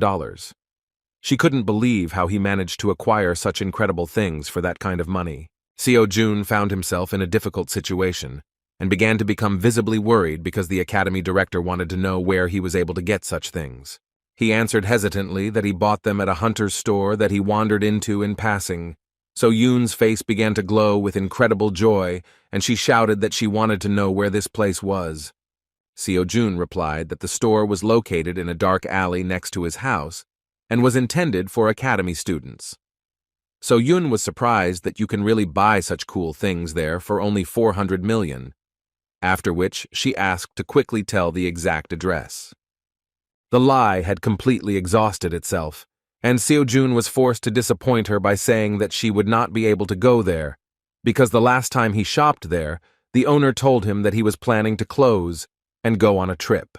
Looking at the ridiculous expression on her student's face, Miss Park knew perfectly well that he was trying to lie. Despite this, she sadly said that if he said so, then she was forced to believe him. After a moment, they had no time to talk. They felt the dungeon begin to shake violently. It became clear that this was due to the approach of a huge number of gargoyles. So Yun, grabbing her sword, said that she would take care of them herself, but her student quickly asked her to stop. He asked to be given a chance to deal with them with his own hands, since he had not yet fully tested his new weapon. The Spear of Longinus was indeed stronger than he expected, because it cut the gargoyle like tofu without any invested magic. Moreover, having felt the aura of this weapon, the monsters were afraid to attack alone, and always tried to do it only in a crowd. Now, Seo-jun decided to find out what would happen if he put the magic he had recently learned into the spear. When a whole crowd of monsters appeared in front of him, he decided to put into practice the teachings of Chiron, the enormous power that rips mountains out of the ground, erases all obstacles on the way, and dominates enemies. Concentrating on his spear, he poured his magic into it. After this, he began to use complete destruction. A huge sphere like an aura of magic formed around him. Seo-jun sensed the powerful power that she first saw her student use. The terrifying power that the magic-embedded spear possessed gave her goosebumps. The monsters that were already several meters away, sensing the incredible power, wanted to run back. But it was already too late. Seo-jun had already swung his spear, releasing terrifying energy towards them. A moment after that blow, they disappeared in the blinding blue glow of his magic. The area in front of them was destroyed, and part of the dungeon began to collapse. There was no trace left of the monsters, so Yun couldn't believe her eyes and couldn't even utter a word. Such incredible power shocked even the owner of the spear, because he did not even think that he would overdo it, and the gargoyles would simply disappear without a trace. Still, this is the holy spear with which, according to myths, Jesus was pierced while hanging on the cross. Despite the story behind the weapon, Seo-jun thought it would be a mediocre weapon and hoped it would be at least somewhat effective considering it was a replica. However, after he used it in the dungeon, he was completely out of it, realizing that with such a weapon it was worth holding back in most of his battles. Still, he was glad he didn't buy something else, because even though the price was enormous, the weapon was truly worth the expense. Kibisis also pleased him, so based on the feedback from students, he wanted to purchase more weapons to recoup their cost. In the meantime, he only had 25 days of free pass left, so he planned to catch as many lectures as possible. As soon as they returned to the academy, the inspired guy began grueling physical exercises. However, So-yun at one point distracted him with the words that Sister Jimin, who is a student of the Star Spirit, really wants to see him. Seo-jun had never heard of her, and Seo-yun was at a loss, thinking about how to describe the strange magic scientist. Without hesitation, she decided that he would better understand who she was if he knew that she was a student of a man who was given the nickname of the Devil. After this, Seo-jun came to the conclusion that if this is true, then we are talking about a girl who cannot be compared to anyone except her teacher himself. He had already heard that we were talking about a very terrifying person. Based on these guesses, he awkwardly asked why she wanted to meet with him. Seo-yun explained the obvious, saying that she wanted to ask him about the penultimate dungeon conquest that had made headlines throughout Korea. Jimin was interested in how he dealt with the 6th-level monster in the distorted dungeon. So-yun warned that he still has the right to refuse, and she herself will not allow her sister to press him too much, so she can easily refuse her, citing his poor health. Hearing that she might be difficult to communicate with, Seo-jun fearfully suggested that she might act like her grandfather. Seo-yun immediately explained that everything is not that bad, and her sister is not even close to the Star Sword, so he needn't worry about their meeting. After these words, So-jun saw no reason to refuse, so the joyful So-yun decided to write to her sister so that she would tell them the time and date for the meeting. When the academy director went outside and sent a message to her sister, a glow of powerful energy suddenly appeared next to her. She was simply shocked that Jimin's sister responded to her message so quickly. Looking at Sister Jin, A confused Seo Yun assumed that she was still planning to show up regardless of her student's answer. Calling her darling, Jimin replied that she actually just predicted that Seo Jun would not refuse such a meeting. After that, with an interested smile, she asked where the boy was, whom Grandfather Starsword praised so much. As soon as she saw Seo Jun, she couldn't contain her emotions. She was amazed that the person in front of her was actually a high school student. When Seo Jun asked who she was, the girl, without listening to his words, asked admiringly where he managed to get such incredible things. Pointing her finger, she shouted her question again. Seo Jun was taken by surprise and said displeasedly that she should first clarify what subject she was asking about. With her hands folded importantly in front of her, Jimin asked him not to play dumb because he perfectly understands what we are talking about. Seeing her sister's rage, Seo Yun tried to restrain her, saying that her student really didn't understand what she was talking about. However, Jimin could not stand still and, trying to break free, shouted that she simply had to find out where he got such an incredible magical thing from. Only at that moment did Seo Jun realize that in front of him was Jimin's sister, with whom he had not even managed to arrange a meeting yet.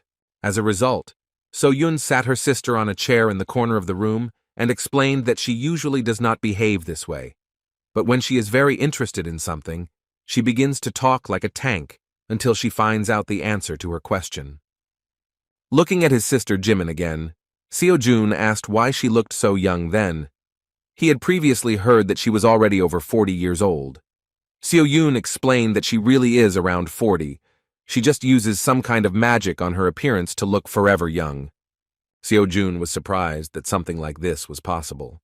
Of course, Sister Jimin overheard their conversation and explained that this was thanks to the magic of imprinting, so he can, based on the memories she has, constantly maintain the appearance of his body in a youthful form. From the outside, it might seem like a fairly easy technique, but in reality, it was not easy for her to master magic of this level. Still, the results were worth it, and even at 40, she looked incredible. Having shouted that she answered the young man's question, Jimin again impatiently asked where he could get such a magic bag, after which he pointed his finger at Kibisis. As soon as Seo Jun picked up this magical artifact, Jimin rushed towards him with shining eyes to take a closer look at it. She wondered how it was even possible to create such a miracle and how it contained such a large space. Seeing Jimin's behavior like this, Seo Jun awkwardly asked the director what else she had managed to tell her. As it turned out, Seo Yun did not mention his incredible artifacts at all. She herself, as an incredible magician, was able to easily notice such things. When Seo Jun said sickeningly that he himself did not see anything in Kibisis that could delight her, the devil's disciple nervously shouted that he must have fallen from the oak tree, because this is the coolest thing that she could previously only dream of. Calling this item an incredibly rare treasure, Sister Jimin began to talk so much about its amazing properties that Seo Jun's ears began to droop, and he was afraid to think about what would happen if some blacksmith saw his spear of Longinus. Within a moment, Jimin began screaming that she wanted to buy it. At first she said that she was ready to pay as much as 500 million won for it, but after that she completely doubled the amount to 1 billion. Seo Jun and Seo Yun were simply shocked. The student wondered if this was too high a price. In a calmer tone, Sister Jimin said that considering the value of the bag, it was worth it. Especially since if she had seen something similar in the store, she would have paid many times more and would not have been able to return the money in installments. When she began to rush Seo Jun to make a decision, he thought that if she had found out that he bought it for only 300 million, because it was just a replica, she would hardly have offered such a thing. He understood that she really had a similar amount, and it would be very useful to him because with 1 billion won, he could solve the problems with buying a lecture. Despite this, he was forced to answer with a downcast face that this bag was not for sale. So Yun was surprised, because just recently he had said that he desperately needed money. After hearing her proposal rejected, Sister Jimin couldn't stand still and wanted to know the reason. She couldn't believe that even 1 billion won was not enough, but she was willing to listen to his counter-offer. Sighing heavily, Seo Jun knew that he had no choice but to let her try to use this item to see what the problem was. As soon as he picked up the pouch, He felt that her energy did not match his master's, so he began to release a defensive technique that hit her with a powerful electrical charge. Jimin's sister couldn't understand what happened, so Seo-jun calmly explained to her that no one else could use this item except him. Since no one else could even touch his things, resale was out of the question. When he purchased Kibisis, the Academy system informed him that reselling this product to a non-Academy student was strictly prohibited, as it was developed by previous students for the next generation. Even though Jimin gave up on trying to get the pouch, she was still fascinated by the mere fact that Kibisis has 5 different types of magic spells, including a protective one. She began to obsessively wonder where he managed to buy this item. She was willing to pay as much as 10 billion for information about where such items could be found. But as expected, the obvious lie from Seo-jun's mouth made it clear to her that an honest answer was out of the question. Taking into account his situation, she said that then he should help her in one matter. Since she could not use Kibisis, she asked him to help by participating in her venture. She promised that there would be nothing difficult about it, and besides, it would be for money. Naturally, we were not talking about 1 billion, but Seo-jun was not against any amount. He was surprised that even when Jimin found out that she would not be able to buy his item or use it, she decided to resort to a very cunning method, hoping for help. She understood perfectly well that if someone else just wanted to touch the bag, protective magic would work. However, it will be a different matter if the owner of the bag himself helps with this matter. There was little time to make a decision, but Jimin glared at him so much that he couldn't refuse her. Seo-jun didn't mind helping if she paid him decently. The joyful sister jumped up, anticipating an incredible exploration. He immediately said that sometimes he is very busy, so it is better to notify him in advance about when to start.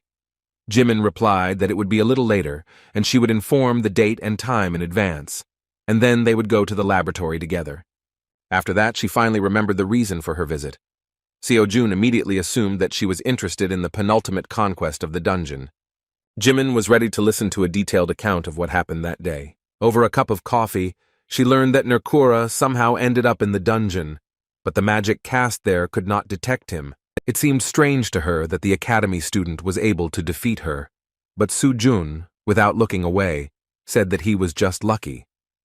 Jimin could not accept this answer because we are talking about a 6-star monster, and even a high-class professional, when fighting him, was raked and carried away quite a few times. Still, any person would have suspected something was wrong, because even a professional could not defeat him. He was unstable only to the magic he used. So Seo-jun understood that it would be scary to imagine what the outcome would have been without Merlin's training. Remembering Merlin, he wondered if it could be that the theory discussed in the lecture could be applied in their world and in this particular situation. Jimin was already looking at him with suspicion, but Seo-jun, not wanting to talk about the battle with the monster, asked if he could express one theory that was firmly lodged in his head. Jimin was surprised, but was still ready to listen to the strange young man. In response, he mentioned that everyone knows that magic and aura are directly dependent on mana. He wanted to touch on the topic of how mana is used and how it relates to their world. He warned in advance that this might sound absurd, but perhaps there would be some truth in his words. After these words, he suddenly assumed that the deformation of the dungeons was somehow related to the influence of mana. Hearing this, Jimin jumped up and asked him to tell him more about his theory, not missing a single detail. Seo-jun began with the assumption that magic and aura still tend to be distorted. He wondered whether the deformation would be related to these distortions. Merlin often mentioned in his lectures that after using one or another magic, one could even distort the space of their world, so the student considered that based on this, the assumption was valid. Applying the knowledge gained in the lecture, he still suggested that the deformation of the dungeons could be caused specifically by someone's will, and all because the deformation is not a natural phenomenon, which could mean that it could only be the result of outside interference. Seeing how Chinmin suddenly fell silent, Seo-jun began to get nervous, thinking that he had in vain raised such a stupid topic in front of the brilliant magician that he would most likely simply laugh at his words. To relax the situation, he began to awkwardly scratch the back of his head and said that this was just a theory, which most likely sounded too absurd, so you shouldn't pay attention to his words. However, as it turned out, Jimin was simply shocked by his assumption and even thought that he was also a magician. Seo-jun was confused and replied that he was just an ordinary beginner hunter. In response, Jimin impatiently shouted that she didn't understand how he could come up with this theory. She even suspected that he did not want to reveal the truth to them because one would not think of such a thing without being good at magic. After these words, she suddenly held her head, looking closely at the magical object on the student's belt. Pointing her finger at Seo-jun, she asked incredulously if he created this thing with his own hands. Then she began to blame him for the fact that he decided not to attract too much attention to himself as a brilliant magician, so he decided to hide behind the title of a novice monster hunter. Confused, Seo-jun didn't know how to answer. He didn't understand how their conversation suddenly went in such a direction. Jimin decided to arrange a real interrogation, and with an amazed look, asked how he came up with this. Seo-jun made a thoughtful face, because he could not say that he only took the knowledge received from Merlin as a basis and supplemented it with his own thoughts. He didn't think that this would cause such a strong reaction from his sister. With a confused face, he apologized, saying he didn't know how to explain it and just wanted to get back to his training. However, Jimin decided to move on to the next question, which concerned the origins of mana and aura. Seo-jun didn't expect anything different because the lecture said that their knowledge was beyond the ordinary. Be that as it may, he is an ordinary student who dreams of becoming a professional hunter, who has no knowledge of magical sciences at all. This superficial knowledge should have been enough to avert suspicion, but in such an environment, it seemed to him that he was behaving like a teacher. However, at the same moment, a brilliant idea came into his head regarding the fact that if knowledge is considered a commodity, then one can charge a fee for teaching people. Jimin's brainstorming continued, and she glared at him, expecting interesting answers, but Seo-jun remained silent as a fish. He thought that even though he promised to lend kibisis, knowledge could be traded. He considered some of the knowledge to be wisdom, which he acquired through his own efforts, as opposed to equipment from the store. Based on this, it was logical that he himself decides how to apply it. True, to teach others, he lacked the talent for his own interpretation of understandings. Besides, he wasn't sure what he would find who would be willing to learn from someone as suspicious as him. Sighing heavily, Jimin nevertheless relaxed the situation by saying that she saw that Seo-jun was not at all familiar with the concepts of magical teachings.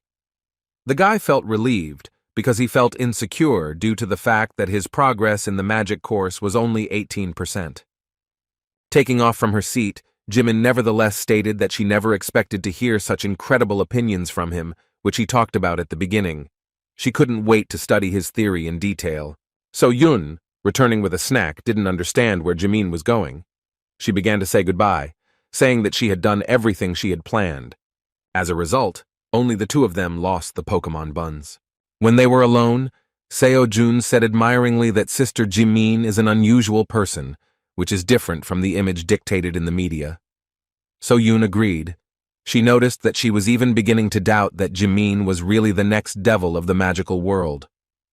Seo-jun was sincerely glad to have the opportunity to meet such people, because if he had not gotten into this academy, he would hardly have had the opportunity to see Lady Kalia, the Star Sword and heiress of the Star Spirit.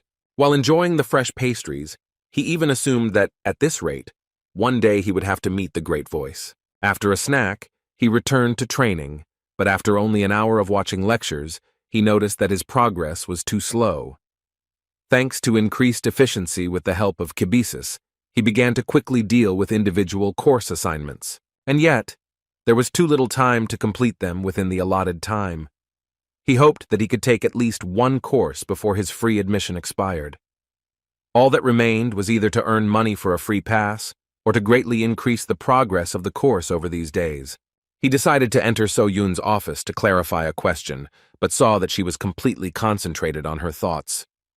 The atmosphere here was overwhelming, and the principal was thinking out loud that she alone could not cope with teaching new students, so she needed to hire a professor. She couldn't invite just anyone and couldn't even imagine how much money she would have to spend to hire someone. When Seo-jun came closer and spoke to her, she was so scared that she almost tore the piece of paper in her hand. The student, who did not understand what was happening, immediately asked what she was thinking about, that she even heard him calling her. So Yoon admitted that she was going to recruit new students, but some difficulties arose. This meant that even she, as a director, was having a hard time right now, and yet he turned to her with his question. Seo-jun wanted to know if there was any competition going on soon, like the previous academic competitions or the recent dungeon clearing competition. He was most interested in the next 20 days. So Yoon, looking at the schedule for the next month, sadly said that there are no such events. Seo-jun was upset that at the end of the lecture trial period, he still wouldn't have the opportunity to get some good practice on his skills. The next interesting event will be the Hunter Training Exam, but it will take place only in a month. As the name says, this is not a real exam, but a preliminary exam. Since the exam for a professional hunter is held only once a year, if you fail, you will have to wait until next year, which is why the pressure on the exam is enormous. Therefore, every educational institution has introduced mock exams to prepare students in advance. Among these institutions, 3 academies stand out: Hunter Mill, Ile, and Kaon, which are included in the top 3 rankings. Since the practice exams of these academies are wide-ranging and allow everyone to participate, the marks earned are considered to be close to the exam marks. Seo-jun was confident that all students superior to Lee Ju-hwan would participate and would give a huge amount of money as a grant. He could not miss this chance, because in this way his money issue and the problem of course progress would be solved at once. It was a shame that the practice exam would take place next month, because that's when the free period ended. But first of all, it was worth trying anyway. Returning home, Seo-jun continued to study Chiron's lecture, where he talked about how witchcraft is not perfect, and it can be distorted and misfire at any moment. Because under the influence of sudden changes in the situation, witchcraft also changes. Chiron said that at such moments fighters will need intuition. He asked them to remember that intuition itself can exist as a pattern.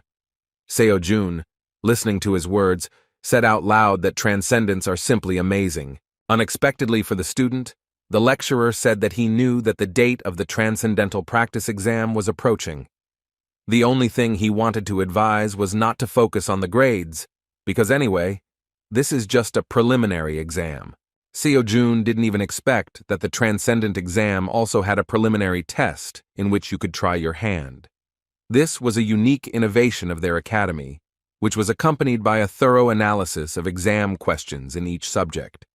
In fact, previously, he did not even believe that such an exam existed and that one could even get a license for it. It turned out that, like the Hunter exam, they had their own standards, and someone evaluated the student's work. Then he remembered that the advertisement contained an interview with a rank 5 celestial. There was also a personal interview with a student who became a rank 9 swordmaster. Seeing this, Seo-jun thought it was just someone's joke, but as it turned out, it was all serious. Scratching the back of his head, Seo-jun wondered whether there was any point in taking the training exam for a transcendental if he was not yet at the level to even stutter about such a level. Still, he hoped that in this way he would be able to improve the progress of his courses. The curious guy decided to play the first video. Within a moment, Xiang Yu, with a cheerful expression on his face, offered to sign up for the training exam because now he can freely control enormous power. However, after such praise, he asked not to take his words seriously, calling the students just trash. Then he cheerfully said that he could repeat his words 100 times, but no one would understand him, so you should just sign up to experience firsthand what an insignificant level they are at. Seo-jun was surprised for the second time, because he thought that all the lectures were old recordings. Chiron and Xiang Yu both mentioned the exam in the video, although they could not know in advance when it would come to this point. To test his theory, he attended lecture courses by Shakyamuni and the magician Merlin. Like the previous lecturers, they also talked about the upcoming exam. Putting down the phone, Seo-jun, leaning on the bed, sighed heavily, saying that there were more than enough oddities at the Academy of Transcendence. This kind of attention in lectures made him wonder if this practice exam was really that important. To find out more, Seo-jun decided to see the reaction of the Academy community. The situation turned out to be similar, and as expected, everyone advised to raise your level first.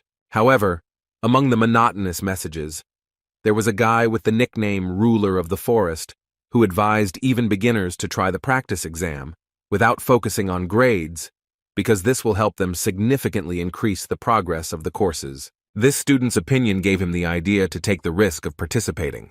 Luckily, the first try was completely free. Although he was sorry to waste a free chance, he still decided to take such a risk, thinking that he would still be able to earn money. But the lectures were worth studying before the end of the trial period.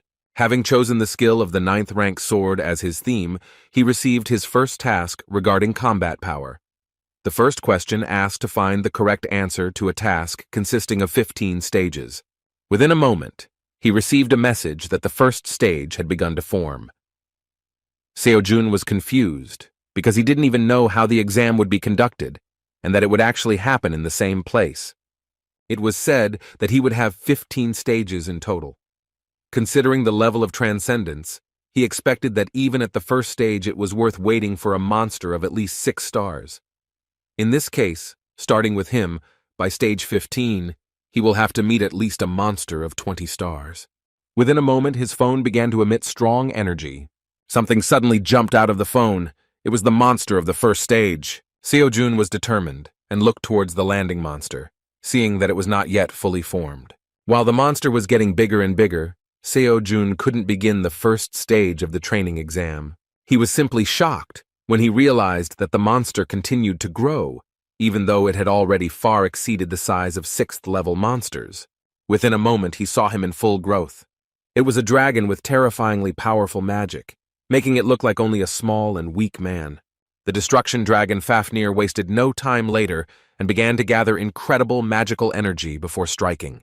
Seo-jun didn't even have time to move before this terrifying force headed towards him. As expected, he instantly failed the first stage and only had 29 minutes and 58 seconds to use his free pass. He was crushed with such incredible speed that he grabbed his head and began rolling on the ground, screaming that this was simply madness. This was only the first stage, but he already had to fight a dragon monster whose combat power was simply at an incredible level. Seo-jun was simply in despair. He screamed and beat his fists on the floor, thinking that at stage 15 he would have to fight God. So he had a logical question regarding whether the Transcendence would emerge victorious in the battle with the gods. At that moment he remembered that his lecturers were already demigods.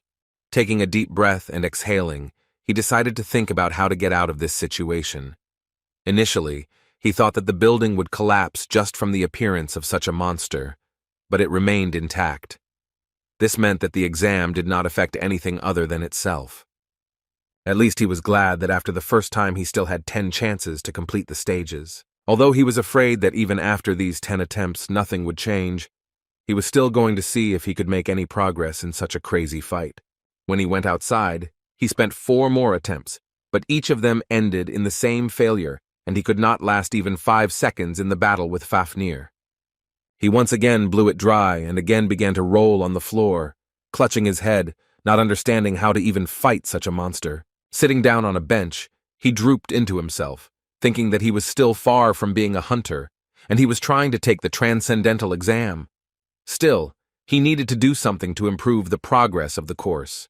He was losing before he could even move, so he saw no point in continuing.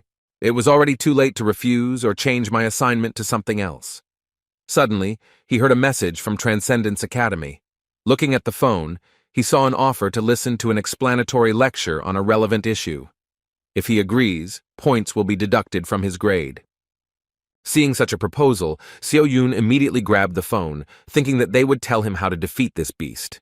He had 3 lectures to choose from: the Great Sage, Siegfried, and the Divine Blue Dragon.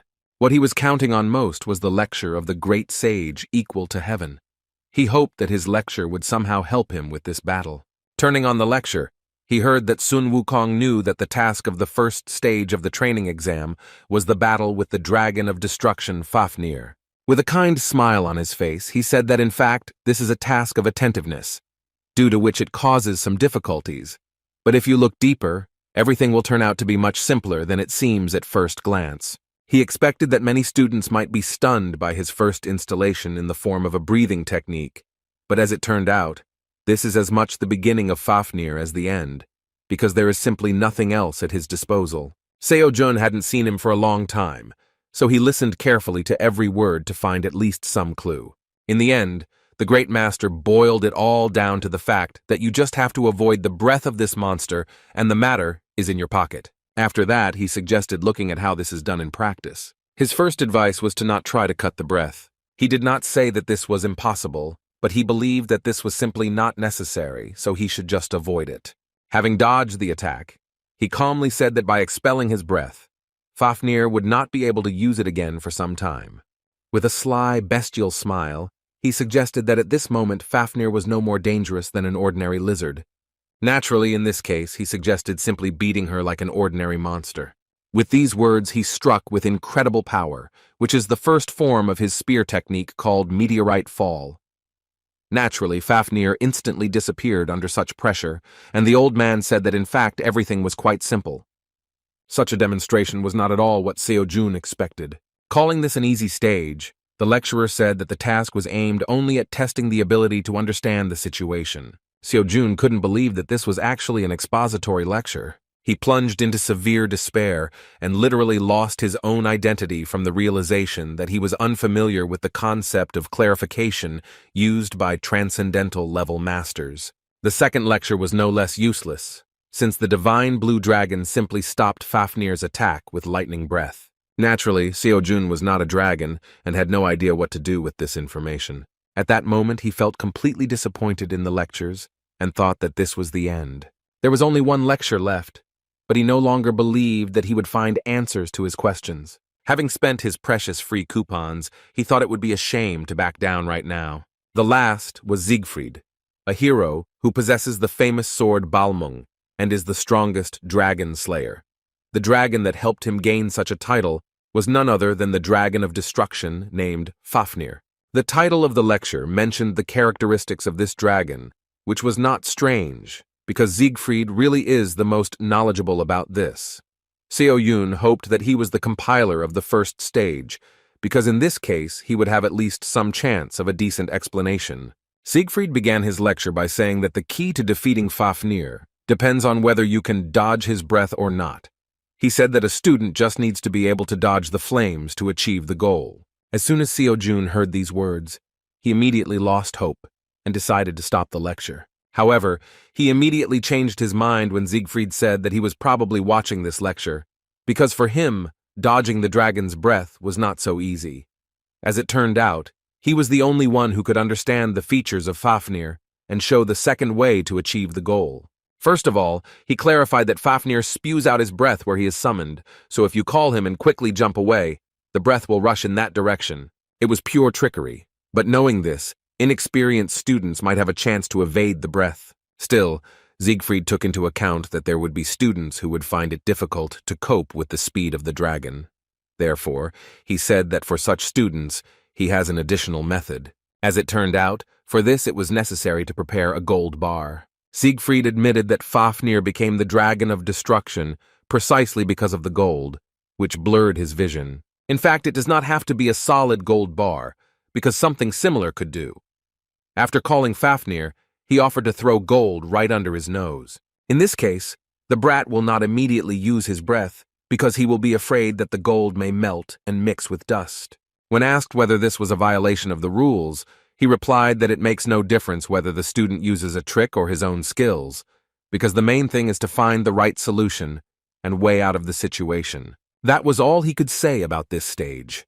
The information turned out to be quite valuable, and he even said that if anyone is interested in how to defeat other dragons, then it is worth attending his lectures on fencing that defeats dragons. Sighing heavily, Seo-jun resigned himself to the fact that he had to spend money on the bar. Now he had some knowledge of how to fight against this dragon, so with some hope he began the first stage again. As expected, the dragon immediately began to prepare its fiery breath towards the student. At the same moment, Seo-jun threw a gold bar towards the dragon. The dragon was already a moment away from turning everything around into dust. However, as Siegfried said, as soon as he saw the shine of the gold bar, he immediately stopped, for fear of losing it due to the high temperature of the fiery breath. Within a moment, he turned into an obedient pet, whose gaze was aimed at the ingot flying past him. Seo-jun was already extremely happy that he was able to escape the dragon's breath. However, he had to hurry, because as soon as Fafnir received the ingot, he learned that it was not completely gold, but only covered with gilding. Realizing the student's cunning, he rushed towards him with a furious look. He still couldn't use his breath, but his huge claws were enough to tear the confused poor fellow to pieces. Finding himself under a huge wave of destruction, Seo-jun shouted that the great sage was a scoundrel, because he said that after his breath, Fafnir turns into a useless lizard. After making an incredible fuss, Seo-jun was still able to hold out for just over a minute, which was already something incredible. He only had 4 tries left. He still didn't understand how to defeat this monster, but he was already pleased with the message that he was able to get a little progress in Kiran's course. There was little time left, so he decided to use his attempts to the end. The second time, he managed to avoid breathing even without the fire ingot. Despite this, a powerful blow from the dragon's tail caused him to lose his balance. It was extremely difficult to dodge, not to mention the opportunity to strike. The speed of the dragon's tail greatly exceeded the speed at which Seo-jun moved around it. A moment before the collision, he, realizing that it was too late to dodge, decided to avoid the blow in a cunning way. Once again, a gold bar was used, which distracted the attention of the greedy dragon. Thanks to this, Seo-jun gained seconds of peace by dodging the blow. However, this trick did not work for long because within a moment the dragon rushed to attack again, this time even with a furious cry. Seo-jun understood that his rage was because he was angry again because the bar was gold-plated. A moment before Fafnir struck, Seo-jun reached into his pocket again. This time the cunning guy threw up as many as 5 bars. The dragon, seeing this shine in the air, again turned into an obedient pet.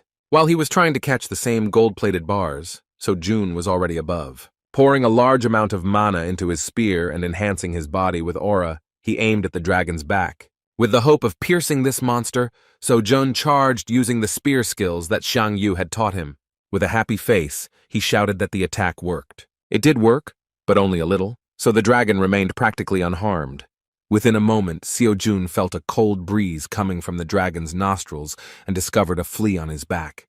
Another attempt did not bring the desired result. Each time, Seo-jun felt pain from the blows, but they did not have much effect on his real body. And yet, there was a positive aspect to this attempt, because the progress of Kiran and Xiang Yu's course increased significantly.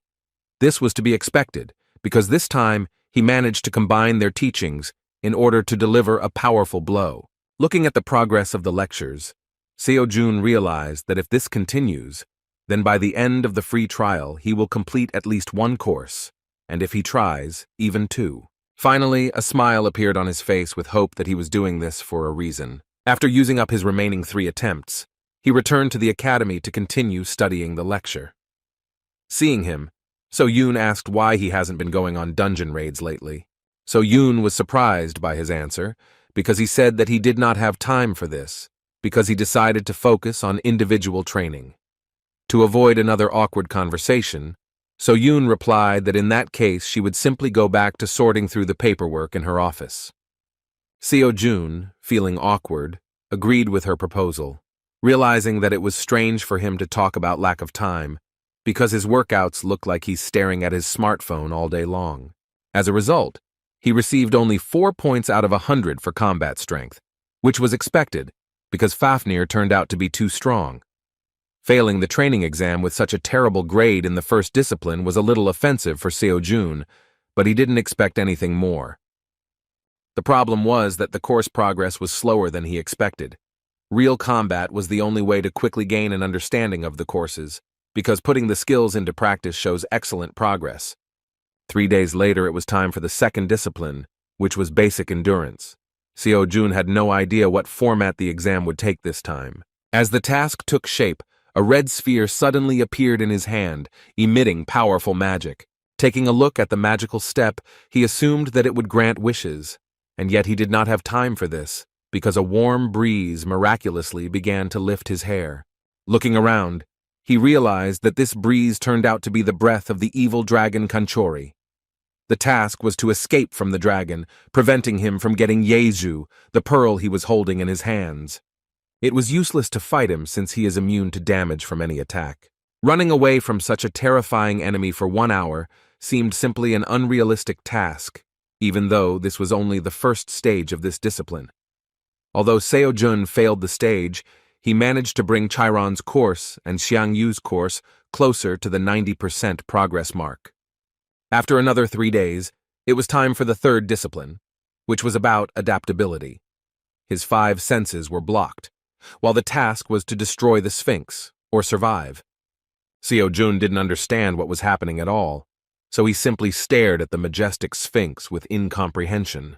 He thought he was going to play a word-guessing game with him, so all 10 attempts were wasted in a few minutes. The fourth discipline was testing mana-related abilities.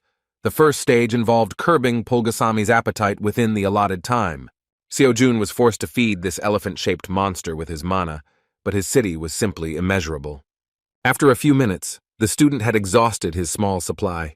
With a scream and tears in his eyes, he ran away from the monster in horror. The fifth discipline turned out to be where he showed himself quite well.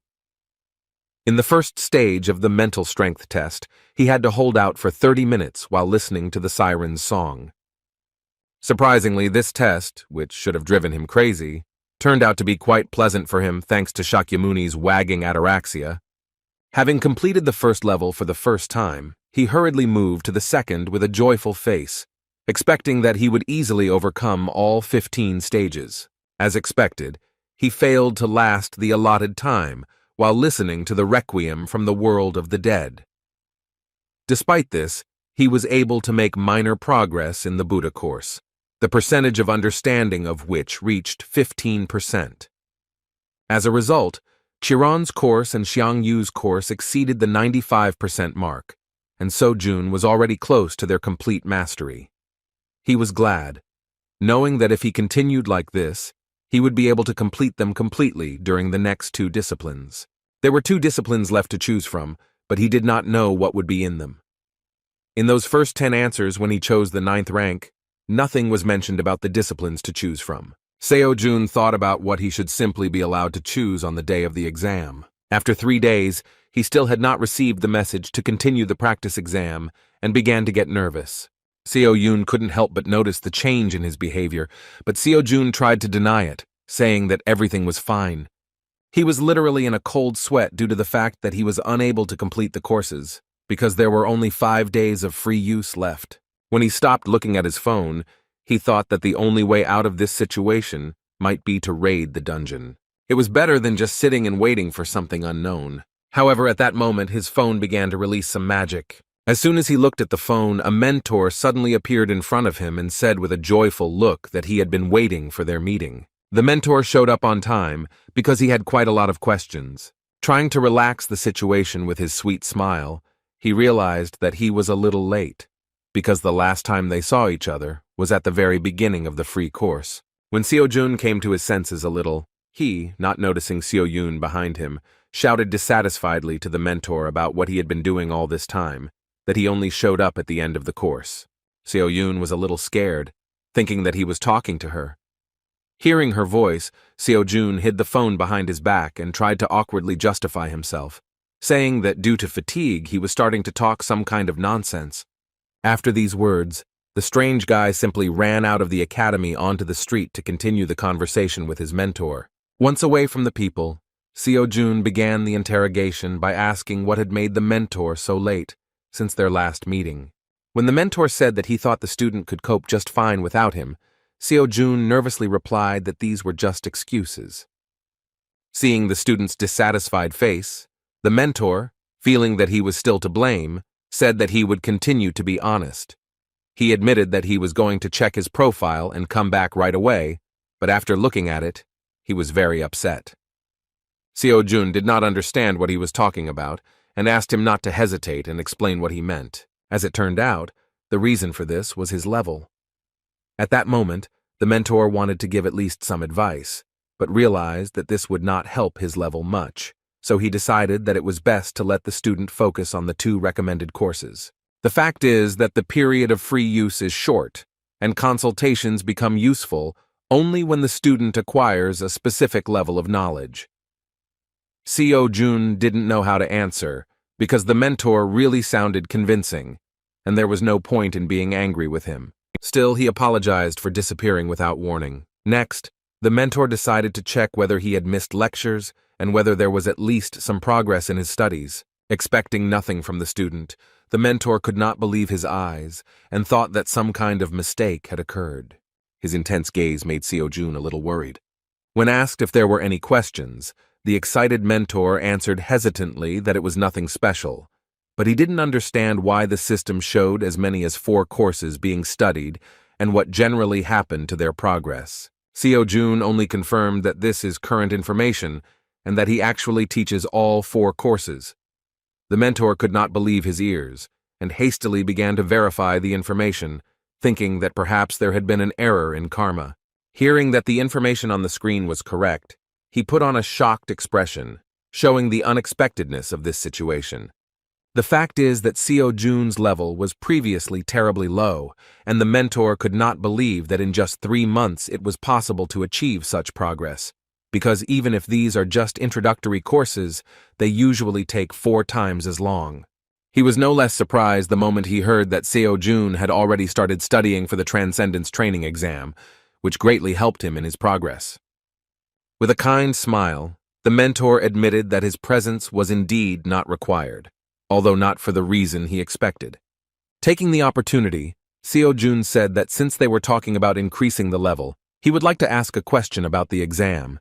He was interested in the elective disciplines and how they should be chosen. Looking at the screen, the mentor was surprised, because even though the training exam was in full swing, for some reason Seo-jun was displaying that no disciplines had been selected. The student assumed that this was due to the fact that he did not have a Transcendence Academy ID. The mentor could not understand how this was even possible, since it is usually created during registration. In response, Seo-jun said that he simply missed this stage. To confirm his words, the student simply showed a screen on which it was written that he could not create topics for discussion in the Academy community without having his personal ID. Nothing like this had ever happened before, so the mentor didn't even know what to answer. Nothing came to mind, so he decided that he needed to address this question directly to the director of the Academy. When he said that he needed to go away for a while, Seo-jun fearfully said that he would probably disappear again for several months. In response, the mentor promised that he would just leave a request and return immediately. Returning the phone, he said that he had already solved the problem with the elective disciplines, and now Seo-jun could calmly choose to continue the practice exam. As he disappeared, he again promised that he would return before the free pass ran out. The mentor disappeared again before Seo-jun asked all the questions that interested him. Still, he hoped that he was not lying and that they would meet again soon. After several attempts at completing additional disciplines, Seo-jun finally completed Xiang Yu's course, achieving 100% of his lecture progress. Now the system reported that he had completely mastered the spear, the power of which would move even mountains. Seo-jun couldn't believe that this was really the case, so he decided to test his skill in practice. Filling the spear with magic, he made a small swing and felt the destructive power emanating from it. At that very moment, he received an offer to listen to the epilogue lecture from lecturer Xiang Yu. With a cheerful laugh, Supreme Ruler Xiang Yu said that he never thought that the day would come when the student would graduate from the course. He really thought he would never see it. Xiang Yu was sincerely confident that the students who completed the course had undergone strong changes and could now freely use limitless power that would move even mountains. However, he asked that it was stupid to become proud over such a trifle, because this is only the basis for learning, which gives the right to move on. To encourage the students a little, he said that they had now moved from the status of ordinary garbage to the status of recyclables, which still does not change the truth that they are worthless masters, far from transcendence. Despite these words, the congratulations actually brought a smile to the student's face. Finally, he warned that this path would be extremely thorny, and students would probably still want to give up and doubt whether this was the right choice. He asked to remember that in transcendence, there is no one right answer, as in everything in this world. Therefore, he advised them to trust that they had made the right decision in order to confidently follow this path to the end, regardless of the speed of progress. Xiang Yu's course was completed, and Seo-jun fully mastered the power that moved mountains. When he returned to the academy, So-yun was already waiting for him with an interesting offer. She had previously mentioned the hunter training exam, and this time she said that applications were just beginning to be accepted and would last a week. Seo-jun was just about to ask about this, so he agreed that he wanted to participate. He failed the Transcendence training exam, and the grades made him want to cry. And yet he was not upset, realizing that the Transcendental and the Hunter were completely different levels. Xian Yu's course helped him gain incredible strength. Plus, he now has a holy spear. The application was completed, and there were still 10 days of training left before the exam. Unexpectedly for So-Yun, he suddenly came closer and embarrassed her with his gaze. He just wondered what would happen if they fought in a duel now. Still, he understood that this was unlikely to affect progress, so there was no point in distracting her. Awkwardly apologizing for his behavior, he asked how the search for students was going. So-Yun replied that this question actually bothers her a lot. She was worried about how grandfather would behave with the new students. So-Jun was an exception, but she doubted that things would continue to be as successful. So-Jun understood her, because he had no doubt that when a new student appeared, the Holy Sword would definitely come to the academy to beat him, asking for what purpose the stranger decided to get close to his granddaughter. Remembering his grandfather, he wondered if it was possible to spar with him. In fact, this was not the only problem, because it was possible to come to an agreement with the grandfather. She was more worried about which professor to invite to the academy. The problem was that her strength would not be enough to teach everyone at the same time, because each student takes time. When So-Jun heard about the need to have a professor in each field, he became very interested, because it was about money. So-Yun argued that hiring just anyone is a bad idea, and the academy simply does not have money for famous professors. With these words, the student had a logical question about how much the annual salary of famous professors is. So-Yun replied that it directly depends on the professor himself, but famous ones have salaries of hundreds of millions of won per month. So-Jun was shocked when he heard that, in the case of those who occupies the top, it can be on the order of several billions.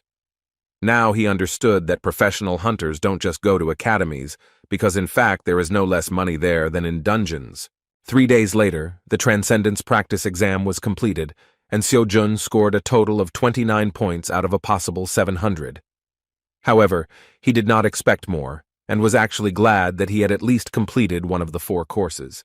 It was a shame for the Chiron course, which lacked 5%. Within a moment, the mentor suddenly jumped out of his phone and again amazed him with his appearance. However, this time So-Jun did not show that he was surprised, but rather showed displeasure. He recalled that the mentor himself said that he would return before the end of the free pass, so he assumed that he would appear when he completed at least one course. Hearing that So-Jun had completed the course, Mentor screamed in surprise and opened his mouth wide.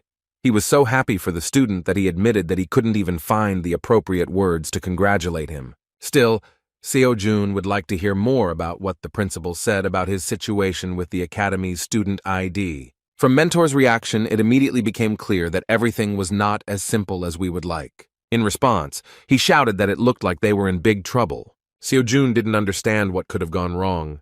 He was surprised to learn that as soon as the mentor decided to check his personal information, he saw that it was simply not there. Transcendence Academy had no information at all regarding student Kim So-Jun. He was not even listed on the list of applicants to the academy. So-Jun, clutching his head, said that this means that he is not a student at the academy. On the other hand, he could not accept this as the truth, because all this time he had been studying their lectures and even completed one of them.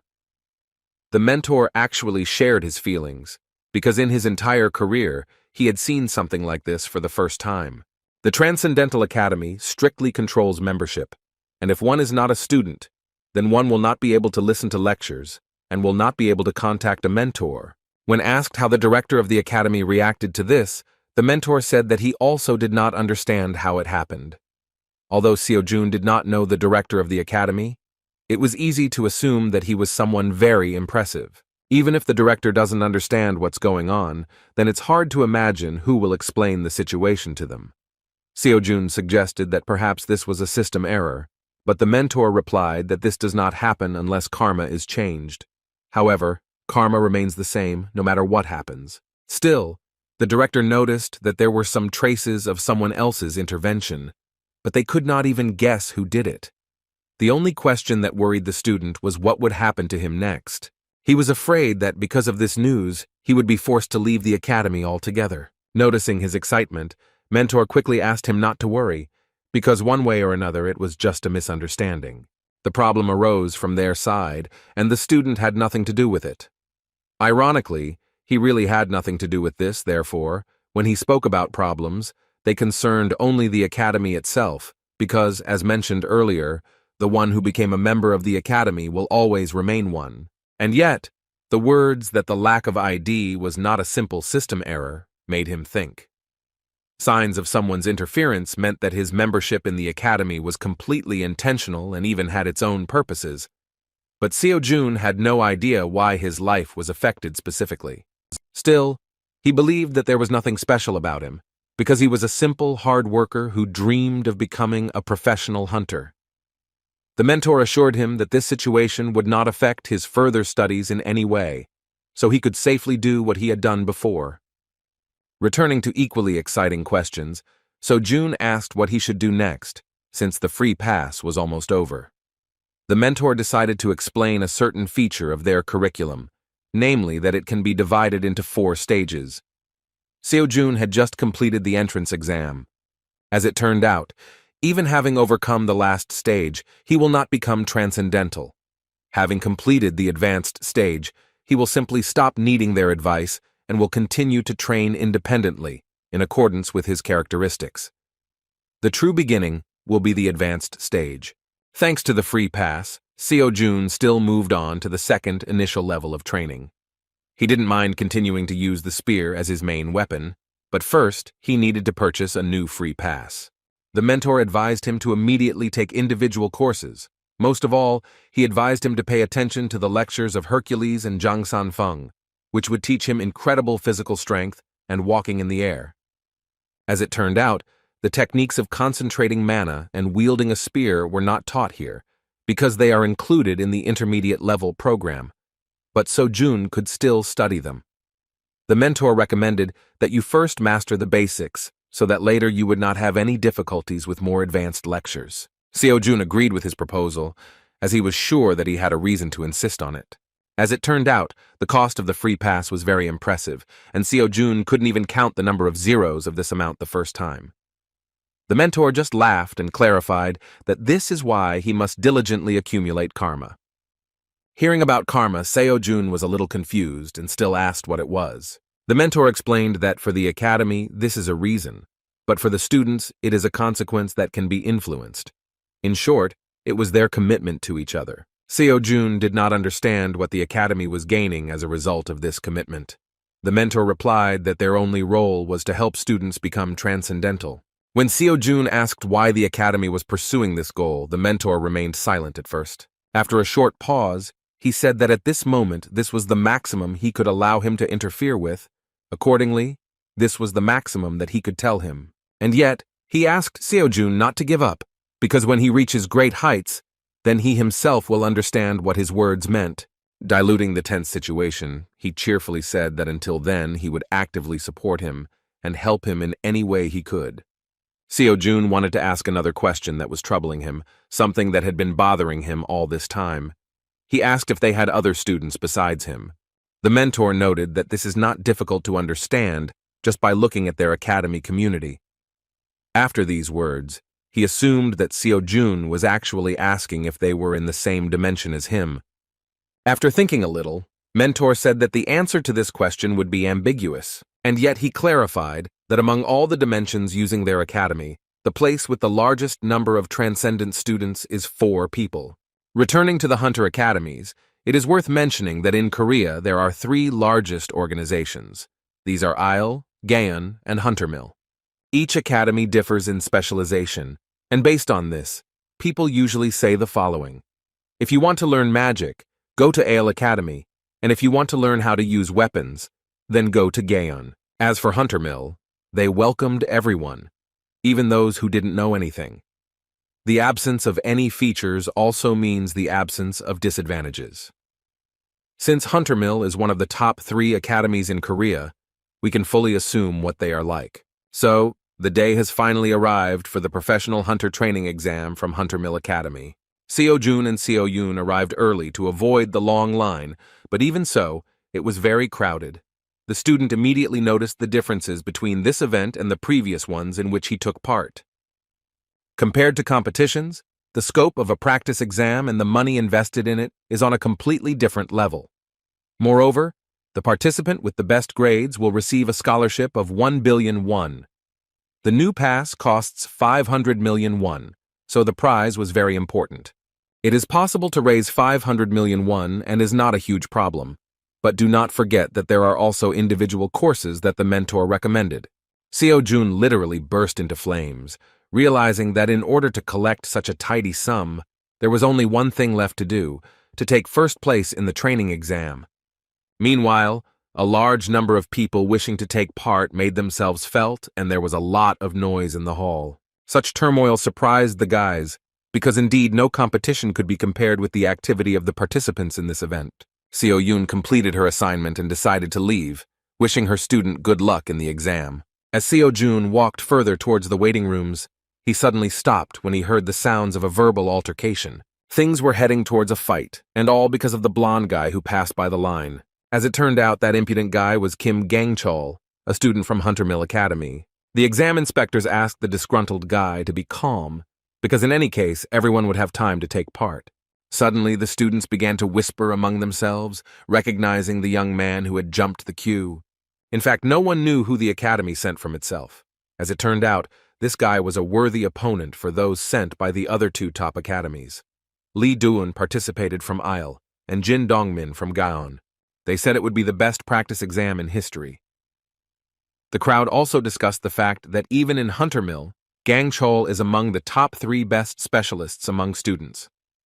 The promising swordsman stopped, taking a closer look at the stranger who had passed before him. He didn't see anything interesting in the student of an unknown academy, so he simply walked by. In turn, Seo-jun understood that the rising star of Hunter Mill Academy would certainly cause him problems. As the crowd began to discuss the favorites, Seo-jun decided to slow down to hear who else he would face. Some very noisy guy was talking about how Kim Gang-chul is undoubtedly superior to everyone else in terms of skills, although Lee Do-yoon and Jin Dong-min are far from weaklings. He even mentioned rumors that he was supported by the Order of Truth. Naturally, the exam was conducted by his own academy. The eccentric suspected that there was a place for a conspiracy here, because the academy probably shared with him valuable information regarding the training exam. And yet there were those who tried to reassure him, saying that even if he was a student of Hunter Mill, one of the best academies would keep its face and would not go against the rules. Meanwhile, the discussion was interrupted by the appearance of a strange, noisy guy who was also trying to get past the line. It only took one glance for Seo-jun to become interested in the identity of this eccentric. The fact that this disciple brought so many types of weapons with him raised questions. Sword, spear, bow, daggers. It was hard to believe that he used all the weapons at the same time. The strange guy began to poke the inspector with the application form, saying that he also needed to be let in, but the man patiently continued to ask him to get in line. The young man was very persistent, and asked why he was worse than the guy who was skipped in line. Meanwhile, the crowd had already begun to get angry with him, and the impatient guys began to shout that the eccentric should return to the end of the line. In order not to detain anyone, 2 disgruntled inspectors grabbed this guy by the arms and dragged him to the end of the line. This was the first time Seo-jun had seen such strange behavior from the members. Students from all over the country actually flocked to this place, and each of them wanted to start the exam as quickly as possible. Meanwhile, the first stage began, at which the physical strength of the participants was tested. Park Do-seok, an unremarkable guy, was preparing to become a hunter at the 2nd Division Academy.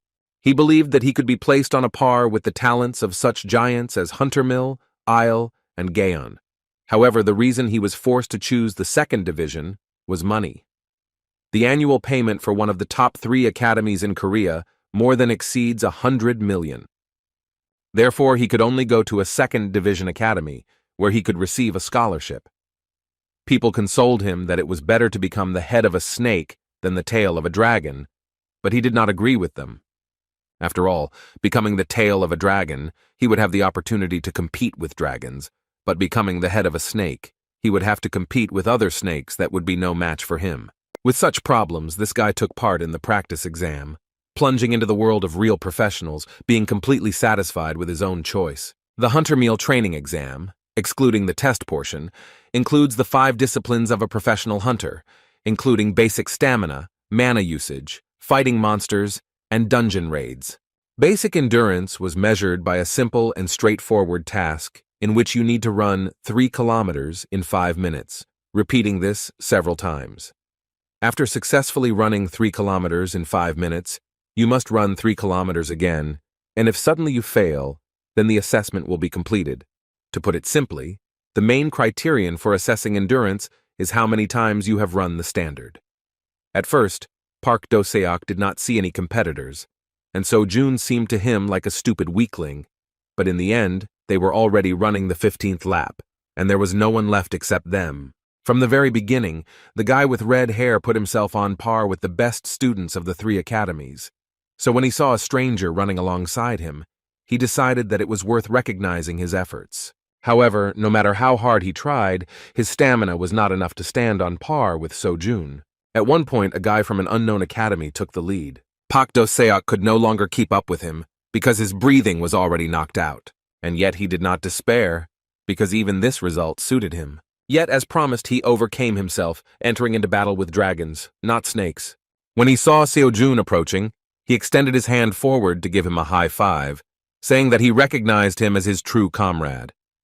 However, to his disappointment, Seojun did not feel that he was finished at all and ran past him altogether. He didn't even have time to notice Park Do-seok's sincerity, because the stage of testing his endurance was surprisingly easy for him. As expected, the rest of the tasks aimed at testing physical indicators were given to him just as easily. All the students present were shocked that an inconspicuous guy could perform exercises with a huge amount of weight with such ease. It was hard to believe that he was a person like them, because from the enormous amount of weight his barbell began to bend right on his back. While everyone was surprised, Seojun continued to practice, thinking that the tasks of the practice exam were very easy.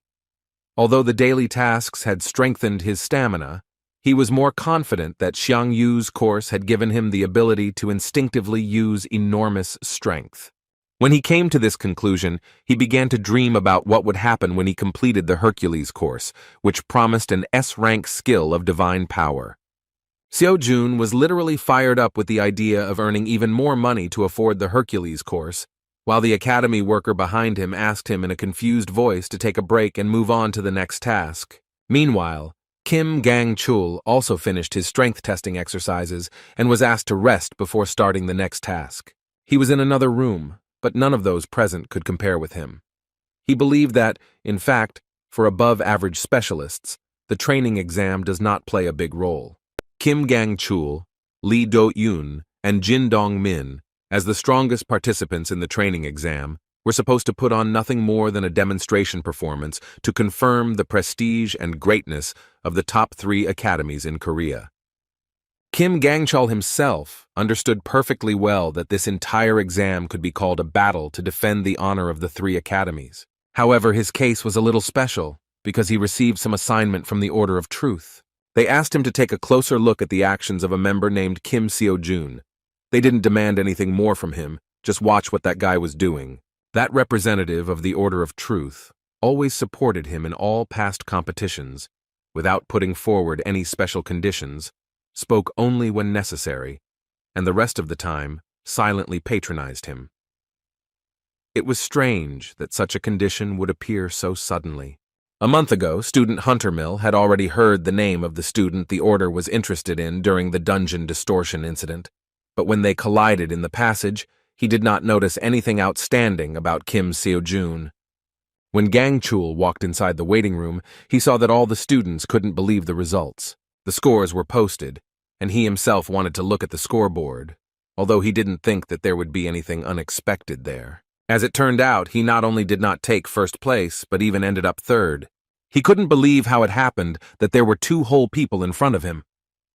Kim Sojun and Lee Min-yul were ahead by as much as 11 points. Gang-chul could not understand how this happened, because he did not know by name a single specialist who could defeat him. Sighing heavily, he calmed himself with the thought that there are simply students who succeed in only one thing. He was sure that this would not happen again in the next competition. However, when the battle strength testing stage against the monsters ended, he was shocked to find himself in third place again.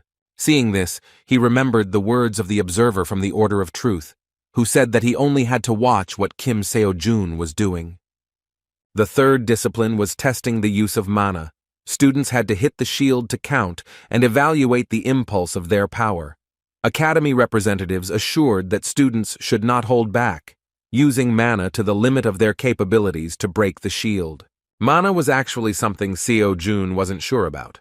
Although, thanks to Merlin's course, he generally understood the principle of its operation, he could not say that he knew how to operate it, so he doubted that he would be able to get first place again. Meanwhile, the turn came to the student, from whom the best result of this stage was expected. Lee Dun, a student at Isle Academy, has long gained an incredible number of fans due to her unique magic skills. No one even doubted that she would take first place in the mana test. The level of her magical abilities was so great that at such a young age she could use energy transformation without any problems. Among her range of attacks, fire magic had the most destructive power. Using a fire arrow attack, she easily destroyed the magic shield, which no one had ever been able to do before.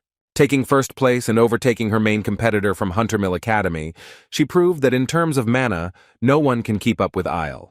At this moment, Seo-jun saw for the first time what mana conversion looked like. Although Lee Do-yoon had one more try, she had no doubt that no one could even come close to her result. The next participant in line was Kim Seo-jun, who interested all the students because he took first place in the previous two disciplines. As he passed by, he met Lee Dun's gaze, sensing her arrogance. Sighing and looking away, she had no doubt that he had no chance to even come close to her first place. Seo-jun, getting up on stage, thought about what her look even meant. Then he was allowed to begin. Although he was a little unsure of his own abilities, he did not refuse to try using magic. He had no doubt that the power that moved mountains would show itself remarkably well, so he decided to focus only on Merlin's mana, which he had not yet fully mastered.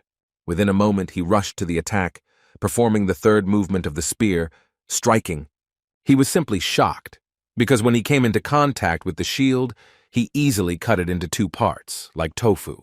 Moreover, although he did not make any special efforts, in addition to the shield, he also destroyed the force measuring apparatus, and also left a huge crack on the surface of the arena.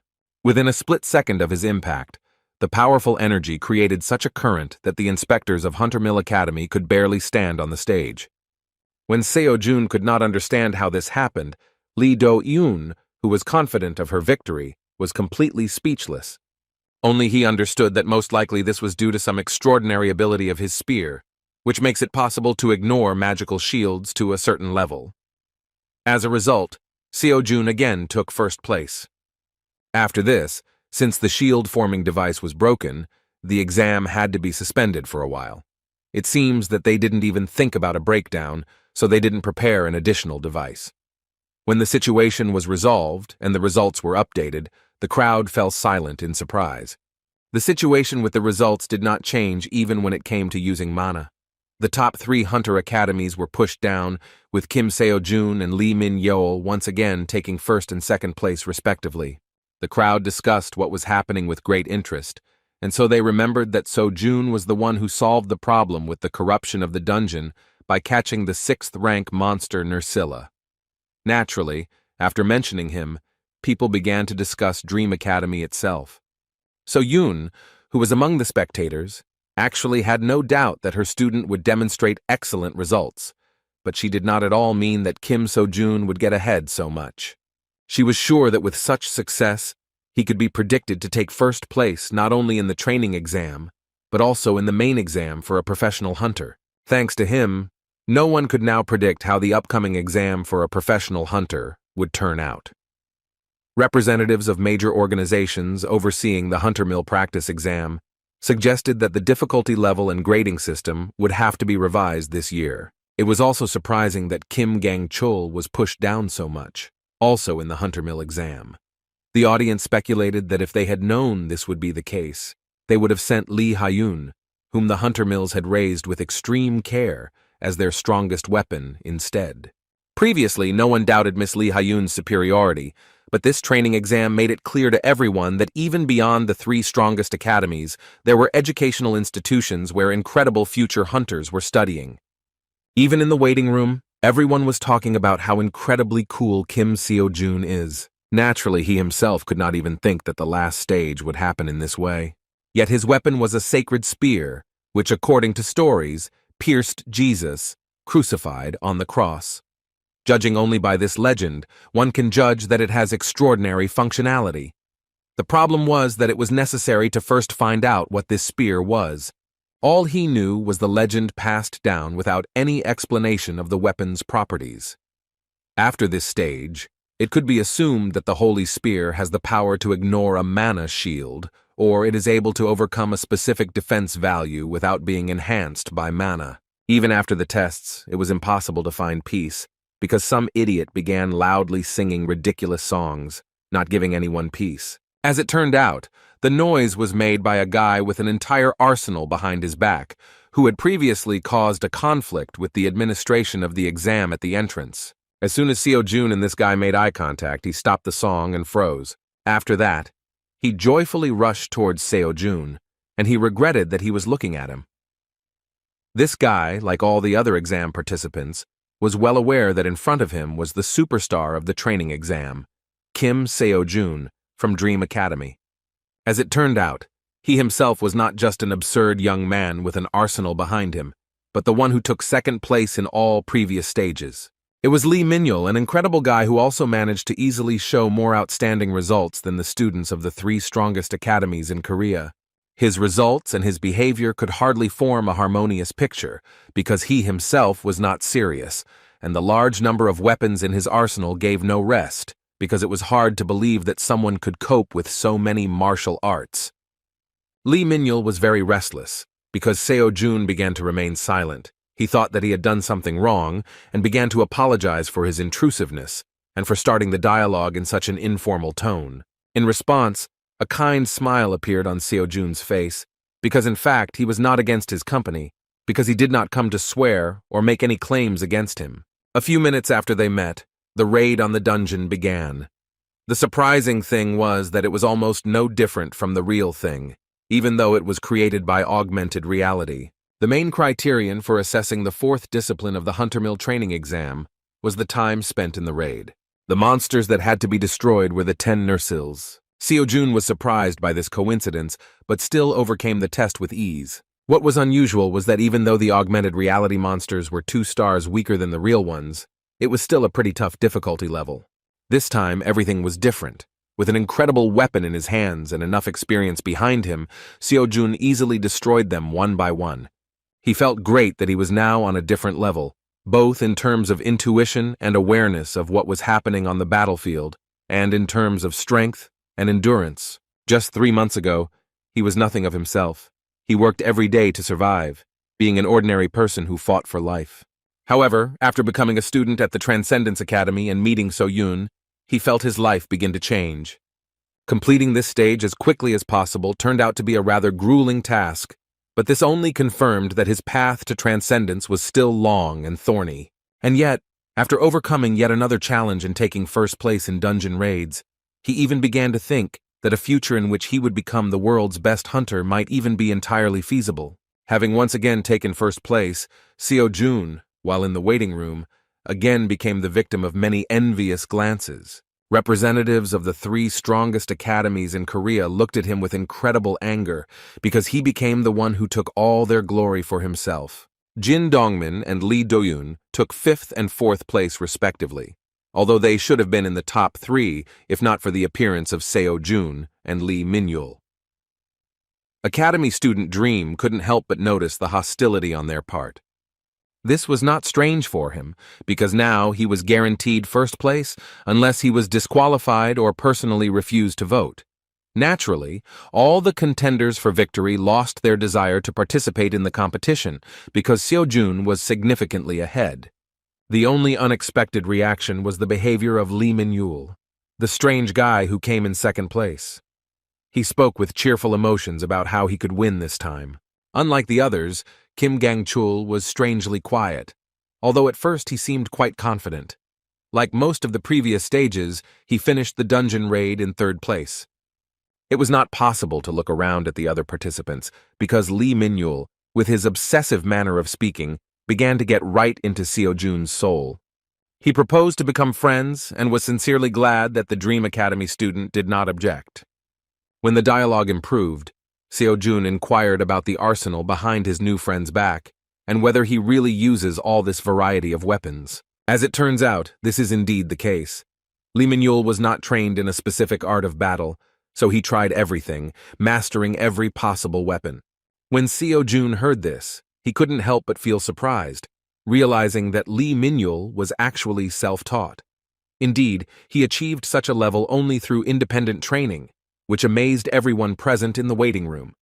Self-taught, we are talking about students who study independently and do not belong to any academy.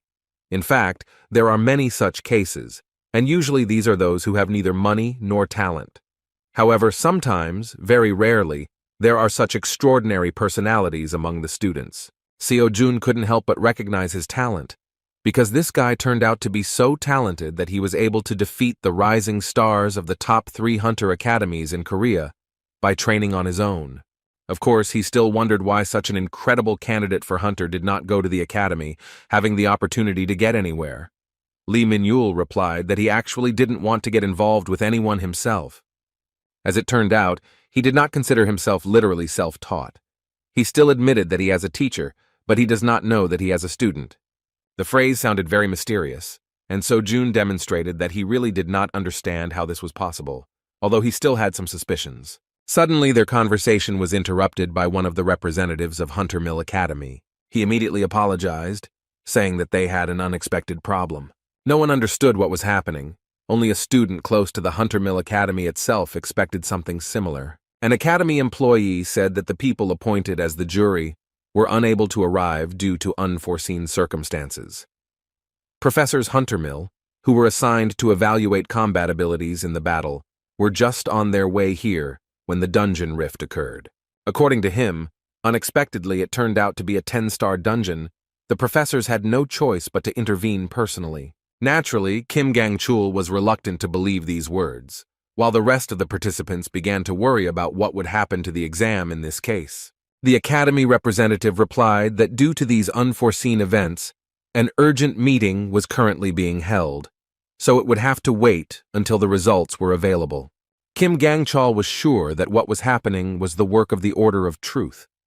He didn't know how they managed to create such a dungeon, but he had no doubt that the Order was more than capable of pulling it off. The problem was that this jeopardized the continuation of the practice exam. Although he was only asked to observe, he was haunted by the knowledge that Kim So-jun would emerge victorious if the exam was simply abandoned. Therefore, he decided to come up with a proposal to change the method of conducting the last stage of the exam.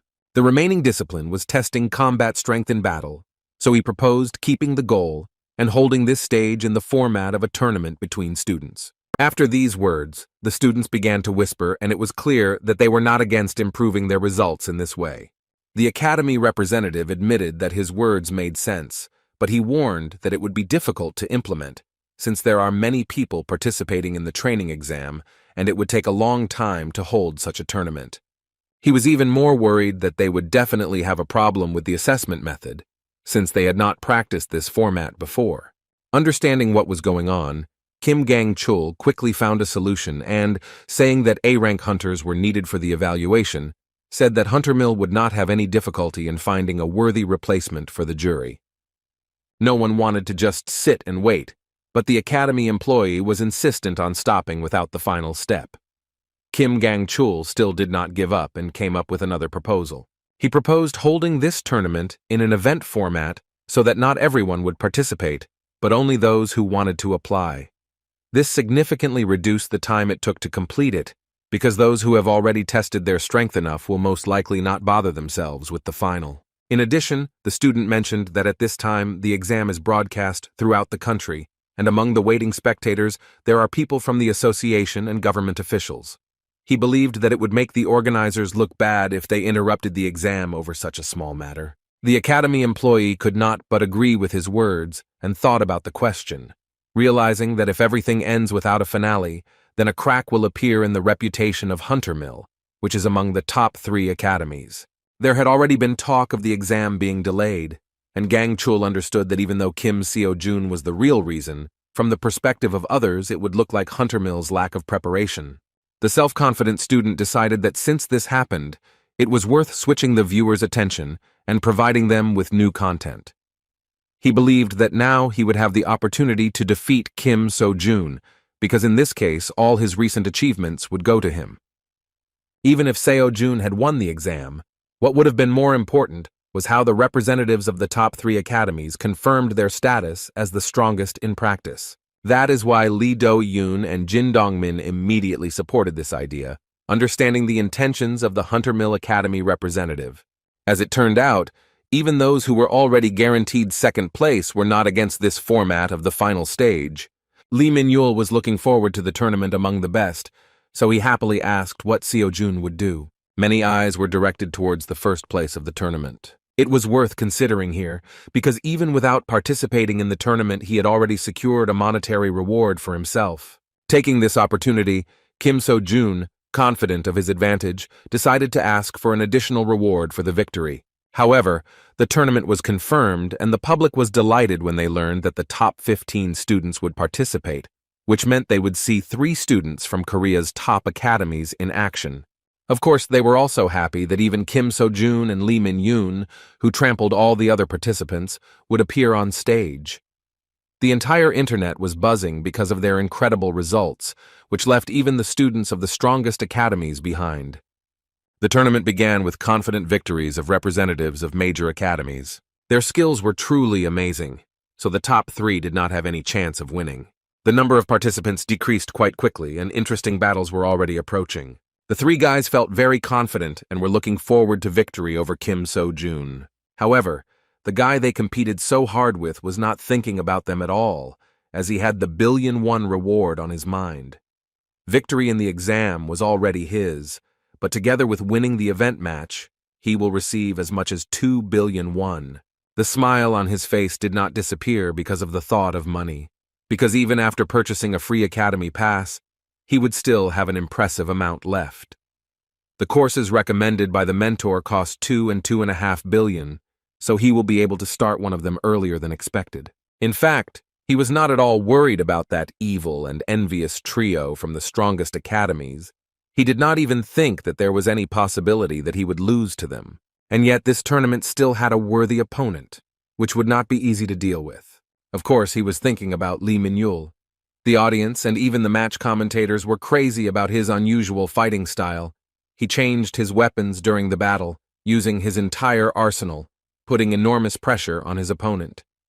Sometimes hunters use additional weapons, but usually it does not exceed the number of 3, because most focus on one main weapon, because it is difficult to ideally master even one. But Lee Min-yul had at least 8 guns on his back, and it was hard to believe that he could use all of them. His unusual fighting style embarrassed everyone who encountered him. The sudden use of a bow during a battle caused enemies to go on the defensive, doubting what this guy's main weapon was. A fairly good swordsman, whom Lee Min-yul encountered in the first battle, was not going to give in, and having repelled the next arrows, he shortened the distance in order to fight the battle himself. However, he was greatly mistaken when he thought that this strange guy with an arsenal on his back was a bow user. He wielded 2 swords no less skillfully, with which he easily stopped his opponent's attack. Moreover, he threw the poor guy aside without much difficulty, even though he was initially on defense. Watching the battle, Seo-jun only confirmed his suspicions that the battle with him would not be easy. This is not Kim Gang-chul or the rest of the 3, from whom you know what to expect. This guy is not limited by form and template. This is free space in which there is room to roam. Due to the fact that he is self-taught, the battle with him turns from sparring into a real fight, because this is the style that is formed in those who have not received a standard hunter education.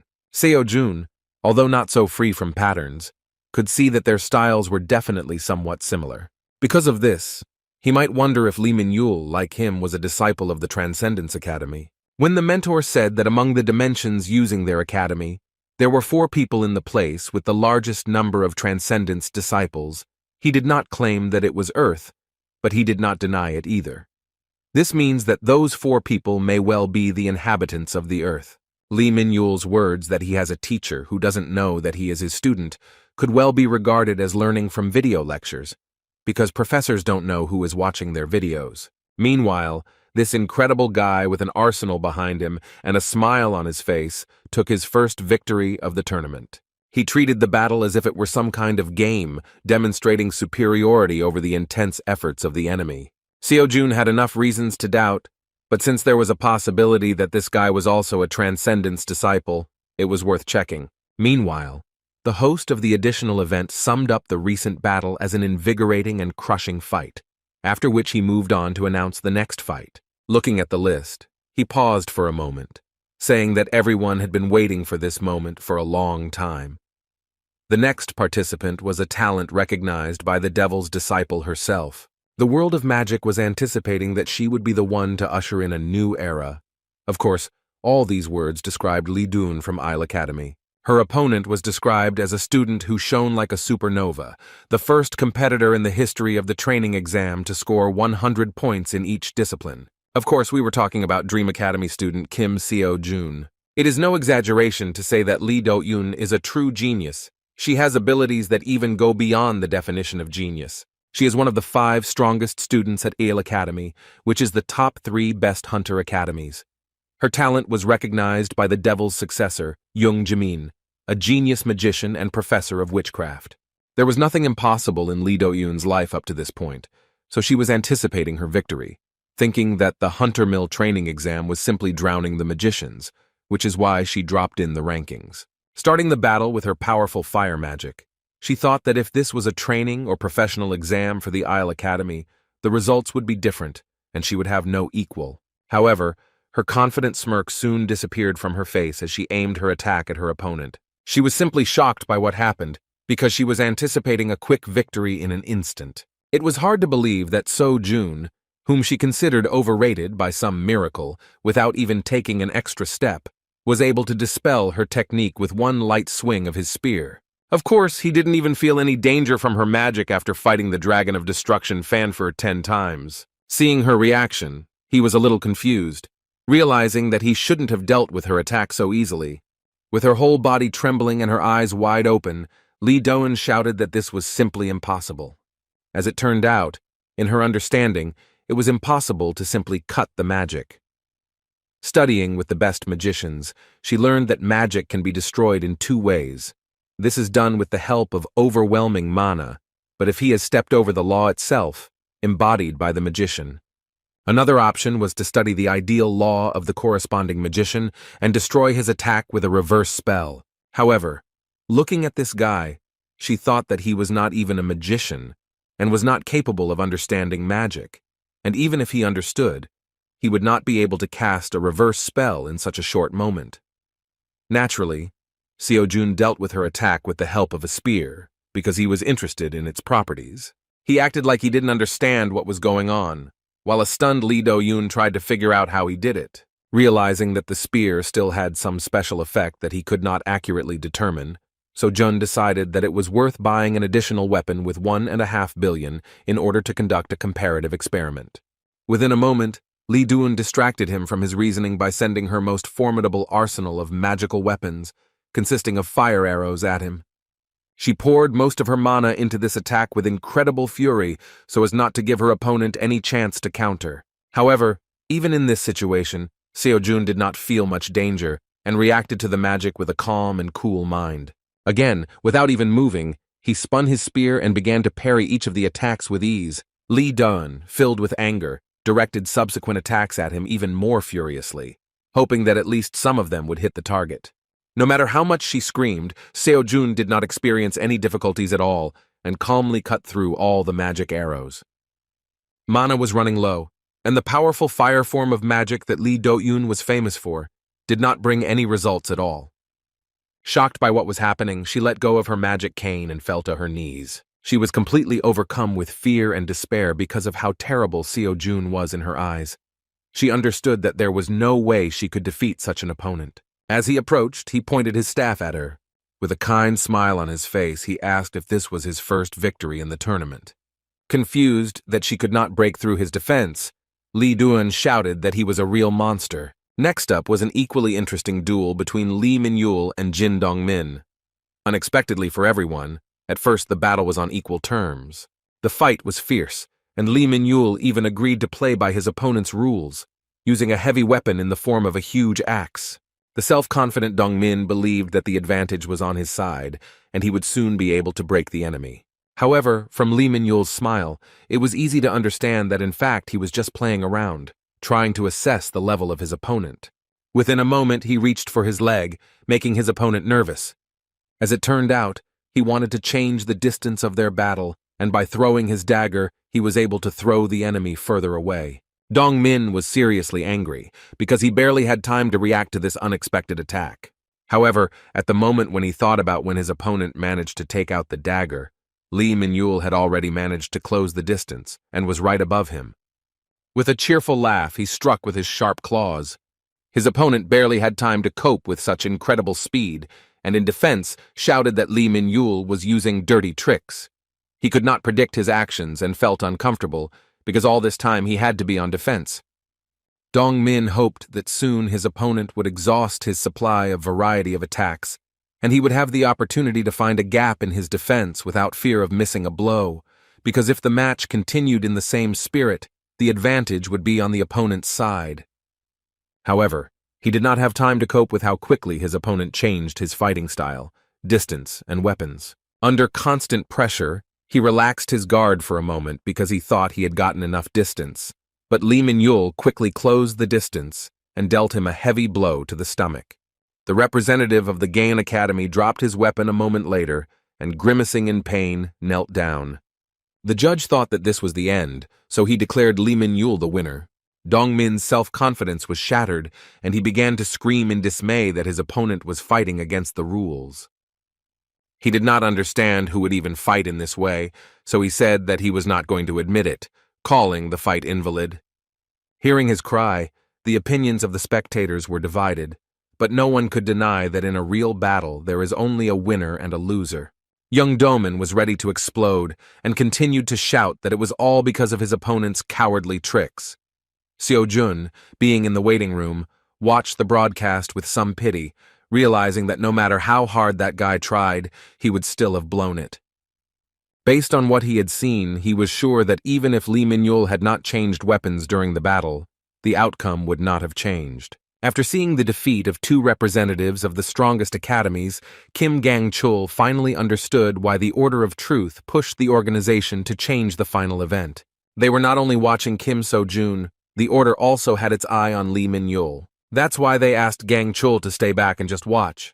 The true goal of the Order of Truth was to bring these two monsters together in a duel. The event match would have ended successfully without his intervention, but now he began to suspect that Lee Min-yul might be a member of the Order, because he believed that no matter how talented a person was, a self-taught person would not be able to suppress the tops of all academies. The event match was coming to an end. The host said that the next match would become legendary. The first to enter the arena was the owner of strength as strong as steel. Kim Gang-chul could not stand aside, even though he was asked to do so. His opponent was the one whom the presenter described as the main character, going ahead, demolishing all obstacles along the way. Seeing Seo-jun in front of him, Kim Gang-chul, feeling deep resentment due to the results of the previous stages, wanted to tear him to shreds. He was determined, and did not intend to obediently follow the plans of the Order of Truth, because from the very beginning, they planned to use him as a witness. From the very beginning, he was not going to give in and put mana into his weapon. Seo-jun was also serious and rushed to attack. Although he did not use magic, he had to use a spear with both hands to stop the furious blow of the enemy's blade. A powerful burst of energy created a shock wave that destroyed the surface of the arena under their feet. Crossing their weapons for the first time, they jumped back before the next attack. For the first time since the beginning of this final tournament, the arena suffered under the pressure of destructive techniques, although these were only the first minutes of their battle. Taking a closer look at the enemy, Gan-chul began to analyze his features. He immediately noticed that his weapon did not contain the power of the aura sword, but somehow blocked his aura sword with ease. Taking a closer look, he felt that his opponent's spear was not just blocking, but not allowing this force to pass through at all, as if ignoring it. Even from the outside, all of Kim Se-jun's battles looked unusual to him. Now Gang-chul was sure that the reason for such a high score in the training exam was due to the fact that this guy possessed a special and very powerful weapon. Furiously rushing to the attack, he decided that if he avoided this spear, then the difference in abilities would practically be erased and he would easily defeat a newcomer from an unknown academy. With great effort, he tried to put pressure on Seo-jun, but he could not see that he was still getting acquainted with his strength. Kim Gang-chul continued to press, not giving his opponent a moment's rest. It was hard to believe that a two-handed sword, inferior in efficiency in high-speed battles, could deliver such a swift attack with great destructive power. Even though Seo-jun was able to block this attack without using any mana, he still recognized his talent, and that this guy was superior to all the participants he had fought with. Kim Gang-chul didn't give him time to think. With his next blow with incredible destructive power, he hoped to gain victory, however. This time Seo-jun managed to block and hold back. Seeing the rage and high-level skills on the opponent's side, Seo-jun recognized his strength, realizing that he was not called one of Hunter Mill's 3 most capable students for nothing. Then Seo-jun jumped to a safe distance and thought that in such a battle, he needed to show more respect for this enemy. At this moment, he was ready to give his best for the first time during the exam. Within a moment, magic began to surround him, the thirst for blood mixed with the aura. The sudden change caused a shiver and surprise from Gang-chul, who believed that his opponent had been fighting at the peak of his powers for a long time. However, it was only now that Seo-jun became serious enough. In an instant, he closed the distance and struck with his spear with incredible speed. Gang-chul, strengthening his blade with mana, barely had time to block this attack and had difficulty in holding his opponent. With a powerful swing of his sword, he nevertheless threw the enemy aside, and Seo-jun, who was not used to such battles, could barely stay on his feet. Despite this, he was completely concentrated. On the other hand, his opponent felt insecure. He couldn't believe that Seo-jun had been hiding his true potential all this time. Until recently, his aura was like a serene wave, but when it became saturated with real heat, Kim Gang-chul realized why the Order of Truth was showing special interest in his personality. Just a moment after Seo-jun rushed into the attack, Kim Gang-chul, who had once been pressing without a second of breath, began to slowly give in. He could not significantly increase the distance with the enemy, so he was in constant defense due to the fact that Seo-jun continued to pursue him, delivering a large number of blows. Now he understood that Seo-jun was strong not only because of his weapons. The guy from an unknown academy was different from those he had fought with before. Seo-jun was rough, awkward, and tough, too simple in his fighting style. Compared to Hunter Mill's high-level swordsmanship and mana accumulation technique, his movement seemed to him to be nothing more than ordinary swinging of a weapon. However, if everything was as simple as it seemed at first glance, he would have already defeated him long ago. Kim Gang-chul could not understand where the enemy had such enormous strength. The blow, which he managed to block at the very last moment, could easily have ended this fight, raising a huge cloud of dust. When the ardor subsided, Gang-chul stood on one knee leaning on his sword, barely able to stay in the arena. He did not understand why it was so difficult to cope with simple swings, movements in which not a trace of high-level fencing techniques could be traced. The issue was not just the weapon, because Kim Seo-jun initially did not even use the power of the aura sword, while Gang-chul put mana into his weapon at the very beginning of the fight. Just the thought of what level his opponent would be at using an aura sword filled him with horror. He felt a terrifying resemblance between his opponent and the one who had first made him feel fear. The arrogant girl changed his life once and for all with just one battle. She overpowered him in a matter of seconds, destroying his sword and saying that his rants about power were nothing more than the ravings of a non-entity. She wondered out loud how he could even be considered one of the 3 strongest in their academy. He could not forget his first meeting with Lee Ha-yun, who haunts his nightmares. Remembering that terrible despair, Gang-chul felt incredible rage. Being arrogant due to his previous successes, he could not accept the way Lee Ha-yun and the representatives of the Order of Truth looked at him. What made him even more angry was that Seo-jun, with his brute strength, reminded him of those past failures. He could not afford to lose, so with incredible bloodlust releasing his mana, he rushed to the attack again. With a loud shout, he jumped high and swung with all his might to deliver a heavy blow with his two-handed sword. Even though the Hunter Mill student put all his strength into this blow, Seo-jun did not feel much danger and only released a small amount of his magic. Just a moment later, In front of everyone in the audience, the fight ended unexpectedly. One of the 3 strongest students at Hunter Mill Academy lost in a duel with Kim So-jun. He fell to his knees and his sword was destroyed, just like in the battle with the terrifying Lee Hyun. As a result, Kim So-jun made it to the finals. Lee Min-yul was simply delighted because this was what he wanted. The spectators were impatient for the final battle. They could not even guess who would be able to take first place. As expected, Seo-jun and Min-yul ended up in the highly anticipated finale. These two took the lead, leaving Hunter Mill, Gaon, and Isle behind. Having met in the arena, Lee Min-yul said with a sincere smile that he wanted to fight with him at all costs. Seeing his opponent's gaze, he assumed that Seo-jun had a lot of questions for him. Indeed, they met for the first time since the beginning of the tournament, so after seeing his fights, Seo-jun wanted to make sure that no one really trained him on purpose. Min-yul again repeated his words that he has a teacher, but he does not know that he has a student. When Seo-jun asked who his teacher was, he suddenly became more serious. With a predatory look, he asked why he needed to know. Seo-jun spread his hands to the sides, saying that he had a guess that he already knew who he was talking about. When Min-yul nervously shouted that he was lying, Seo-jun only winked in response. He wondered if it would be better to directly mention the Transcendent Academy right away. Nevertheless, he immediately rejected this option, because if Lee Min-yul is not a student of the academy, then everything will end in a simple misunderstanding, and if he is a student, then the conversation will immediately become different.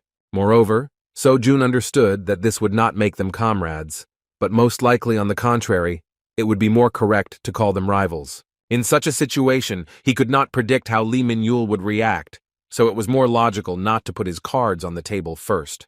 In that case, he decided to ask around for some clues, and immediately made Min-yul excited with the idea that if his teacher was who he thought he was, then he must be a transcendental strongman.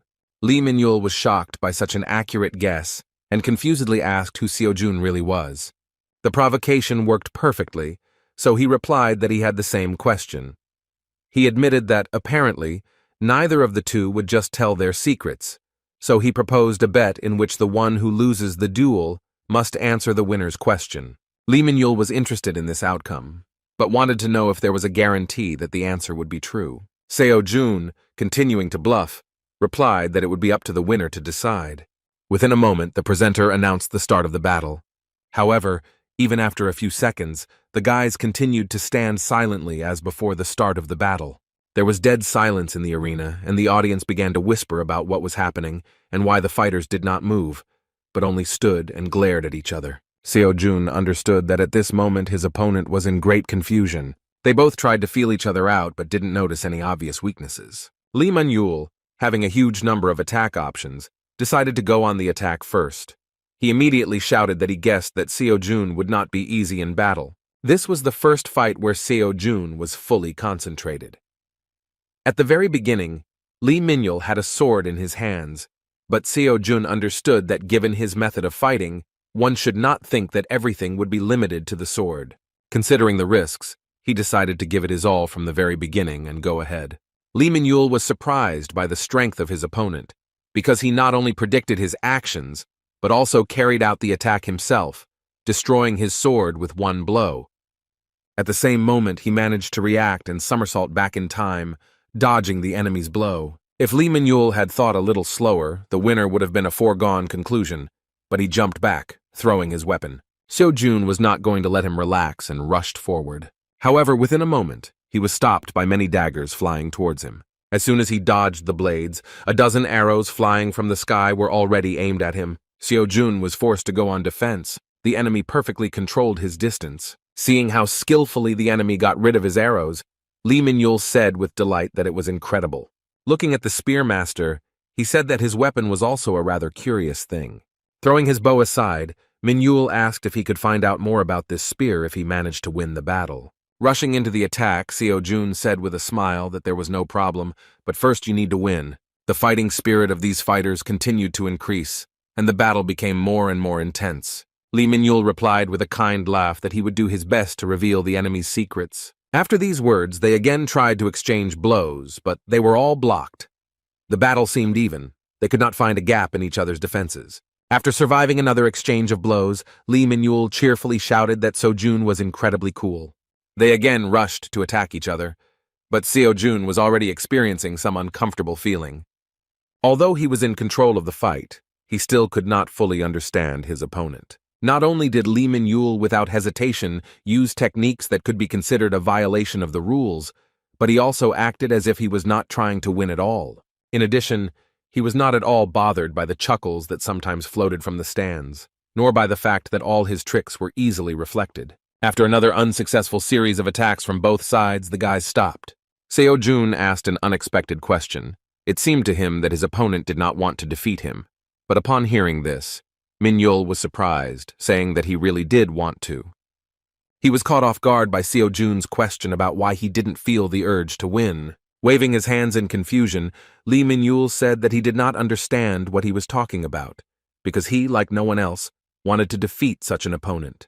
Everything fell into place when he said that he fights this way because he won't be upset if he loses.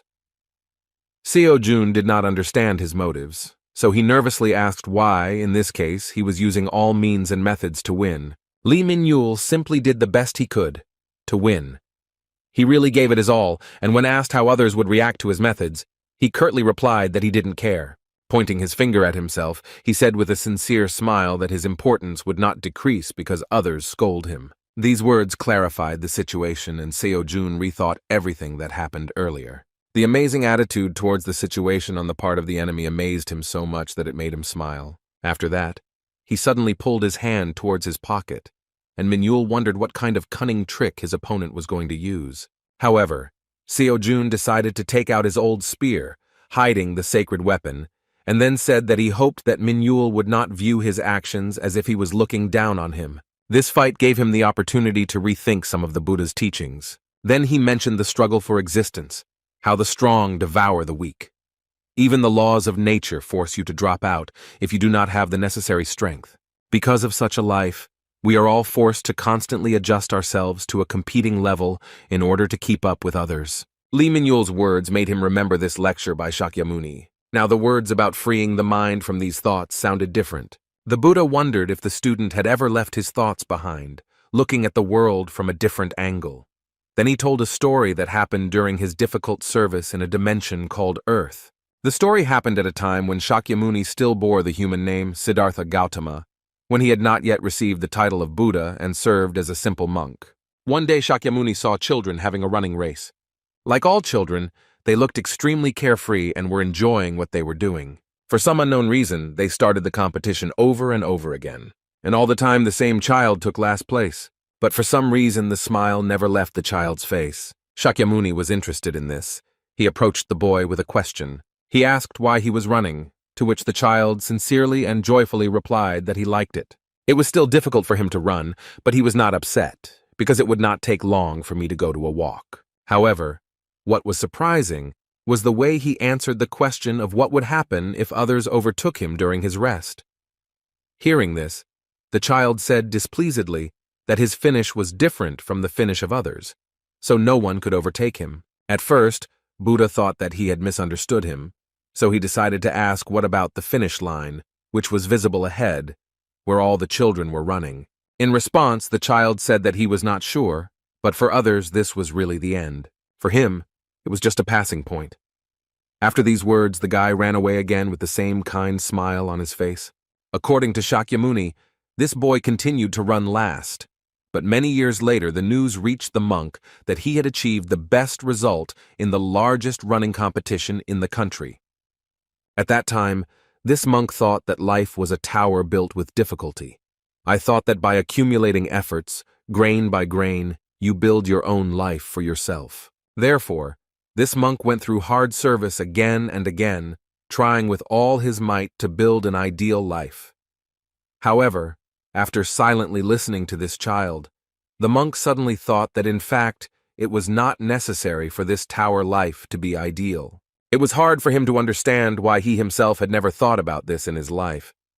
Long ago, a little boy gave Buddhism the insight that our society is filled with competition. If you don't get better day by day, you will be eliminated, and if you fall behind, you will disappear altogether. This is natural selection. The strong devour the weak. Seo-jun understood this like others who started their journey from the very bottom. That's why he worked hard every day. Thanks to this, he was confident that in his rapid progress, he was not inferior to others. However, the further he went, the more anxious he became, and he began to realize that he was fixated on the Academy of Transcendence.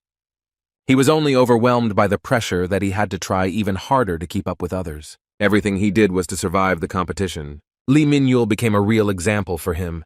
He reminded him of that boy from the story of the monk. Thanks to him, Seo-jun, although vaguely, was still able to understand the meaning of that lecture by Shakyamuni. Like the monk, he also wondered why he had not thought about this before. The moment when Seo-jun hid his sacred weapon greatly excited his opponent. He didn't think they were looking down on him, but he still didn't understand his motives. Lee Min-yul even said that he was sure that with that spear in his hands, Seo-jun would definitely have won. Definitely, with the holy spear, he could easily win, after all. All he had to do was stop Lee Min-yul's actions. In fact, his desire to win had not changed. He also knew that winning with equipment was also a skill. However, in this sparring, his desire to take out the old spear was caused by his opponent's words that his importance would not decrease because others scold him. In response, he gave a counter-speech, smilingly declaring that his importance would not rise if others praised him. He no longer desired the recognition of others, because he now understood that he determined his own worth. Hearing his words, Lee Min-yul froze with a surprised look. Then he said in confusion that Seo-jun turned out to be even better than he expected. Unexpectedly for everyone, he reached for his belts that held all his equipment, having dropped most of his weapons. He turned to Seo-jun and asked him not to think that he was looking down on him. The dagger remained in his hand, and he said that this is the only thing he learned from the teacher and what he is most confident in. Seo-jun replied with a smile that he did not look down on him, but considered him a worthy opponent. After these words, they rushed into the attack with incredible strength, and parrying each other's blow caused powerful destruction. Now they were united by a common goal.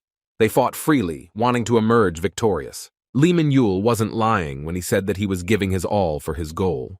While at close range, he pushed Seo-jun's spear away, opening his body to the strike. Seo-jun expected a blow from him and was about to jump back, but the unconventional fighter with a free style suddenly acted too unpredictably. He did not intend to strike, but only closed the distance to suddenly throw his blades. With an ordinary spear in his hands, it was not easy to cope with this attack. Some of the blades were able to leave small cuts on Seo-jun's body. However, this did not make him feel any discomfort. He enjoyed the difficult battle more and more. If he had a holy spear, he could easily parry this blow, but now such things pose a threat to him. A moment later, Min-yul closed the distance and suddenly grabbed the end of Seo-jun's spear. A feature of his attacks was his extraordinary mobility, which was difficult to adapt to. Seo-jun barely managed to stop his point-blank blow with a dagger. Losing control of his spear, he was forced to grab the blade with his bare hand. Snatching the spear from the enemy's grip, Seo-jun powerfully swung it, throwing the enemy into the distance. What was strange to him was that as soon as he accepted the possibility of losing, his body immediately became much lighter. Now he understood that he did not have to win, and there was nothing wrong with him if he lost. But for the sake of victory, he sincerely gave his best. Fighting had never brought him so much pleasure before. Lee Min-yul was incredibly fast. Jumping high into the air, he dodged a wide blow from the spear, proving that he was not lying, that his daggers were the only weapons his teacher taught him to use. The skill of this guy's daggers was truly at its best, but once behind Seo-jun's back, she said threateningly that it was too early for him to be surprised. After that, Lee Min-yul tried to strike him while in the air, but the experienced guy with a spear managed to dodge. As it turned out, this is exactly what his opponent was waiting for, and the blow was a distraction. Within a moment, it became clear that Min-yul simply hid his intentions to lift the dust curtain with the help of earth and dust until the very end. After that, Lee Min-yul's silhouette began to disappear from view. Seo-jun was extremely wary, realizing that the enemy had created the opportunity for himself to carry out a series of unexpected attacks. This was surely a concealment technique. Seo-jun couldn't believe that this young guy was even capable of such a high-level technique. Still, he did not perfect it, and sometimes one could notice his rapid movements around the perimeter of the arena. And yet, even Seo-jun, without proper concentration, could not follow his movements for long. Although Lee Min-yul had such an ace up his sleeve, one could safely assume that this was his last winning move. With this in mind, Seo-jun decided to use his accumulated mana to respond with a brutal but powerful blow. However, after a moment he stopped, wondering if he was doing the right thing. All past battles that Lee Min-yul won ended after others underestimated him. It wasn't that Seo-jun lacked confidence in himself. It was just that watching this guy's frivolous fighting style made him realize a very important thing. Now he clearly saw how limited his own fighting style had been all this time. These reflections prompted him to progress Merlin's lecture. Now he was able to think about the words of the lecturer regarding the fact that if learning becomes a habit, it can become an obstacle to self-expression, since, be that as it may, learning remains knowledge received from another person. It became clear that it would not be possible to fight well using only the knowledge acquired by other people forever. Concentrating on his energy flow, Seo-jun realized that the moment had come when learning alone was not enough. Now, using Merlin's knowledge and Kiran's sense of touch, Xiang Yu's enormous strength and Shakyamuni's ataraxia, he finally managed to bring his own method into reality. Having created his own, his body began to release an incredibly powerful magical aura. This bright yellow mana is quickly absorbed by his spear. The audience was shocked because the power he used was nothing other than an aura blade. It was hard to believe this, because even hunters who had devoted decades of training were barely capable of using this power. Focusing on his surroundings, Seo-jun suddenly began to clearly sense the presence and movements of his opponent. As soon as Lee Min-yul tried to launch a sudden strike, he was immediately met with Seo-jun's spear. The powerful energy dispelled all the ardor, and Lee Min-yul stopped. His dagger was destroyed, and the blade of the spear was right at his neck. With a cold sweat on his face and an admiring smile, he admitted that he had lost this battle. The Order of Truth, observing this event, soon reported Kim So-jun's victory to the heir of the apostle. Mrs. Kalia tried not to show surprise. In response, she asked the follower whether they were able to detect the distortion. The man replied that he saw the distortion, but did not believe that it could be called such. It was about something they couldn't even imagine. Kalia was seriously wary when she heard that Kim Seo-jun suddenly changed his weapon and used an aura blade during the battle, enhancing an ordinary spear. Taking into account this unexpected information, Lady Kalia ordered to continue to keep an eye on the target, while she herself reported this to the apostle. In response, Calchas asked her why they should resort to such measures. Miss Kalia did not understand what they were talking about, so the confused follower explained his words by saying that although he understands that Kim So-jun is worth taking a closer look at, this has now become an obstacle to the plan they had devoted all this time to preparing. When he said that he did not understand why Mrs. Kalia was doing this for the sake of one particular student and asked what the apostle of abstinence had said, the heiress of the apostle could not stand it and nervously shouted his name. Seeing her stern look, Calchas suddenly fell silent, realizing that he had allowed himself too much. After that, he apologized and left the mistress's chambers. What was happening haunted her, and the situation became even more tense after the last meeting with the apostle. During that visit, she confirmed information that a very large distortion had been detected in Korea. The apostle of temperance also heard that the distortion was quickly dealt with. In response, Kalia confirmed this information and reported that the person who dealt with the distortion was a student named Kim Seo-jun. It seemed very strange to her that even though the apostle knew the news about the elimination of the distortion, he still called her to find out what had happened. It was also strange why he asked who exactly solved this problem. Suddenly, the apostle ordered her to keep an eye on what Kim Seo-jun, who had dealt with the incident, was doing. Not understanding the reason, she politely asked why to do this. The apostle reacted very nervously to her words and unleashed his terrifying power of bloodlust on her. After that, he said in a threatening tone that he knew very well that the young mistress had the strongest position of all the successors of the apostle of chastity. Using incredible pressure, he forced her to apologize after saying that she sometimes forgot that her position as heir did not make her the next apostle. His actions indicated that he was warning her that she was not in a position to ask unnecessary questions. However, after releasing the pressure, he still said that this order was not his own will. Turning around, Mrs. Kalia panicked and asked how this was possible. The apostle of temperance not only occupies the most important place in the order of truth, for the whole world he is one of the 7 apostles, whom no one dares to contradict. In response, he said that he knew that Kalia had been forced to solve matters alone all this time without the support of the elders. He asked that it be considered a kind of favor, given her title as successor. All he asked now was to report on everything related to Kim Seo-jun. Kalia thought for a long time about how it was possible that the Apostle of Temperance, one of the most influential people in the world, was used as a messenger to convey the order. In the whole world, there are only a few people capable of this. However, there was obviously a man standing at the head of the entire order of truth, whom few people saw alive. Of course, we are talking about the Great Voice. The training exam was over, and people began to return home. They were all amazed by the results and how good Kim Seo-jun turned out to be. Seeing the incredible strength of the students, the public became increasingly interested in purchasing spectator seats for the professional hunter exam in advance. Seo-jun had not yet left the building, because he had to resolve some organizational issues, including receiving the reward. When So-yun saw him, she nervously asked how it happened that her student was turning more and more into some kind of monster. When Seo-jun replied that it was a bit harsh, Seo-yun impatiently replied that her words were absolutely consistent with his progress, because anyone who looked at his results would think the same thing.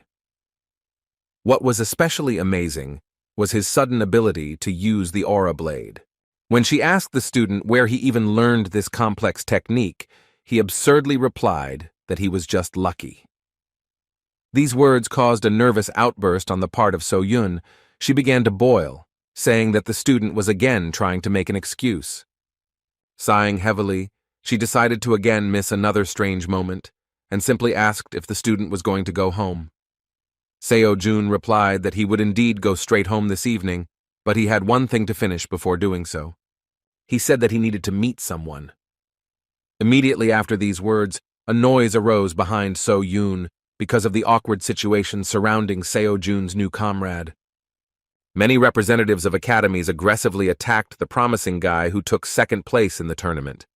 Lee Min-yul was self-taught, and this attracted organizations because in this case, they had a chance to get him, but he ran away from them saying that he did not care about them. Still, it was to be expected that he would be glued to him immediately after the end of the training exam. Even though he lost in the finals, he attracted enough attention. And considering that he is self-taught and does not belong to any academy, all educational institutions were already drooling over him. Lee Min-yul was completely surrounded, and Seo-jun began to doubt that with such a huge line, they would be able to talk calmly. However, as soon as the fast travel master saw Seo-jun, he immediately stood behind him and shouted that he was going to go to Dream Academy. Everyone present was simply shocked, especially Seo-jun and Seo-yun, who heard this news for the first time. The representatives of the academies that tried to recruit him still had questions, so the guys had to run away from them. Thanks to their skills as hunters, they managed to break away from the pursuit, and Min-yul began to laugh awkwardly, realizing that he had caused trouble for the others. Seo-jun actually attacked him with a nervous question about what he was thinking when he said something like that. As it turned out, he was simply forced to say something like that because they were not lagging behind. In his defense, he said that this was not an unfounded statement. Hearing this, Kim Seo-jun was surprised because his friend had previously said that he was not going to the academy. He replied that he also didn't say that he wasn't going to the same academy as Seo-jun. These words confused the situation a little. Seo-jun didn't understand how to react to this at all. He could not express his opinion about his desire to join the academy. Besides, he himself was only a student. However, he also could not refuse, because then So-yun would not accept him, and it would turn out as if he was pressing on her like Grandpa's star sword. To keep this conversation simple, Seo-jun suggested we return to this topic a little later. He further recalled that there was a promise between them. With a smile on his face, Min-yul replied that he remembered it. It was time to clear up the earlier questions, so Seo-jun immediately asked who the person Min-yul called teacher was. Lee Min-yul expected this question, but at first he paused as if it was too difficult for him to reveal such a secret. However, after a moment he absurdly replied that he himself did not know who his teacher was. This sincere but stupid answer put the guys in an awkward position, and they began to look at him as if he were an idiot. Seo-jun immediately got angry, so he began to walk towards him with a threatening look and even a thirst for blood, saying that now was not the time for such stupid jokes. When he said that in this case he himself would force Min-yul to speak, he began to shout that this was not a lie at all. The dissatisfied winner of the argument could not believe his words, and reminded him that he himself had recently said that he had learned from his teacher only the use of a dagger. Moreover, he also claimed that his teacher was a strong man beyond imagination, which meant that he was still familiar with him. In response, Lee Min-yul asked to understand him correctly, after which he said that he was observing the teacher because he did not teach him personally.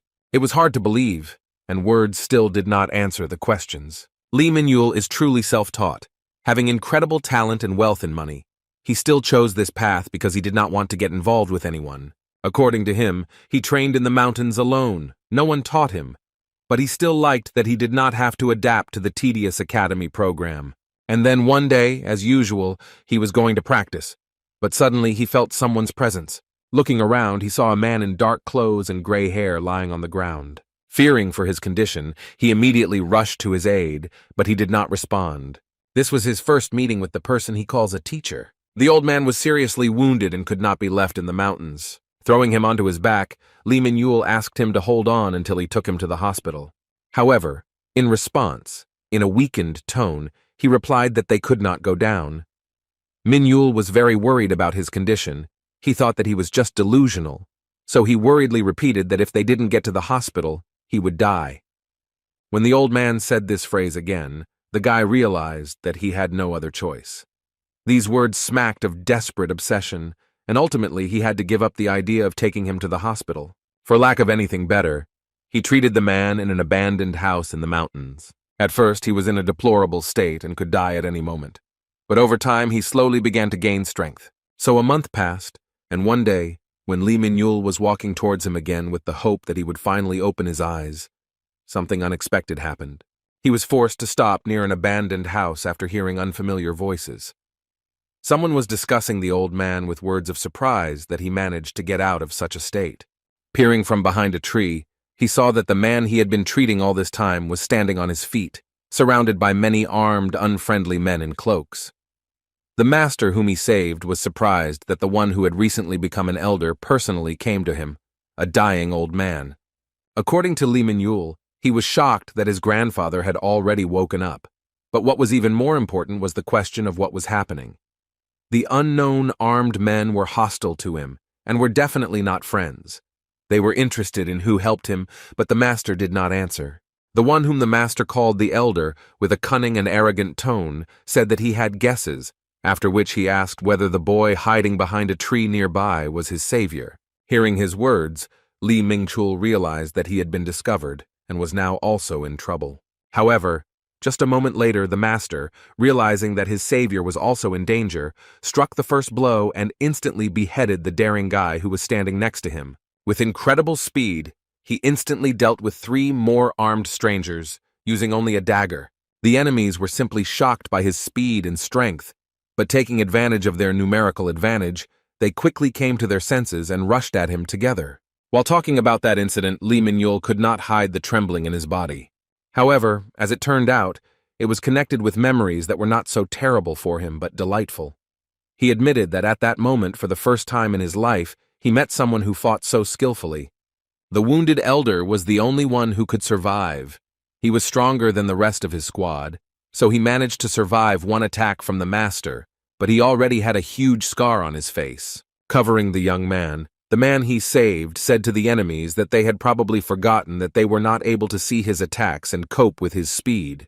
Turning to his savior, the master shouted to him to immediately leave this place and never return. After this, the battle continued and a powerful burst of mana followed, which blinded the youth and exerted such pressure that he barely remained conscious. However, when he opened his eyes, the master and elder of the enemy squad had disappeared, and he was left alone among the bodies of the killers lying on the ground. He absolutely could not understand what had happened, but according to him, at that moment, his intuition told him that he needed to listen to the old man, so he collected all the trophies and left. When he entered the abandoned building in which he was treating the mysterious master, he discovered a book. He decided to grab it at the same time, thinking that the old man had left it behind when leaving in a hurry, and would probably be angry if he lost this thing. With a deep sense of guilt, Lee Min-yul admitted that he wanted to return her if he suddenly found him later, but so far he had not had the chance to meet the mysterious master. With his hands folded in front of him, Seo-jun remembered his words that the old man was his teacher, and then asked why he called a teacher someone who had not taught him anything. In response, Min-yul clarified that in fact that book turned out to be a secret teaching. Seo-jun didn't understand what he was talking about, so the shy, well-mannered guy admitted that this teaching was related to the art of dagger fighting and concealment techniques. As expected, he read it, although he regretted it, knowing that it was bad to look into other people's things. Actually, because he saw how the old man fought, he believed that this technique was created by him. He doesn't know that he took his secret technique, much less that he studied it, which is why he called the master his teacher. Seeing his friend's surprise, Min-yul restlessly asked him to believe him. The story turned out to be very confusing indeed. Seo-jun, of course, suspected that the likelihood of his innocence was high, but now he is still convinced that this incredible self-taught person is indeed not a student of the Academy of Transcendence. Lee Min-yul still thought that no one believed him, so he swore that his words were the truth. When asked if he really did not know the identity of this master, he replied that he participated in the practice exam because he hoped to find the teacher at such a large event. After hearing this incredible story, So-yoon was surprised, but noticed that something came to her mind. She wondered if it could be that his teacher was actually Mr. Dark Star. Hearing this suggestion, Seo-jun opened his mouth in surprise, and Lee Min-yul simply froze. The Dark Star, along with the Sword Saint, is one of the 5 heroes who personify Korea. He is known for having the most secretive personality among them all. He is called a mastermind of secret assassinations, and due to his excellent disguise skills, nothing is known about him except his name. But in the case of So-yoon, the granddaughter of the Sword Saint, the conversation is different, because all 5 heroes keep in touch and know each other. When So-jun asked if she had ever met this gentleman, So-yoon replied that she had seen him a couple of times, because when she was little, Mr. Dark Star sometimes visited his grandfather. However, in those days, they began to fight every time they met. Based on this, Seo-jun asked if she could ask her grandfather about the secret teaching that Min-yul had obtained. He was confident that Mr. Park would understand whether this was truly a Dark Star technique. So-yoon replied that it was a really good idea and that we could meet him. Lee Min-yul, who had not understood what they were talking about for several minutes, was simply shocked by these assumptions, and no less shocked when he heard that the director of the academy where Seo-jun studies calls the great sword hero the grandfather. The next day, Seo-jun went to the academy as usual. His day started with a very displeased expression on his face, because when he thought about picking up another weapon to compare with the Holy Spear, he saw that the item he was interested in was worth 500 million won. The price for just one piece of equipment was enormous, so the student was outraged at how much money this academy was taking from him. He worked non-stop and earned money, but the spending still did not end. Sighing heavily, he decided to take his time, thinking that it was not urgent. The billion received for winning the training exam was credited to the account without any problems during the day, although the reward for participating in event competitions takes time. Meanwhile, Lee Min-yul learned that sweet sister So-yoon is the granddaughter of the Sword Saint. He was shocked by the news, but immediately respectfully asked her to help meet his teacher, whom they named one of the 5 heroes. So-yoon didn't mind. She excitedly asked him to skip the formalities and promised that she would turn to her grandfather for help. At first, Lee Min-yul was hesitant to show someone else's secret teaching to another person, but he agreed to personally demonstrate his technique to the Sword Saint, so he was going to come to the academy. At that moment, Seo-jun didn't understand why Min-yul addressed So-yoon as you. Returning to his interaction with the Transcendence Academy portal, Seo-jun decided to buy a free pass, but at that moment he was surprised by the message that several of his lectures had received progress, and Chiron's course was completely completed. Now it became clear to him that the percentage of course completion accumulates even in the absence of a free pass. Within a moment, as a reward for completing the course, he acquired a rank A bone reconstruction skill. Upon learning of this, he joyfully shouted in delight at his new ability and began to test his body's strength, trying to bend bones and make unnatural movements of his limbs. To his surprise, he felt no difference. When he completed Xiang Yu's course, he could feel the power that could move mountains circulating through his body, but this time there was nothing like that. He remembered that the battle stories said that rebuilding bones corrects skeletal flaws and removes toxins from the body, forcing him to be reborn. Within a moment, he completely forgot about completing the course because he felt the sudden appearance of terrifying energy and an equally terrifying thirst for blood. Looking around, he saw nothing, but was sure that he was not alone here. The guy thought in horror about what was happening, because he clearly felt a chill suddenly run down his back. He felt as if someone had put a sword blade to his throat. Within a moment, he heard the mysterious voice of a stranger, which surprised him at how the guy reacted to his appearance. He wondered how the student managed to sense his presence. He understood that the guy with the spear did not see him, but most likely just felt him. Seeing the tension on Seo Jun's part, the mysterious stranger said that there was no need to take him hostilely, because he was not here to kill him. When Seo Jun asked who he was, the stranger said that the disciple of the granddaughter of the Sword Saint was surprisingly too strong an opponent for the boy. Seo Jun realized which boy he was talking about, and then wondered if the stranger was Mr. Nightstar. After these words, an old man appeared in front of him, who was one of the 5 great heroes, as well as Li Minyul's teacher. Before him was indeed someone he knew to be a genius in secret murder and a master of concealment techniques.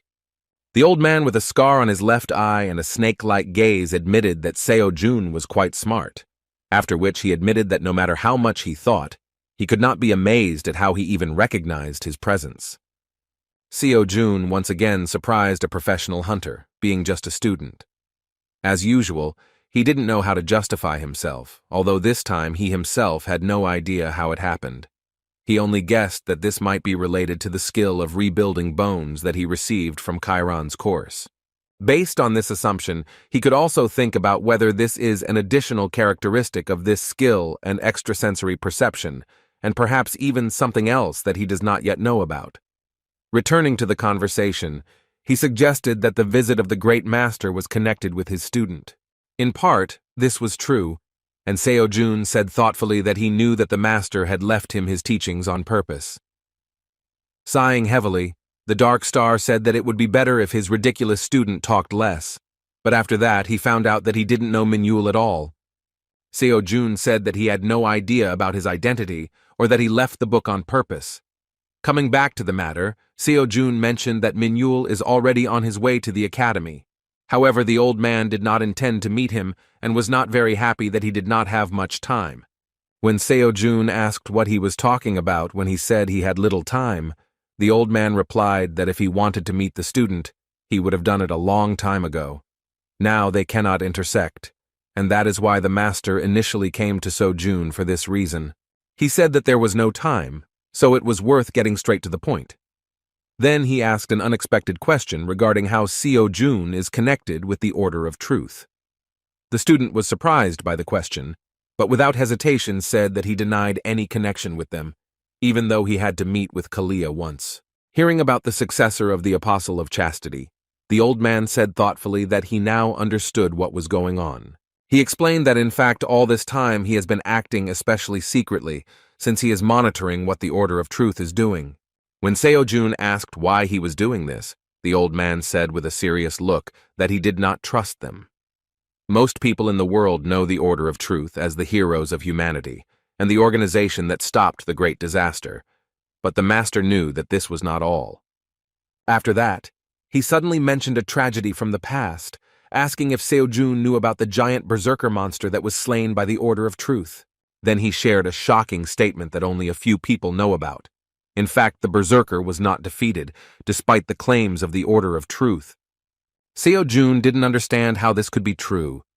It is known that the berserker is a powerful monster, which can be called the second great disaster. It is said that at that time he was struck down by the Great Voice and the 7 apostles. thereby marking the end of the great calamity. The master of stealth and assassination techniques explained that then the berserker was impossible to defeat. He also said that it was at least strange that there was no corpse left from the defeated monster, because there is not a single material regarding this. Even with the chaos that was happening at that time, it is too unnatural. Seo-jun was even more amazed by the words that in fact the berserker had suddenly disappeared. Confused, Seo-jun emotionally asked why then did everyone think that the Order of Truth saved humanity. The old man replied that it was obvious to believe that they had done something. He clarified that it was more likely that it was the Great Voice who did something to the berserker, but in any case, that monster was not defeated. Turning his back to the student, the master remembered that at first it was only a small grain of doubt, but an incident that happened several years ago made him convinced that he was right. He clarified that it is difficult to actually name those events. To get to that topic, he first asked if Seo-jun had ever thought about why the place of the Apostle of Chastity was empty. In response, Seo-jun remembered that the Order of Truth stated that he died of old age. However, as soon as he said this, he cried out in surprise at the realization of the probable truth. The puzzle began to take shape into a more complete picture, and the old man confirmed that the Apostle of Chastity had in fact suddenly disappeared, and precisely suddenly, just like a berserker. With displeased mockery, he said that natural death sounds ridiculous, because the 7 apostles were together even before the time of the great disaster. It was foolish to believe that the Apostle of Chastity was the only one who died of old age. This statement on the part of the Order of Truth was meaningless. The information from the hero became more and more amazing. He thought that the two were somehow connected, and so he began to monitor the Order and learn 2 things. Firstly, the Order of Truth planned to kill him for this, and secondly, the rift of the 10-star dungeon is a trick of the Order, and the reason for it is Seo-jun himself. Naturally, the guy did not understand what he had to do with them. The old man himself did not know the exact reason, but he was sure that the Order was closely monitoring the personality of the young man. When Seo-jun asked why Mr. Darkstar was telling him such secrets, he said with a serious look that he had come to him with a personal request. He wanted Seo-jun, whom he had only known for a few minutes, to take care of the boy for him. It was about Li Ming-yul, and the assassin admitted that if he could, he would look after him himself. But this is impossible while he is being persecuted by the Order of Truth. They have their own unique way of tracking objects, and this turned out to be quite scary news. The old man wasn't sure, but it seemed like the Order could see the consequences of their target's actions, so they called it visioning. He too came under their surveillance and leaves his mark on everyone he approaches. Seo-jun didn't understand why he had to act as a mediator, since information about the vision of the Order of Truth probably also meant that he himself was subject to this ability. Unexpectedly for him, the master replied that he was an exception. The apprentice is already the object of observation of the Order, however. Like the master, they cannot see him. So even if they meet, the Order will not sense anything unusual. At the same time, if he acts on behalf of Seo-jun, then they will believe that this is the work of a Dream Academy student. When the guy, dumbfounded by the situation, asked why the Order of Truth could not see him, the master disappointed him with his answer, saying that he himself did not understand how this was possible. The old man himself was able to free himself from their gaze, finding himself one step away from self-forgetfulness. But the young man's method remained a real mystery to him. Naturally, Seo-jun thought with a thoughtful face that this had something to do with the fact that the academy did not have any data on him. Time was already running out, and the old man could not afford to continue this conversation, so he handed a new book describing his teaching towards the academy student and asked him to pass it on to his heir. He wrote previous materials in a hurry and only managed to write down the art of wielding a dagger and the technique of concealment. But here, everything was presented in more detail. In response, the surprised Seo-jun restlessly asked where one of the great heroes had so much faith that he would give him such a thing. As expected, such a powerful master could not be afraid that Seo-jun would decide to do something, because in this case he can easily get rid of it. And yet the people outside the surveillance are the only ones he cannot put pressure on. The master of assassination and stealth was prepared for such a question, so he had something to give him as payment. He took out another scripture and said that this was another secret teaching that he himself had written down. He believed that it could be very useful to the young man for further development. The master was simply amazed when he heard that the guy answered that he didn't need that, and then asked to give him something else after a heavy sigh. He tried to hide his reaction, thinking that this brat didn't understand that even S-rank hunters would rip each other's throats out with the dark star technique. Without losing his status, he asked what exactly the young man would want in return for his request. Seo-jun hesitantly replied that he did not want anything special, and after a thoughtful pause, with a cocky expression on his face and an insolent tone, he asked the old man if he had ever heard of alimony. Mr. Dark Star was amazed. He thought that he had heard it right, because it is unlikely that one of the 5 heroes would be asked for money out of the blue, giving up a secret technique. However, the guy convinced him that he really wanted money. When Seo-jun brazenly said that if he didn't give him anything, then he himself wouldn't do anything, the master displeasedly asked what amount he was talking about. The student, with a cheerful expression on his face, said that at the moment he only needed a couple of kopecks, or rather 3 billion. Hearing about this impudent and disrespectful request, Mr. Darkstar nervously said the amount and called the young man a little asshole. In response, Seo-jun asked him not to get angry, but to listen to what he had in mind. Then he began a monologue about the importance of the situation. He began to manipulate with the words that, frankly speaking, he is the only one who can fulfill his request because, as the master said, it must be someone whom the order does not see. The balance of importance continued to shift to the young man's side after he said that it must be a person who is friendly with Minhyul, because if some stranger comes and says that the teacher gave him something and throws teachings at him, then Minhyul will not accept it with joy, but still begins to doubt. Then he said that maybe it would work once, but it wouldn't be possible to do something like this again, even though the matter needs to be taken seriously, because this is his student who saved his life. Seo-jun began to press with words that Minhyul would never get involved in this and would simply go to the mountains to train. The final argument was that Seo-jun was putting himself in danger, because their interaction meant that all attention would be directed at him, and then the order would begin to suspect him even more. After these arguments, the young man boldly declared that this amount was fully justified by the risks. Without showing unnecessary emotions, Mr. Darkstar resigned himself to his reasoning, and once again asked whether 3 billion would be enough. Seo-jun hurriedly shouted that this was so, because he didn't believe that everything would go so easily. He regretted that he had not closed his eyes to his conscience and asked for more. When the old man said that he would transfer it a little later, Seo-jun, hungry for money, asked if the master would be able to bypass all taxes and laws because he wants 3 billion to be the final price. The dissatisfied old man replied that it seemed to him that the youth's conscience had reached the level of a knotman. As he left, the Dark Star waved his hand, saying that the money would be received under the name of the association, so minor issues would be settled by the association, and there would be no questions for the young man. The old man was already leaving, so Seo-jun asked if he should mention his visit in a conversation with his heir. Disappearing, the hidden master said that he was free to decide this himself, because even if he said, the order still could not see him. He also asked Seo-jun to warn the boy not to talk left and right about the identity of his teacher. While Seo-jun was extremely serious due to his thoughts about the surveillance by the suspicious Order of Truth, Lee Minhyul rushed inside the training hall and said with sincere joy that he was already there. In a short dialogue with a friend, he nevertheless learned that his teacher was one of the 5 heroes, known as the Dark Star. Although Seo-jun told him in vivid colors about the Order of Truth, as expected, the teacher's identity shocked him. Of course, he did not mention alimony.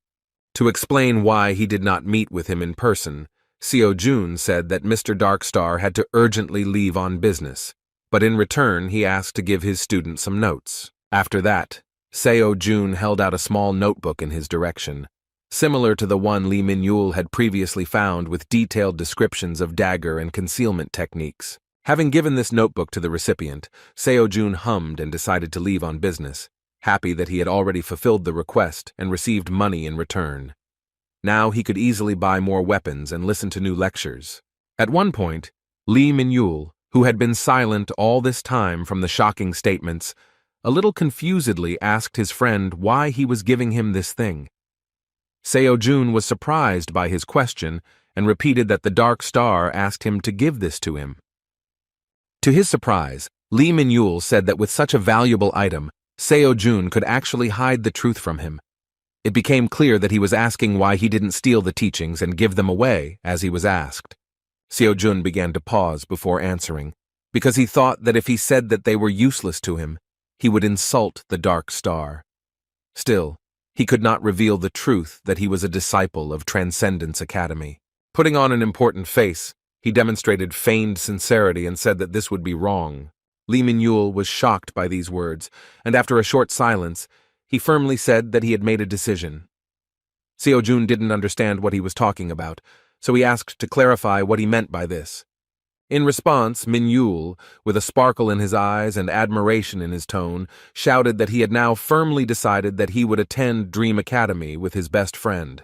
He stated that he would start that day because he was touched by how nice a guy Seo-jun was. The glow of boundless trust began to blind the academy student, and he himself began to think anxiously that there was some misunderstanding that he could not explain. When they met with So-yun, Lee Min-yul leaned on his friend's shoulder and said that from that day on he would study at the Dream Academy. In fact, Madam Director was not against the fact that she was simply presented with a fact. She didn't mind, and even admitted that she would be happy about it. So-jun, trying to free himself from the embrace of his obsessive friend, only confirmed his guesses that So-yun would also not resist his action. In fact, at first it seemed stupid to him that he would actually be able to extract any benefit from this whole situation. However, it has now become clear that Min-yul will train himself according to the secret teachings that the Dark Star will provide him with. So Seo-jun will not frantically search for this troublesome guy every time the Dark Star gives him an assignment. He was very much cheered up by the mere realization that, on the contrary, if he carried him everywhere with him, then the Dark Star would have more reasons to give him a large sum. Looking at this troubled boy from the other side, he himself began to joyfully hug him and support the idea of him joining the academy, realizing that this was a real goose laying golden eggs.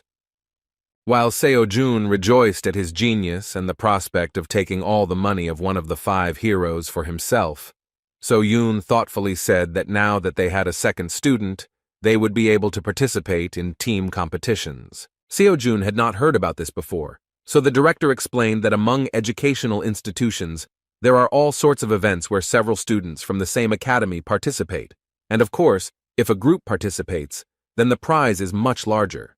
Hearing that he could earn even more money this way, Seo-jun felt incredible joy. His face began to shine at the thought that this way he could cover some of his needs. Now he looked at the troubled boy completely differently, because he really had become the goose laying the golden eggs. 3 days later, Seo-jun had already begun studying the lecture of one of the most extraordinary lecturers, which most of all reminded him of some kind of avid jock. At first, during the lecture, the student had difficulty understanding why he needed to look at what this man did in his free time. As it turned out, at the beginning of his lecture, this man with incredible muscles and a strange t-shirt with a picture of the sun continued training and asked the student to be patient and wait until he finished the approach. The fact is that 3 days after Min-yul entered Dream Academy, he was able to receive a prize for winning the match of 1 billion won and 3 billion so-called alimony from the Dark Star for raising his obsessive student. Although he only had to lift his finger twice for the huge sum of 4.5 billion to evaporate instantly, he gained access to the incredible lectures of Hercules himself, who is a student of Chiron and the strongest hero of Greco-Roman mythology. The muscular hero stated from the very beginning that for the transcendence of a fighting group, the physical body is the most important and integral factor, because strength, agility, reflexes, and other indicators are a complex system of interweaving. What he was going to teach in his lecture was strength. With a wild look, he said that he was sure that some of the students who had listened to this point most likely thought that strength would only add weight to them. With a loud, stern, manly laugh, he said that this was an obvious fallacy, an unprecedented stupidity, a mere trifle. Showing off his biceps, he shocked So-jun with his incredible strength and size, as well as the words that in fact strength, agility, and reflexes are what stem precisely from muscle strength and the development of their interaction with the nervous system. As soon as the great hero of Greco-Roman mythology tensed just a little, his muscles swelled twice as much, and he sat down a little and said that he would now show something interesting. Within a moment, he began to demonstrate incredible speed, which the Academy's transcendental camera could hardly capture. With an admiring glance, he said that he was capable of speed, fast as light, thanks only to his pumped-up leg muscles. With an incredibly fast lunge, he destroyed a huge boulder with his bare hand, saying that thanks to his art, he had destructive muscle power at his disposal that could bring down the skies themselves. There was no doubt that he could demonstrate such incredible success using only the brute strength of his menacing-looking arm muscles, moving quickly from side to side. He demonstrated incredible conditioned reflexes that react with lightning speed to his thoughts, coupled with intuition, which he learned from Chiron himself. Demonstrating an incredible number of push-ups in one breath, he said that the endurance that knows no fatigue was given to him thanks to the magnificent muscles covering his entire body. The radiance of this madman, who radiates incredible energy with the help of physical strength alone, blinded the student, who no longer regretted that in 2 clicks he had lost a fortune, which would have been enough for several generations of a family living in Seoul. The veteran rocker-turned-transcendent surprised his student by saying that it all comes from sheer brute muscle strength. After the introductory lecture of the Hercules course, Seo-jun received a message about a new daily task, which only confirmed to him that this hero is a student of Chiron. At first glance, it seemed that the tasks were the same as Chiron's, just with an increased number of repetitions. But as it turned out, everything was not so simple, because the fine print indicated that all this should be done with a weight of at least 1 ton. Seo-jun couldn't believe what was written there, so he decided to rub his eyes, but even after that, the crazy inscription about extra weight did not disappear. Looking at the phone again, Seo-jun shouted in panic that the title of the lecture about 500 tons was not a joke at all. He really hoped that Zhang Sanfeng wouldn't have such crap in his course. With this thought in mind, he opened the second lecture on gait. Usually, gait refers to the movement of the legs in sports. Roughly speaking, this is the mastery of the legs. But the old man clarified that when they strive to master not only the movement of the legs, but to put the movements together, this is called practicing technique. Seo-jun hoped for a detailed and clear explanation of Zhang Xiaofeng's heavenly march, relying on the fact that he was the founder of the Wudong clan and Taoist, famous for creating several of the highest arts of movement. His interest only increased when he saw this celestial being's skills on display.